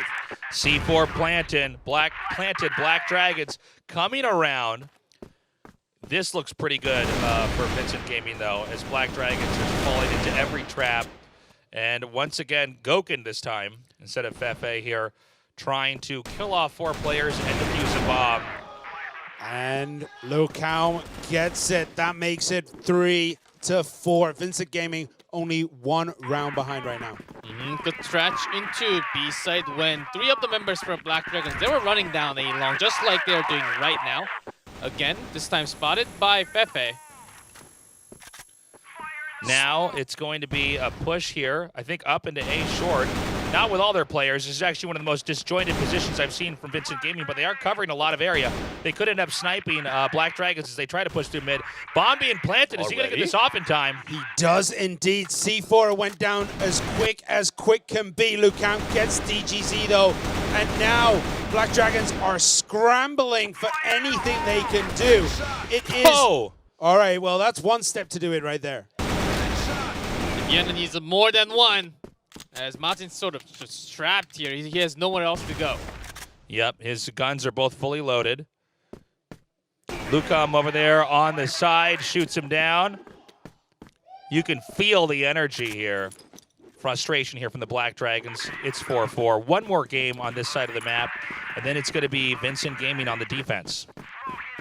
I mean, this seems to be exactly the same of what we saw on Port, where it's just back and forth, and then VG wake up in the second half and just completely slap Black Dragons away. But it might go either way on this one. It is the ninth game on this one. Yeah, the same type of strategy for Black Dragons on GR worked real nice against Golden V because they had less of a control towards that loading dock towards A long. But Vincent Gaming, they're intentionally actually throwing a lot of resources out towards B. So which is the counter strategy against what Black Dragons are trying to do on Black Widow. We're waiting at B. Vincent Gaming or Black Dragons is about to seize the lead here. Vincent Gaming's lost one player. That's still enough to where you can push through and break them. But with a 2-1-2 split here, it's going to be tough because no matter where Vincent Gaming attacks into, the Black Dragons are going to know the position. This is one of the big differences between having, let's say, 3 players on defense instead of just 5. Yeah, everyone on the Black Dragons putting up great performances right now, but it's just, can they get past this final hurdle in the first half? We see a nice rotation over onto A by Vincent Gaming, but they are going to slowly. They're very apprehensive about the positions that they are in, as we see Fefe in waterway getting kind of closed in on here by ADRF. ADRF. Oh! This is actually better for VG. There was a bait position for this A push. But you see, Black Dragons do not rotate over to B. They know what is going on. They know this game. And we see Viana once again in the same spot. Is that going to play against him here? It does not. Viana gets Fefe. I think the Black Dragons knows the push is coming in over here. It's a 2v2 at A site. Nade's thrown down here. Is that going to take him out? One down. Oh, DGZ take a bow. That was incredibly nice. Great finish to this first half. As once again, Black Dragons take a half away from VG. With Black Dragons in the lead, maybe they can keep that momentum going. Again, they basically had a series that looked like this already in Game 1. They need to keep that going here in Game 2. Vincent Gaming looking very on edge here. They are eager to just get out of this phase of the tournament and go to the finals. Yeah, and I mean, they're already one map ahead. I mean, they can play around a little bit, but I really do think they're going to just turn that screw. Vincent Gaming are just going to bring it in this half and possibly close it out in a very similar fashion to Port. Yeah, 4-5, Black Widow from Blacklist side. That's a great result in the first half, as it might be the same result all over again, just like Port. As Vincent Gaming, they had near flawless defense from GR side. The Black Dragons have gathered up. They're hanging out for now, just outside of A short. Cool rotations here from Vincent Gaming. They are definitely peeking in mid, trying to see if they can find anything here. Not a lot of attention to B. The C4 has just been dropped, so it doesn't get stuck somewhere on the map where the Vincent Gaming can cover it with their sniper rifles. Yeah, DGZ was playing super deep on the snipe, seeing if he could get anything through storage, but nothing appeared, so he has rotated just a little bit over to the central passage. Is he going to be able to get a sight all the way down the hole? Probably not, as we see an engagement here. Knudsen takes out Mazin, and immediately they retreat back through the alley, but Knudsen does pay with his life. Black Dragons is coming up now. It's 3v3.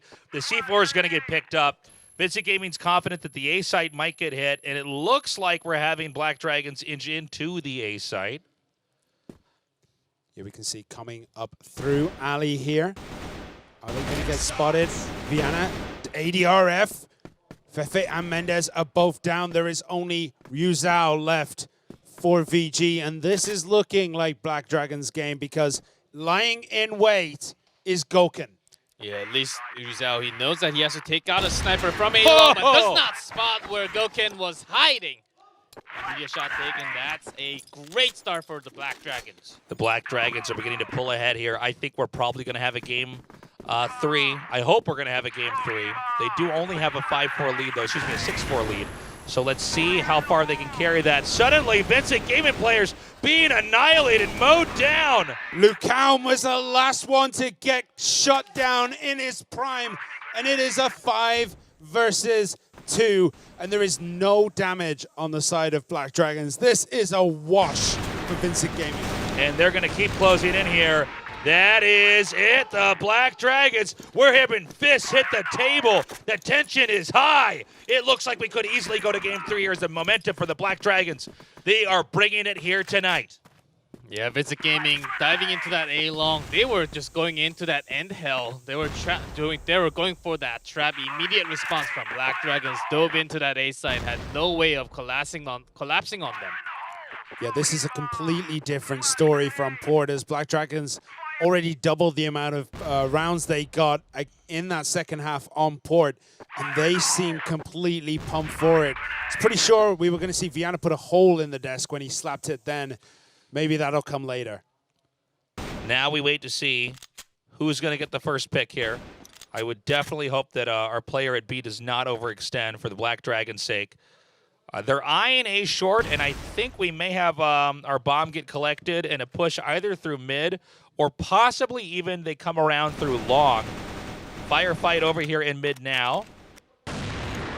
And DGZ the only defender at a bomb site has been picked off by a sniper. Yeah, DGZ gets that on Mendez, and that's huge. ADRF gets Fefe too, and that's even bigger. The big guns have already fallen on the side of Vincent Gaming, and it looks as though Black Dragons are going to cruise to a 3-round lead here. There it is. Viana gets used out. Viana is on absolute fire right now as he takes down Nutsin as well. Communication is just not there for Vincent Gaming right now. They have no idea where Black Dragons are coming from. Through the smoke. Vincent Gaming is disorganized. They are panicked, and they are very close to losing map number 2. You say they're panicked, and then you look at them, and they're just like, well, this will happen, I suppose. Like, well, it's all right. We don't mind. We're just going to let them feel like they're going to win. They're going to go a little bit higher up, and then we're just going to come back and sweep it from here. Smoke's coming down. Pushing through. Oh, but Goken and Mazin getting big kills on the board. Lucam gets Mazin. Nutsin. Oh my god, this is completely turned around on his head. As VG close it out. Ryu Zhao on Goken. And that might just be the start of the end. Beautiful play there. I think a little bit too ambitious from the Black Dragons. They had that momentum. Again, they need 3 more wins to be the victor. We could actually go to our first 9-9 score situation, which I would love to have as well. Smokes everywhere. Flash is going down. We haven't had that much attention to B right now. A lot of poking into B, a lot of rotating into A. Vincent Gaming's already shown they're very fine stretching as far as defense goes on the A side. A long covered and A short covered just by one player, while B, it's more of a clustered defense. Yeah, and basically the position of Black Dragons has allowed Fefe all the freedom in the world to wrap around, but we can see that Goken is looking that way. I think he knows something is up. I think he knows what Fefe wants to do. Fefe wants to wrap in behind them when he gets the chance. But he is in line of sight of Goken. Yeah, in that safe position, because Black Dragons did not even peek into that A-long. Doesn't really know if there was a smoke or not, into just blocking their sights from reaching anywhere close to that sniper. That's Mendez and A-long. But of course, having it on the other side, rotation into that B side, over nades. Blocking the double doors, but double from the quarter box. I like this. It's going to look like it's abandoned until they both pop out. Smoke's going down. Now a nade came from there, and that's going to expose the position. VG get a few nice hits here. Ryu Zhao gets Lucam, gets DG and ADRF. Mazim takes him out. Goken pistols Ryu Zhao. And it's 2 versus 2. You can see now they're both going to come around here. It looks like they want to try to catch them from behind here. Goken needs to go get the bomb, but he does not have that yet. He's trying to confirm that nobody's coming from that side. He doesn't know that the sniper is coming along from the side. And they haven't seen anybody from Vincent Gaming here. It's got to be an uncomfortably quiet moment here on the map. Oh, Goken, he stood there with that C4. Yeah, and he tried to switch into the sniper rifle when he was going past the open area. Big mistake there. 20 seconds on the clock, no plant. Fefe just trying to keep some pressure on here. The plant is happening behind the box. Oh, It's notice not the even position No, started. it's of actually not happening yet. Excuse me. I see him He's crouching. waiting for that time. And Goken now going for that plant. He needs to put it down here immediately. Oh, Oh Fefe my gets God. Oh, no, 3 in. seconds. Doesn't have time. 1.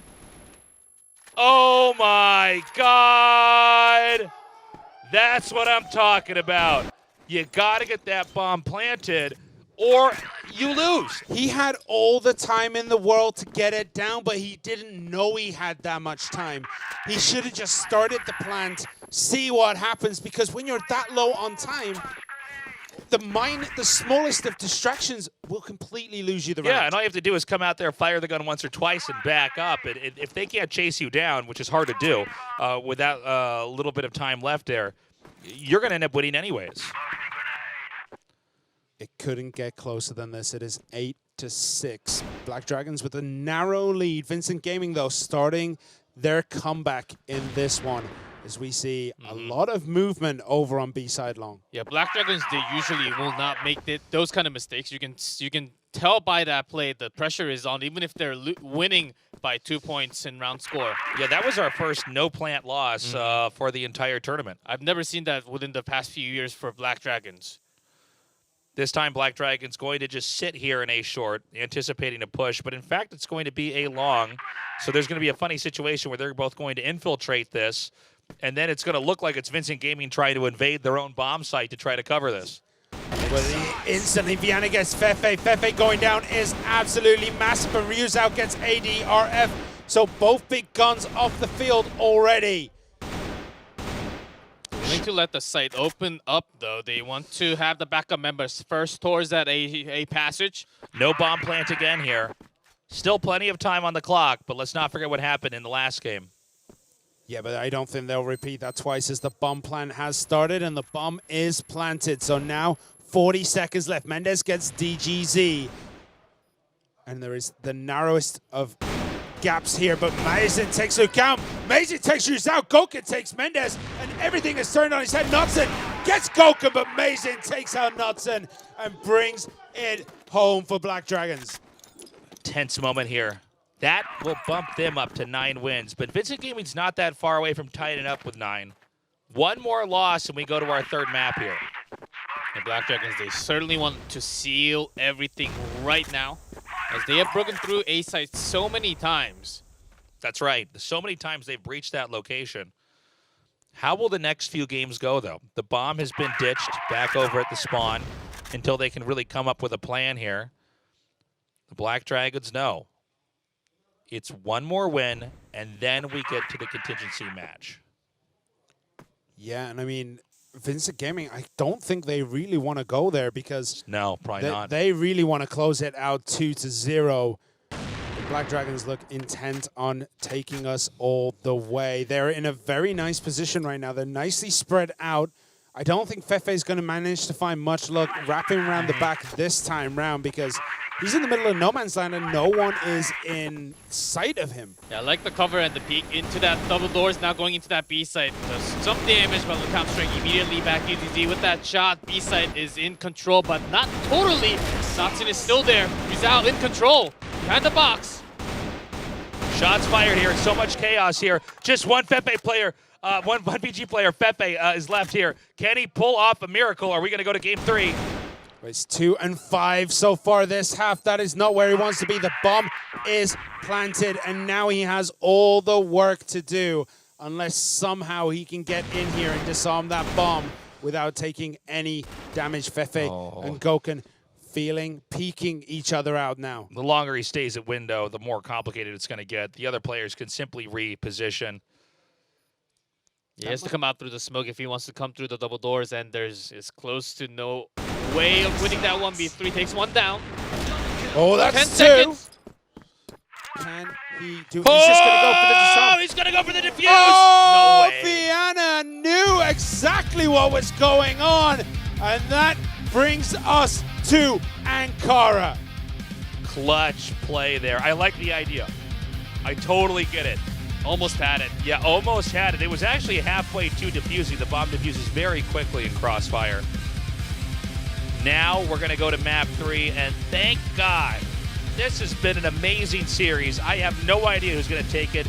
Both these sides so evenly matched. It's unreal how good these two teams are. This could have been the final. It has been the finals before. Exactly. Imagine this on the final going all the way. Two teams who know each other inside out, back to front, taking games off each other in the manner that they're doing. It would be absolutely just mind-boggling to watch. But we're going to go to Ankara. G-Clef, who do you think has the advantage as we head into this map? Honestly, I have no idea. 10-6 on Port for Vincent Gaming, 10-6 for Black Dragons from Black Widow. We go to the final map. We just have to see the matches and who wins. This can just go either way. Tasteless, Simon. I'm just amazed by the level of crossfire these two teams are already bringing in the semifinals. I know. I can only imagine what the Chinese teams are thinking as they're watching this. I mean, these guys are absolutely terrifying. Ankara is where the score is going to be settled. Again, it is the first to 10 wins. Ankara is a very different map. It has a lot of long angles here. Sniper rifles are very, very powerful. And of course, you get 1 or 2 sniper rifle shots off, you've suddenly killed off 2 to 3 players, and it's very easy to close the game out from there. So when you're the offender, it's very important you move in the right way. Yeah, it's going to be really interesting to see the battle between DGC and Mendez on the snipers. Fefe doing what he does best, but he wasn't activated quite as much in Black Widow. He definitely didn't have the greatest of second halves. So we'll see if he can pick back up. ADRF having an okay time. Goken as well has been on absolute fire today. Yeah, Mendez didn't really do too much from Black Widow as he was pinned down by the 2 snipers on himself. And going to Ankara, I think it's possible that VG would just keep a lot of rounds with just 5 rifles instead of having a sniper, as you can have a lot more close quarters and closed angles where you can bait a lot of Black Dragon snipers in and then get those easy shots with the rifles instead. Our players are now in the lobby. We're waiting for this game to start, but so much on the line here. The pride of Brazil. Brazil right now an emerging esports power, and in the last few World Finals, they were the champions, so one of these two teams is going to represent them. The rivalry between Vincent Gaming and the Black Dragons is a historic one. It does seem like either team can take it. Oh yes, for sure, as this map slightly more towards, I would say, just by maybe like 49 to 51. 51 going towards Vincent Gaming because they have a lot more firepower when it comes down to the rifleman push compared to the Black Dragons. And Ankara is certainly a map when you have that much firepower when you're on a rush, especially towards that A site, Black Dragons might not be able to stop them. But they do have momentum on their side. They did take that very convincingly. It was close, but the wins they got were just... It felt like VG were making mistakes, even though they weren't. Like, it looked as though they were slightly out of position. Minimal margins in those mispositionings is what gave Black Dragon the win, and I don't think they're going to do that again. I'm curious here with the different approaches because teams like this, they've played each other so many times. Each region does have a meta for how they're viewing this. I mean, when you're in Brazil, you're playing on the servers that Brazilians play on. When you're Chinese, you're obviously on the Chinese servers. So these guys know each other in and out. And we already saw some unusual plays here. For instance, the bum rush onto the, I think it was the A site on Black Widow there by the Black Dragons, right? There's a certain degree of randomization you need to have every time you go into a crossfire game. And I'm curious to see what we're going to have here this time around on Ankara. Again, when you have teams that know each other this well, there are mind games occurring that we can't even see. Yeah, that's exactly what might happen. DCC might just strike, go all the way towards the back, wrap around the corner with that AWM, and strike onto back of VG all the time, which is less likely on Ankara. So that's one of the randomization that the Black Dragons are always trying to do. Compared to VG, they do a lot of those striking on the back with the sniper, a lot more compared to VG. So that could be an advantage point if they actually want to do it in Ankara.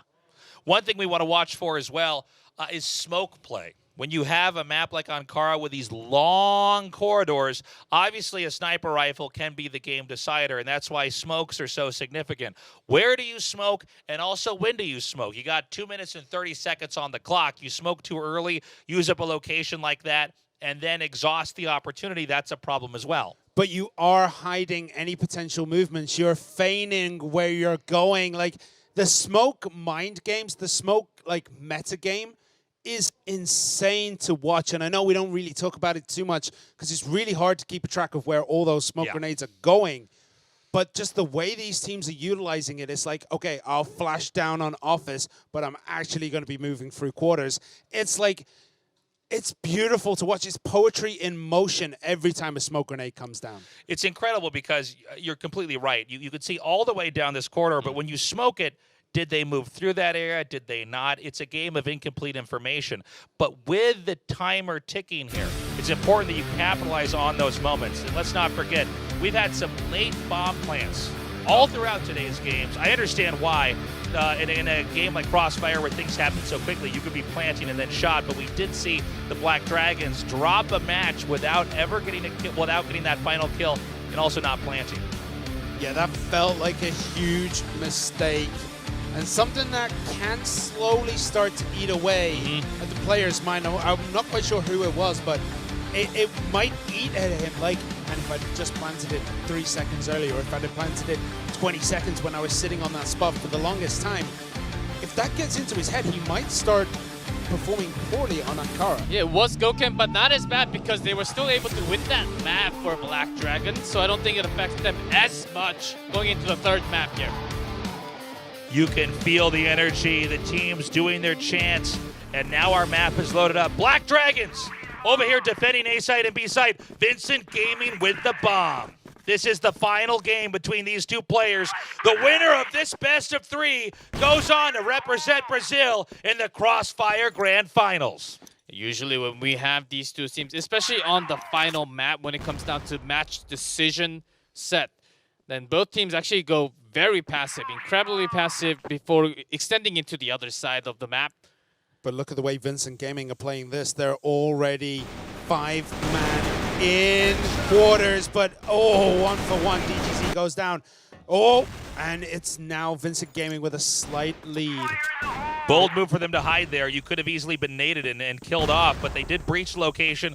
We have Black Dragons scrambling to try to get a position. The bomb just now planted. Can the Black Dragons reclaim? It looks like Goken will have to wait for the smoke to dissipate. They can't really get the angles on each other, but Mazin gets Fefe. So Fefe slightly too far forward. Mason is also in a bad spot, and he just walked in front of the fire there. Ryuzao and Lukam go down. Nodson gets Mason. It is 2 versus 1. Is he going to do it? He almost did. Running out of bullets there. We hear a slam on that table. So much tension here. They do get the defuse. And the bomb is down. Yeah, great choice by Goken to actually wait near that fence, giving a lot of time for his teammate to come across the A hall. It's a great way to take on a player when there's one left. You know, they don't have that many bullets. Their screen can only be pointed in one direction, and that's exactly the kind of punish we saw back there. Interesting to see, again, Vincent Gaming crowding up just right next to A-Site because 1 or 2 nades thrown in there, and they're all going to get nuked. But that was a risk they were willing to take. Yeah, and it looks like it's a risk they're willing to take twice because once again we see 3 on B, but they're trying to get angles all the way across over that central passage. We can see, I can't quite see who it is, nooked away there. Yeah, 2 best rifles from Black Dragons. Again, a big rush into the A site. 2 down. Vienna. We hear laughter over here in the studio as it's been a confusing moment. Vincent Gaming does get in there and get the kills. It's 3 Black Dragon players on the outside, but they've already pulled this off once in the same spot. Bomb being planted. We may have full lower rotation, which would be interesting. Yeah, somehow cancels the plant and goes for it again immediately after. And immediately they kind of just bounce out of that spot for a little bit, trying to just keep eyes on passage. Keep eyes on quarters as well. Instead of just waiting on that site, checks onto the back street so they know exactly where they're coming from. Yeah, Notson gets Mazin. DGZ gets Lucam. Who's going to get the next kill? That is going to be the important one, as it is 2 versus 2.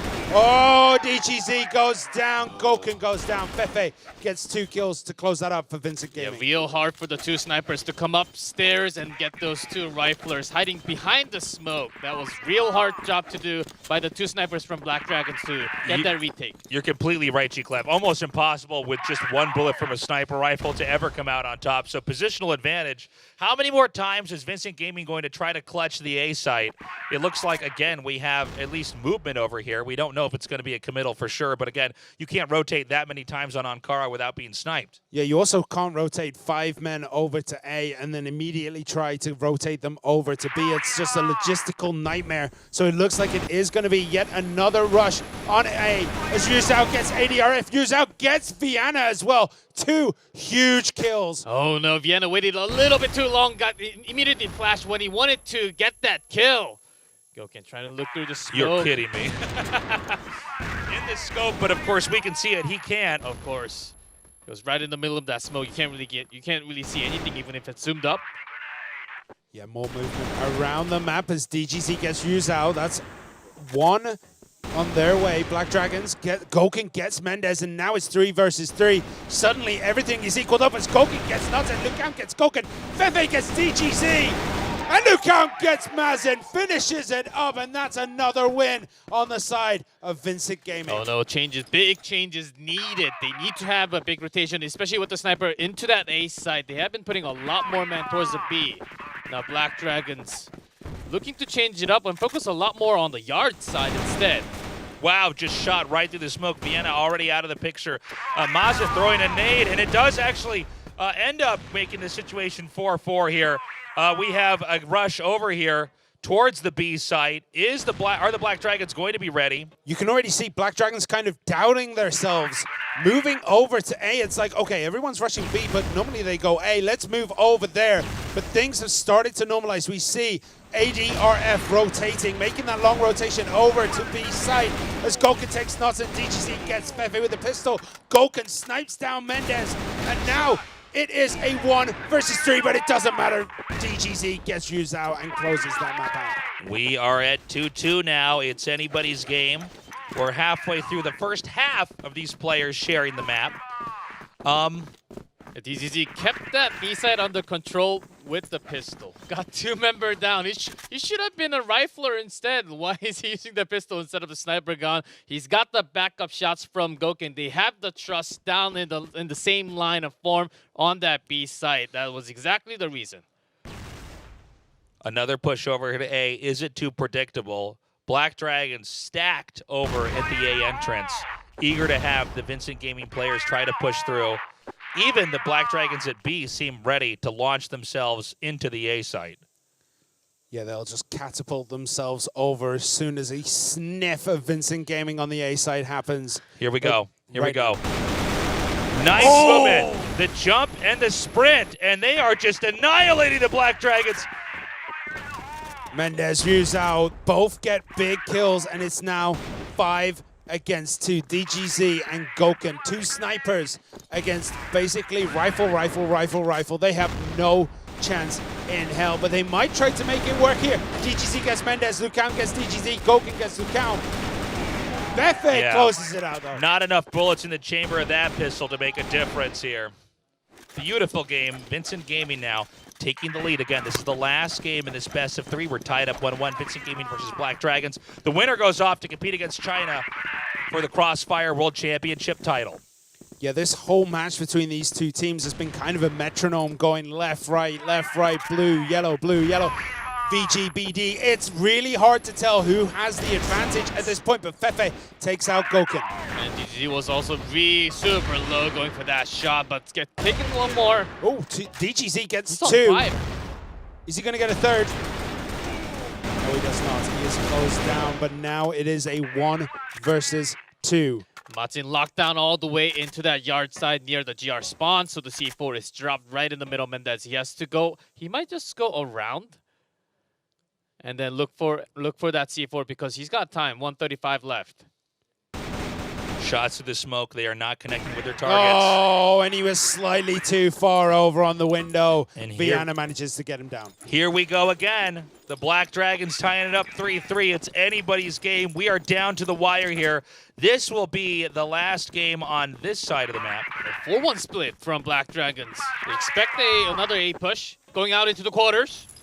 It's fine as they start pushing down. This is very aggressive on BD's side, and they are getting heavily punished by VG. Oh my. They know this victory should be an easy one here. DGZ isolated, trying to fire some shots. Gotta be careful though, he is quite the fierce player. That's gonna once again bounce Vincent Gaming back up here. VG knew that was over before anyone else did. You guys can't hear it, but in the studio, they were absolutely noisy after the first 2 kills, and the kills kept pouring in. VG take a narrow lead, 4-3. And again, it looks like they might be posturing over to go to A. But we have seen these rotations over to B in the past, as Mendez looks like he is going on a little journey through the mystical lands of Center. AK pointed here by ADRF. And this is a location, looks like we're about to have this Vincent Gaming army barrel through. Yeah, this time it's a little bit different with 3 men for Black Dragons ready to hold that A site. Get their angles used out, gets Vienna nuts and gets ADRF, and BD are falling apart at the seams. It is a 1 versus 5 situation, and he cannot do it. Vincent Gaming take it 5-3. They're getting their lead. Frustration on the faces of the Black Dragons. They are just not able to defend the A site. That was a perfect flash on all 3 members of Black Dragons. Was the reason why they were able to enter that site without losing a single member. ADRF is not having the time of his life right now. He is 0-6 this half. That is absolutely abysmal at this point. He should be at least getting 1, 2, and his position is super important for his team. They're looking for him to get 4, 5, maybe even 6 kills in the first half. Vincent Gaming, they don't know how to go towards the B site. It's all about the A site, as this cannot be stopped at any time. Again, a good flash. Vienna is shut down in his prime. ADRF, though, does get 2, but he is down on the floor now. 2-7, he finishes this half, and it is 3-3.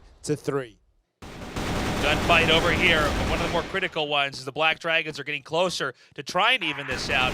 Again, plenty of time on the clock here. Can Fefe actually hold this off? He's had these moments before, but there's going to be many angles that he's going to be hit from. Oh, he gets 1. He gets 1. Against 2 snipers, he needs a pretty good position to hide his body first. 20 seconds. DGZ, he's going to retreat down here to the low ground. He just needs to buy time. He needs about 10 more seconds to buy time. Gets a kill. Gets a kill. Oh, my God. Is he going to finish it off? Is DGZ He just needs to buy time. He just needs to run the 6 clock seconds. Oh, Fefe won this one already. Yeah, they know it. They win it. They get the kill. A big morale boost there. Great play by Fefe. The energy in the studio is electric. Everything was silent as that little 1v1 was going off. You could hear a pin drop. But as soon as the time started ticking over, they started cheering. And then Fefe, it doesn't matter if it's 1 versus 2, 1 versus 3. He will finish it for VG. Vincent Gaming says Dragons aren't real. We're going to go to the side switch here and see what happens when we have to have a role reversal. The Black Dragons need to win 7 games here if they're going to win this series. And Vincent Gaming is looking clean. They're looking perfect. How will the Black Dragons infiltrate? Let's see so far with 3 snipers, even on Vienna. Fefe making moves. He's trying to find the angle on top of ADRF and just continue to ruin his day. These grenades start pouring through front yard. I think Vincent Gaming is feeling confident with the 5 rifles, providing that firepower against the snipers. And snipers has been pretty quiet, except for those pistol action from Black Dragons. C4 waits down here. The Black Dragons, they're going to have to be ahead of themselves in every game. I mean, the Vincent Gaming has room for creativity, and they also have room for mistakes with a lead like this. Again, first to 10 wins, moves on to the finals, fighting off against China here. Yeah, rotating through office onto B. Black Dragons trying to get things done. It looks like Vincent Gaming, we're expecting Black Dragons to take a leaf out of their book and pile in A. As we can see, that's where a majority of their defense is positioned. But this sneak into B might just be far too clutch and give Black Dragons an early lead in this half. Yeah, Vincent Gaming, they totally expected to push towards that A site. Only had some covering angle from the yard, which is by being 100% smoked by Black Dragons. This is a free plant. Yeah, free plant here, freebie, but can Vincent Gaming reclaim it? They're trying to get the positions. Half minute left before the bomb detonates. All Vincent Gaming players alive, everybody almost in full health. Yeah, we see Goken in no man's land. Nodzen takes him down, but they are going to rotate through Armory. But right there, DGZ has a nice line of fire on him, but he goes down as well. Mazin takes Rizal, Nodzen, ADRF takes Mendez, ADRF takes Fefe, and Black Dragons take the first blood in this second half. A frustrating moment here for Vincent Gaming. They gave away the B site, trying to preempt a possible A site rush, and the Black Dragons exploited it and closed it out. Yeah, that's the risk that they actually took, having 3 men on top of A site and 2 men just guarding it near their own spawn, expecting a big push towards the A site, just like how they did it on the other side. Yeah, but we can see the adaptation from Vincent Gaming. They now have 3 covering B side. They have 3 in the yard passage, looking for angles down office, looking to see if they can wrap around eventually through front yard and collapse in on Black Dragons as they try to enter A. But it looks as though a rotation is going to come out towards B for Black Dragons. Black Dragons just moving slowly, 1 step at a time, after checking that there's no one coming from the office. That's why Vienna is always on the back with that AWM, switching into the AK now. They might just get the drop on Fefe. He is, he knows where they are. I think he can hear them. And he's looking. So you got to smoke this? Ooh, bad time to have that in hand. Nade comes down here. Great shot there. Can he get 2? He does. Black Dragons dropping like flies. Whoa. Unreal. Mendez, absolute monster there. He was kind of caught with his pants down with grenades in his hands, but still manages to finish it off. Big win there. I can't remember which player, but a big overnade flash came down from the yard side, blinding most of Black Dragon members coming into that B side. Again, another push in here. The C4 laid back over here, not far from the spawn. They're going to peek in. Again, it's a 3-man, 2-man cover. 3 on A, 2 on B. We can see Goken taking the quarters passage all the way looking through A. He's looking for anything, any information he can find on that angle, but is seeing no rotations from Vincent Gaming, who are playing incredibly deep right now. The smoke in the mid will allow the rest of the Black Dragons players to get over here, closer towards the B site. The smoke in mid doesn't even matter. No one has an eye on mid on Vincent Gaming. They are playing too deep. Yeah, only Fefe is looking for that pass into that A passage. Going on top, he's barely peeking into that site. The push comes in, a naked B base here, and they're going to flash this, and I've already seen this once before. Are the Vincent Gaming players going to be able to reclaim this? The bomb now being planted.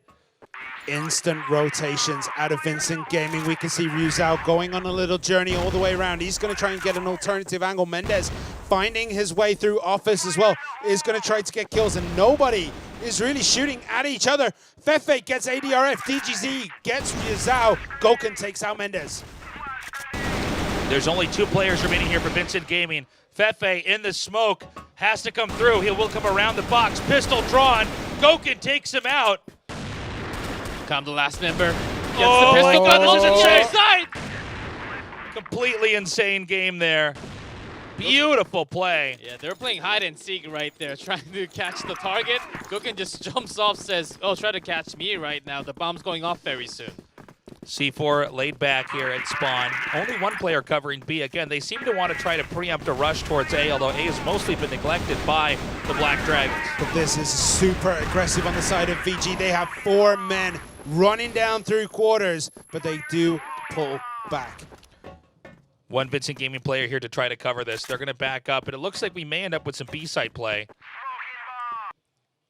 Smokes everywhere. I mean, if you were to even be trying to check as Vincent Gaming, you would have no idea what's going on. Nobody actually going to be. More attention over here towards mid. Yeah, it's really hard for Lucan to really get any kind of information. He is in a very forward spot. Seeing if there's any movement towards B is seeing absolutely nothing. But that has not triggered the rest of VG yet to move over towards A. And no one has real sights on where Black Dragons currently are.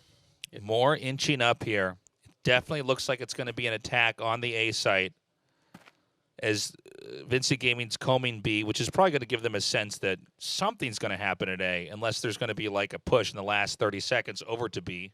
Oh, Mason. What happened?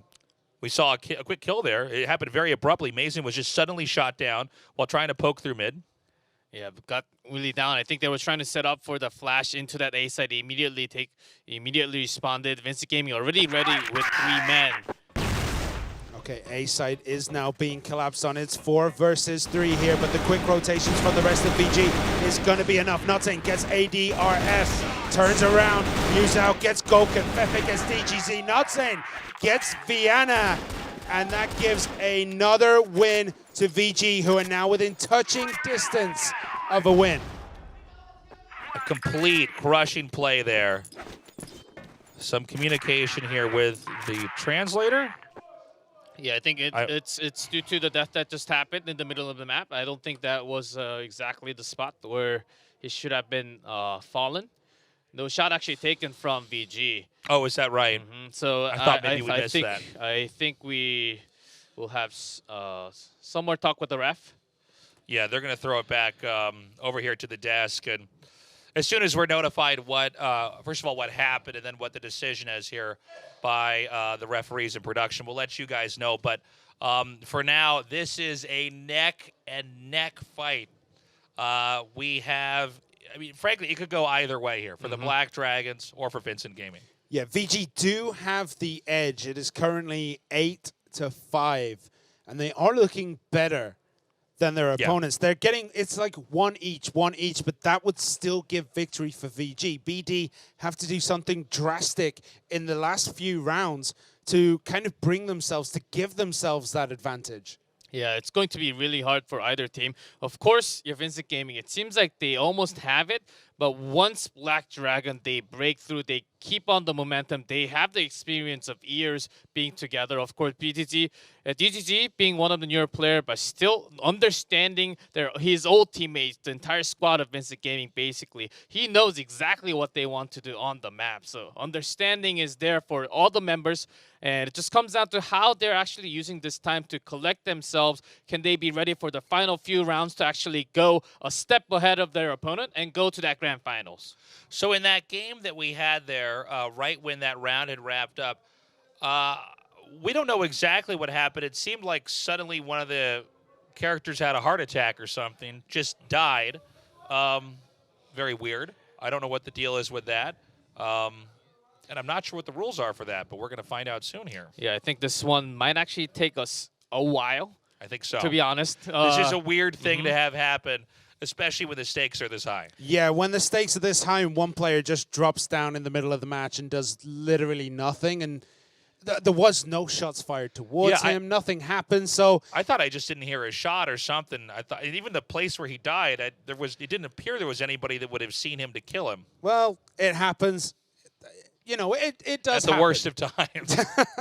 But yeah, it's going to be tough. This break might actually play more into Black Dragons, actually. Like, I think so. This little break here might give them time just to, you know, recover, to talk to each other, to find out what is going on in each other's heads. Take a little time out.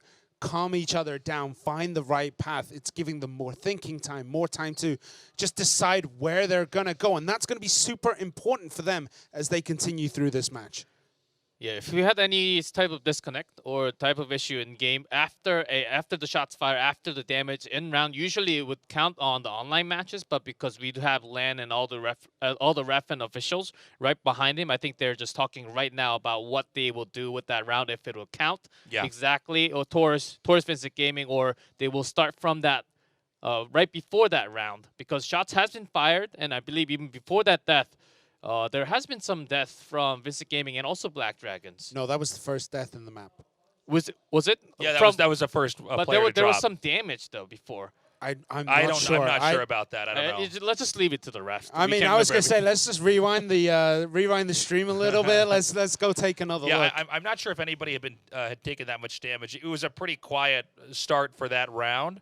One thing to note, and I don't believe we have the players mic'd up, so I don't think you guys are picking up audio at home. But I thought it was intense when it was China versus China. This is some of the most intense esports I've ever seen here with these two guys. I'm hearing fists slamming on the table. I'm hearing screams. I'm hearing players yelling at each other, high fives going around. Both these guys want this. Again, these not just these two teams, actually, all the teams we've had here have been in quarantine for 2 weeks, obviously because of the global pandemic with COVID. They've been isolated, thinking, obviously practicing, meditating on this moment. This entire year has built up to now a Brazil versus Brazil match, and an upset with China versus China on the other side of the bracket. Q9 managed to defeat Super Valiant Gaming, and right now Q9 is waiting to defend the honor of China. China, of course, where Crossfire has historically been the most popular, and about 3 years ago, China was the best nation defending the Crossfire Championships. Now Brazil, looking stronger than ever before, is here, but there's two teams that could possibly do it. It's the two teams we have now. We're halfway through the third game, tied up 1-1. Something happened. I'm not sure what. A player just, boop, dies, and we're going to be notified by production, too, exactly what's going to happen. Because getting an update right now, as that was a disconnect after some damage was already done in the round, so the round will count towards Vincent Gaming. From what I heard, 5-8 will be the round score going into the match now. Okay, now we know. So we're gonna hop back into this again, though. We are at the very end of day 3. After this is finished, we are gonna know who will be fighting for first place and who will be fighting for third. It will, no matter what, be Brazil versus China, Brazil versus China. It just depends on where the Brazilian teams land. It's a cool rivalry to have here. You don't normally have China versus Brazil. China versus anywhere is normal. There's enough people there. Esports is big enough. But we're seeing Brazil now become so strong, become so powerful. And the fact that they are not just doing well, but they're actually defeating China, at least in the past, it's a moment that both these teams are eager to try to prove themselves here now. And we're back in the game. Let's do this. Black Dragons versus Vincent Gaming continues on. It is 5-8. Vincent Gaming have a 3-win lead, and they only need 2 more to go. So we'll see what happens here, as there seems to be a little bit of feigned aggression over on A, but there is no one there to defend it whatsoever. Vincent Gaming have put all their eggs in the B basket. Yeah, after seeing some of the smoke thrown down towards the yard side, towards the B bottom and the office, Vincent Gaming actually staying near the yard bypass, thinking that it has to be a yard attack or into that office. They have a pretty good read so far. Fefe is stuck right down in that yard passage. He is going absolutely nowhere, but he might get the drop on a few Black Dragons players if they creep towards B. Nade thrown over here at Black Dragons, coming forward. Smoke filling the area. Fefe has no idea there's 5 on the other side, but he spams down anyways. He gets a kill. He does indeed, and things are going Black Dragons' way now. It is 3-3. Ryuzao, Nozen, Mendez left. But Goken is low, but oh, it's all turning around. Ryuzao is 1 against 2. They're so low, though. Nozen almost took both of them down. Adrian left with barely any HP. Same for Goken. Coming around, one goes down. Goken in the same spot, though. Ryuzao backing up. He's got a lot of HP. He's got plenty of bullets in the clip. I don't think he knows he's there. I think he's expecting a different position. You don't normally have 2 players stacked like that. Especially the sniper. Oh! A key moment, a shot through the hip is going to bounce Black Dragons one more win, closer to 9. Exactly, you would have Goken all the way towards the office or up on top right next to those stairs. That's not a spot where the sniper is supposed to be. Yeah, and it caught him completely by surprise. He even had his back turned towards the enemy. I mean, if when it goes wrong for him, doesn't it? He was looking so strong. He took down 2 on his own. It was a 3 versus 1. And at the last minute, he just kind of flounders. He was not expecting that player in that position. Another push around here into mid. The Black Dragons have done it. Again, Vincent Gaming wins this, and it's going to be Black Dragons fighting to tie it up 9-9. Every game's so important here. Patient play here by the Black Dragons. Vincent Gaming seems confident B is going to be the location of attention. And with everybody from Black Dragons over here at A, this may be a situation where Vincent Gaming is going to have to give up A for now and then reclaim it after the bomb's been planted. Yeah, another risky defensive position by Vincent Gaming. But let's see if this pays off. It is just A side just totally open for Black Dragons to take. Rizal will get information. They will come in, but they won't really be losing anyone, though. Yeah, the rotation needs to be quick, and we can see that it's not looking quick enough. They're trying to rotate in. Notzing was very slow on the uptake, but does meet up with Mendez and Lucao. It is a full-on 5-man push from Vincent. We don't see any rotation around here. In fact, a lot of the Black Dragons players are probably not in the position they need to be to defend here. Most of them outside the area. This is all smoked up. 30 seconds on the clock to try to defuse as the rest of the players come in here. It's a spray fest right in the middle here with smokes down. The Black Dragons get the advantage in every situation. And we were saying, maybe that break was just what they needed. The frustration on the faces of Vincent Gaming as Black Dragons could make this 8-8. It looks like it could totally happen very soon because Vincent Gaming, they're being risky. They're taking the risk of going towards one side a lot more. 5-man push towards A passage. Few of those nades actually did quite a lot of damage when they were trying to come in. That's risky play, but did not really end up paying for them. Black Dragons, let's see where they are focusing this time again. Trying to see if anyone's coming around the corner of office, just like they did before. But they're split exactly the same way. It's 3-2. 3 looking at B, 2 on A, and a bit of back and forth firing there. But are they gonna get anything done? Mendez has taken a little bit of damage. We do see 4-man rotation now on that B site. Nice shot there by Luca. Popping through the window. BG up 5-4. Shots fired here. Luca again retreating away. But Fefe gets ADRF, and that is going to be a massive turning point in this. ADRF has been very important in a lot of engagements. What's going to happen here? Mendez gets Viana as well, and now it has all fallen apart. It is 4-2. Only 2 members of Black Dragons remain. Things are looking bleak for the Black Dragons. Comebacks have happened. We have Mason coming around here. There are 3 Vincent Gaming players literally above him. 1 goes down, but not 2. And now in a pistol fight, Vincent Gaming has made their lead up to 9. Now the Black Dragons are not eliminated. If they can win 2 more games, it becomes 9-9, and we will finally have the situation that I've been eager to see this entire tournament. Vincent Gaming just a single round away from going to that grand finals. Can they actually pull this up? Black Dragons going wild into the yard. The whole year has culminated to this moment here for the Black Dragons. They need to have perfect play here. They get a kill here. They get another. DGZ gets Fefe. It's looking good for Black Dragons, but Mendez gets ADRF. Mason is got, it's all looking bad for VG right now. It's 4 versus 1. Musao is not the ninja he needs to be right now, as he might just get dropped on here through this window. Trying to peek into yard, goes past one of the members. Vienna is still right there, buying time. Nice shooting, 3-1 now. Again, it would be a miracle play if Vincent Gaming did this, but if Ryuzo were to pull this off, it would be a well-deserved win. 20 seconds on the clock, 3 players to kill, and a bomb to defuse. Goku goes down. 9 HP. Oh, just not enough. The Black Dragons have bumped it up once more, 8-9. Catching up. What a decision to just push Yard immediately towards the B side. Visit Gaming, they weren't just ready for that timing attack.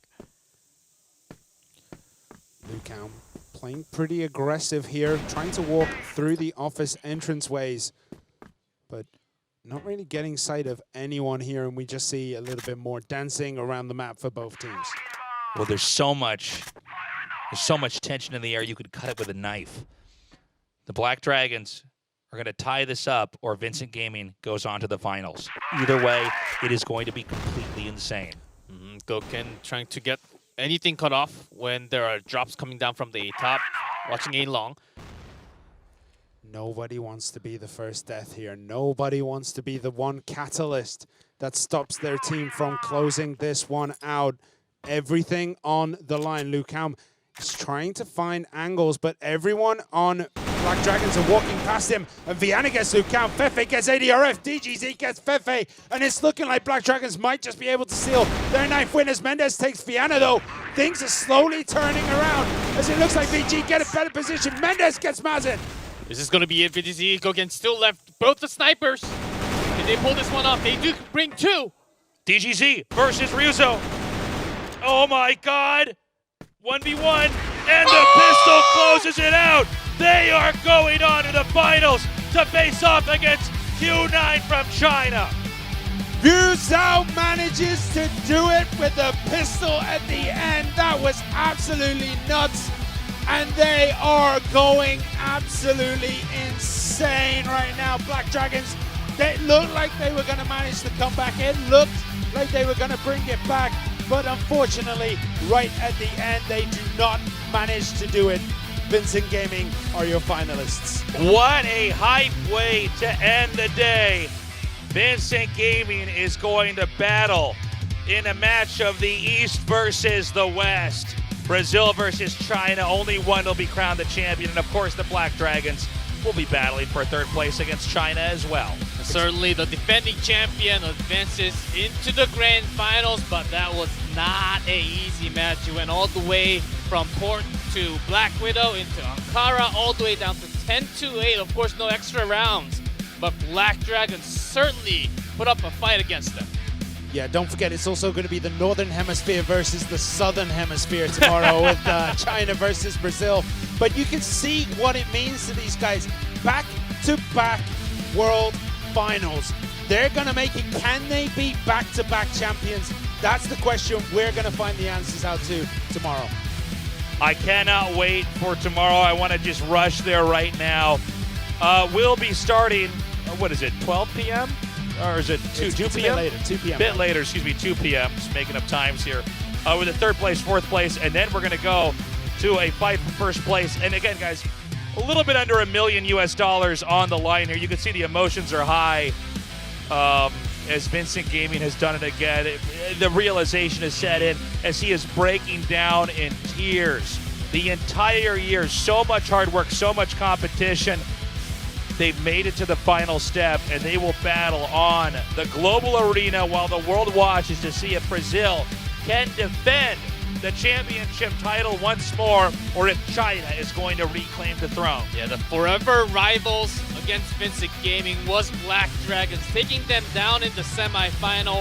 I think that could have been the match that they needed to actually break into the grand final and win the entire thing. Q9, certainly a very strong opponent from China, but I think Vincent Gaming, because Black Dragon knows so much about them, from facing them forever and ever from the last few years, Vincent Gaming, I think they feel so happy about this win. Yeah, Fefe is emotional as heck right now. He has had an absolute journey to get here. Not only that, he has been the absolute cornerstone of this team today. He has been the one to pull out these big plays. He's been the one to nail it home for his team time and time again. And the emotions run wild because he has been on that adrenaline high all match, and finally the relief is there, and it brings him to tears. Easily the best series we've had, and that's not the first time I've said that, but each series gets better than the one before. It's true. What an incredible match that was. It could have gone to the tiebreaker, but the last second in a 1v1 fight, it's Vincent Gaming pulling through, and again, the glory and the prize money that's on the line. What an incredible moment in history, and this is going to be Vincent Gaming again fighting to get first place. Yeah. Oh man, just look at all the players. They know exactly through that much of crazy amount of practice, the days of quarantine in Korea, to come and go for that grand finals in day number 4. They're feeling it on stage right now. It could not have been any closer on every map. 10-6, 6-10, and then to round it off 10-8 with absolute drama. And Fefe is the MVP. Look at that, 50 kills, Jesus, 35 deaths. Oh my God, 50 kills! Are you kidding me? He was bringing down all the members. Every time he's getting a sight, getting those headshots in a row. 50 kills? That's... Our MVPs usually have like 22, 23. This is double that, more than double in fact. I can't believe how well they played. That was absolutely beautiful. Yeah, Fefe, I mean, 50 kills, but again, you could make an argument for so many other players. All right, guys, we're going to go to an interview now and see how Vincent Gaming is feeling. They have done it. They are going to the finals against Q9. State, how are they feeling?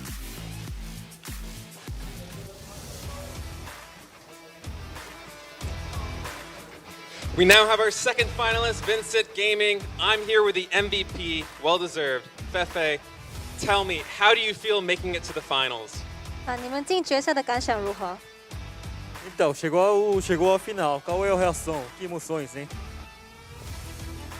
Eu acho que não tenho palavras para descrever o que eu estou sentindo agora, porque é minha primeira CFS e chegar logo na final é muito gratificante para mim.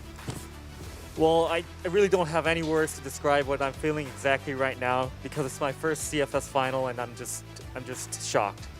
我觉得什么字也形容不到现在我感觉的这个感觉。然后因为这个是我的第一次进入决赛的。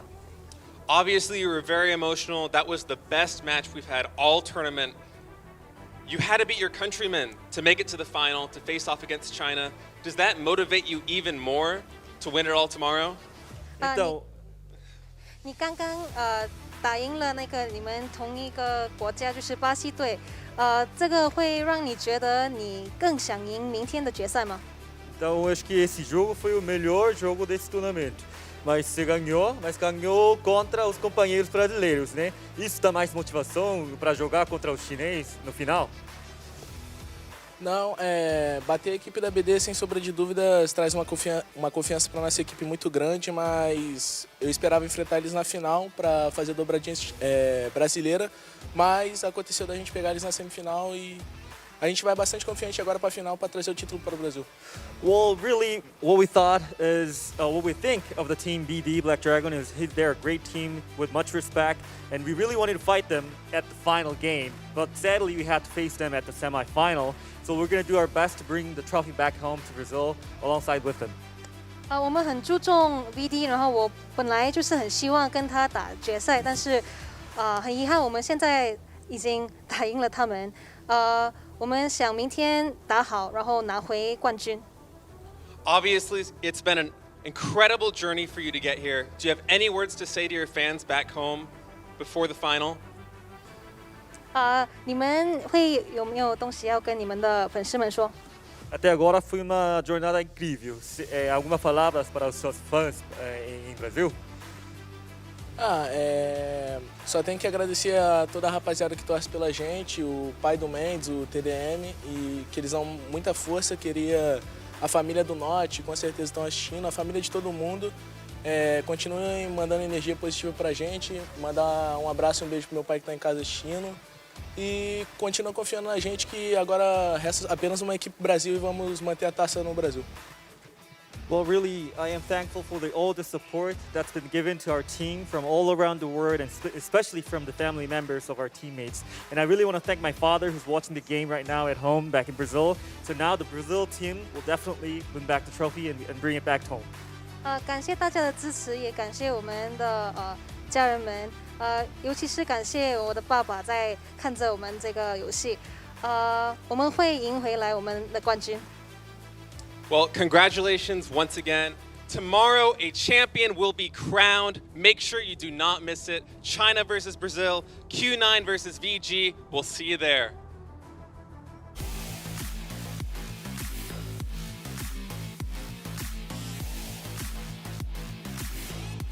Boys, it's been a hell of a day. It has indeed. Oh, yes. It feels like forever ago when we saw Q9 absolutely slap the living daylights out of Lazarus Gaming.